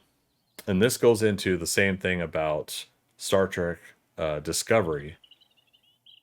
Why is that show Star Trek Discovery? Why was it 10 years before Kirk? And why is Burnham an adopted sister of Spock? Like makes like what was the the drive and the motivation? Oh, I'm out. What was the drive and motivation to do that? The same thing I'm saying here is excuse me, is Laan Noonien Singh. Why is there a ancestor of Khan Noonien Singh on the Enterprise 10 to 12 years before Khan Noonien Singh is thawed and found by Kirk and everything like that? What is the story concept behind doing this character that has that kind of connection to Khan? Why keep going back to the well for a connectivity thing? Like same thing with the Star Trek Into Darkness. Like, why did you do Khan that way? Let alone, I love um, um, Benedict Cumberbatch, but why did you get an actor like Benedict Cumberbatch when you definitely had a chance to finally get a man of Indian descent to play Khan Noonien Singh? But it is what it is. So I was torn on that. I was like, why did they have an ancestor of Khan on the ship just before they're going to discover? Because again, this is a prequel story again. But the actress playing Laan, oh goodness, why am I having a hard time with names? Again, you're gonna see this with Strange New Worlds. Christina Chong. She has grown and grown on me from season 1 to season 2, and I absolutely loved her story arcs in season 2. And I think this lady's going places. I think depending on her Star Trek career, I think she's got a world. Like she's putting out albums right now with her music. Wonderful, beautiful voice. I think Christina Chong is going places. I think she's honestly got a really great career ahead of her, and I look forward to seeing where she's going to go with that. Ethan Peck's Spock is. I didn't understand his season 2 of Strange New Worlds. No. Discovery, Star Trek Discovery format of the Spock character, but it fit the story that they were trying to tell. I think he's been able to take that and separate the Star Trek Discovery version he did and the Strange New Worlds approach is really fun because there's a little bit of Spock in the attempted first pilot. When you see him like smiling and stuff like that, there's things about where I think he's still trying to juggle the humanity and the Vulcan side of him that they touch on a little bit. And so he's very solid as Spock. I very much enjoy his approach.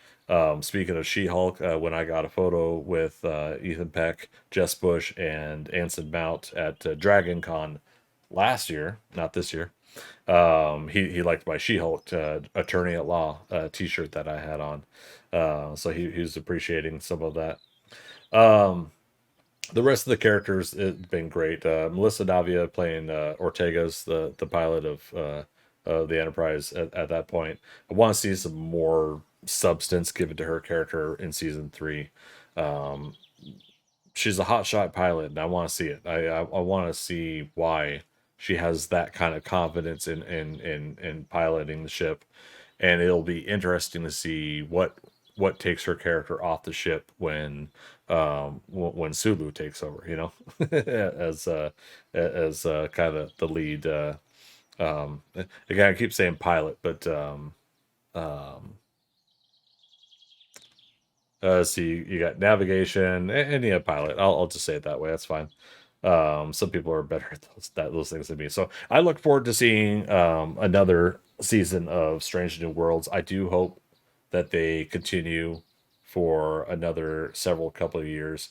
I would like to see them semi skip a few years and get close to um, uh, Kirk taking over the Enterprise from Pike, but loosely, I'm because I'm really enjoying Paul Wesley's Kirk, and there was a surprise character at the end of a surprise character from the original series at the end of season 2. I won't spoil it if you guys haven't seen it, but if these characters that they're putting in are continue to do so well, the actors that are playing the characters we know are continuing to do so well. Spock, Kirk, this other character, we see Uhura. But shout out to Celia Rose Gooding, who's doing a really wonderful Uhura. And speaking of again, another person I would love to sit and have lunch with, Celia Rose Gooding.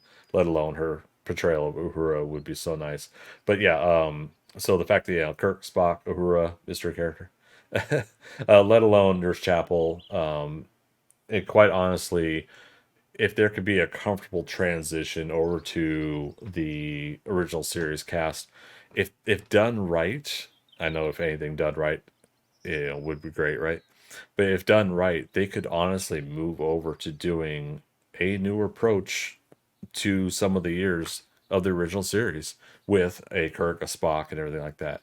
The hard part about that is, while I may want that, a lot of people might be done with Kirk, Spock, McCoy. They might have said, like, look, you did 3 movies rebooting it, and now we're seeing another Pike, Spock, Kirk. What?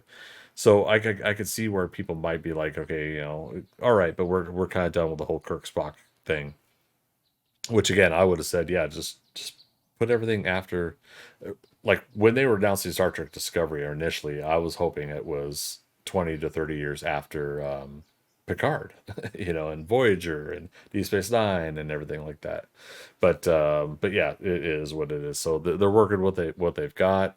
I think they are feeling the pulse of things right now, because Star Trek Picard season 3 did so well fan service wise. It really made people happy, despite there's a lot of nitpicks even I had with it. And I'll go into my Star Trek Picard at some point. I'll make a video of seasons 1, 2, and 3 Picard, and how I felt about how they did that. You guys might actually see some negativity from me for those, but we'll see. We'll see how much I want to go into it. My goal is really just not to be negative about things. If I don't like something, I'd just rather move on to something I do like.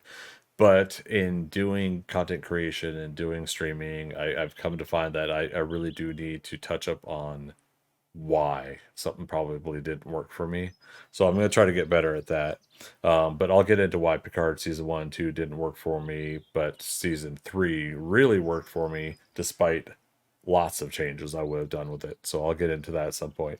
So Star Trek Strange New World season 2 was definitely a nice home run, in my opinion, for me, for my enjoyment of the current Star Trek TV shows. And I'm definitely looking forward to season 3. Go back to what I said about the Disney Plus stuff, though. I really want more than 10 episodes a season, though. Star Trek needs to be 20 episodes a season. Well, needs for me to be 20 episodes. So yeah, so that's some of the recent TV shows in review that I've been checking out. The TV to retry one day, the last wrap up part of this, both The Expanse and For All Mankind. I watched both the first episodes of both of those shows, and they absolutely did not click for me. And it's a little bit of, I don't know why, because again, thematically, they're both part of that sci-fi and that concept of what really, like, science and sci-fi that I really love. But I guess I started them on a day where I was not, I didn't have the energy. It didn't work. So once again, this was one of those things where I'm like, I'm gonna have to give them a try one day, but it's gonna have to be a day where I'm got nothing going on and I can sit and watch it.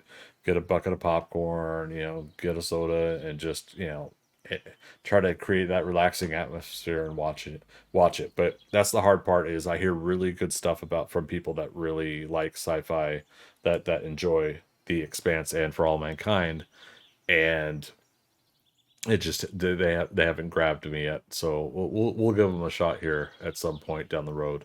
We'll try it again. But there we go, folks. I 4.5 hours to go through all this, but I expected that today. I expected to be going through a lot of this list, because I wanted to touch up on a lot of what I've watched this year. I didn't even touch up on a lot of the movies I've seen this year. Avatar: Way of the Water, I mentioned it briefly earlier, but I didn't mention much about it, but I absolutely love it. I love it almost better than the first one. And I say almost because, again, it's like I don't really want to rank or compare. I just want to say I really enjoyed it. I enjoyed the heck out of it. I'm glad to see now it's on streaming, and I'm probably gonna watch it sometime this week.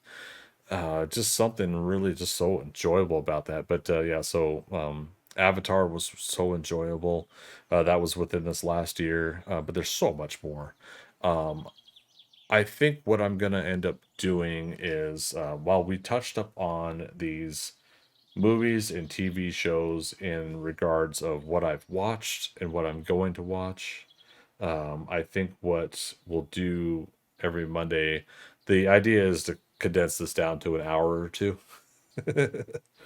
So what you're gonna find is I'm gonna grab whatever I watched within the last week. So most likely the movies I'll see on Saturdays or Sundays, Thursdays, Saturdays, or Sundays. If it's a premiere movie where it's like a Marvel movie or a blockbuster or something like that, I'm gonna watch it on the Thursday preview day, and I'll probably give like a quick little short form review, and then we'll go into more depth on this Monday night show that I'm developing.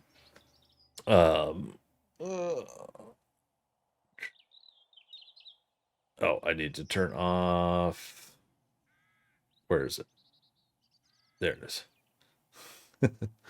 But yeah, so as we continue to develop the show again, we'll finish up building out the way that this studio is going to be utilized and formatted.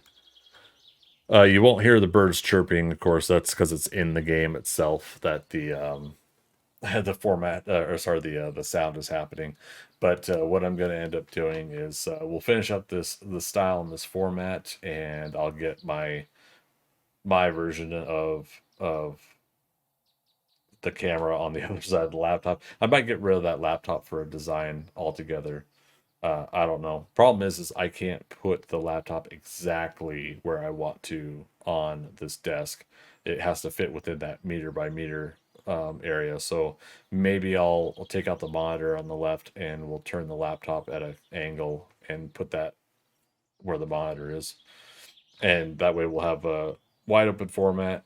If I could work the camera angle just right, then I can be back further from the camera and have more expansion where, yeah, where you don't see the arms disappearing. We'll work on that format as well. Right here where you see the TV screens in front, that's TV screens. We'll have displayed stuff from a viewing from a distance. You'll be able to see stuff on the screen. Close-ups, it won't really matter too much, so I might end up we might end up having the scene like this, maybe. I don't know. Oh yeah, see, the computer doesn't like it when I'm doing stuff in the editing program. Maybe that's what it is. Maybe it's really chugging the system. But yeah, so I'll find a way to make this work where where I'm sitting there. Oh man, I wish it didn't chug the system. It won't be like that because I won't have this program, this game open when I'm doing this entertainment show. But yeah, we'll find out how we can work that out, and then next we will work on the gym workout section a little bit more too.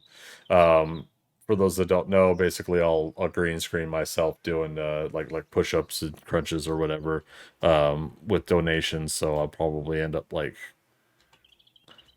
probably having it like this or something. And that way, if the computer will stop chugging. That way, when I'm doing the push-ups and crunches, and I'm not gonna want to show my belly, but we gotta get through it. But yeah, when I do that format, you guys will see me green screened in there, and yeah, it's just a quick little gym workout format thing. I might put something on the far right over there visually too. I don't know. But yeah, it's all in progress. This is the studio that we're building for the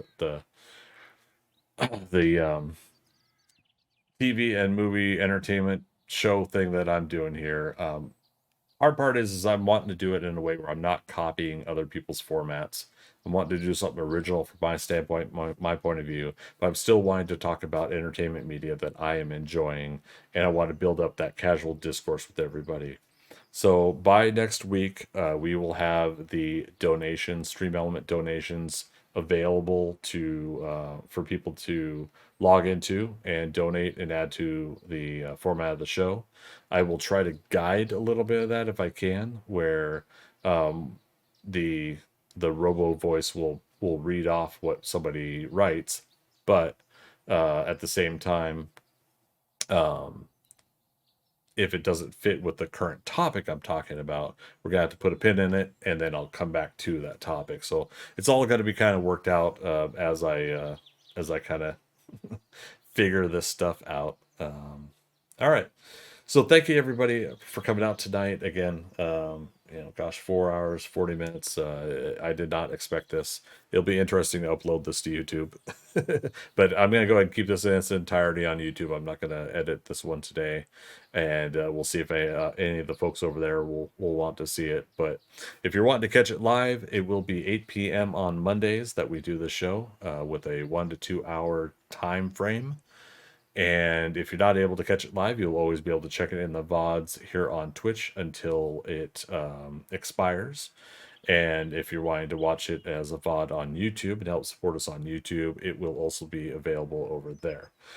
So that is what the show is going to continue to be. I will continue to try to work up a name for the show for now. Yeah, it's just strictly kind of part of that entertainment media.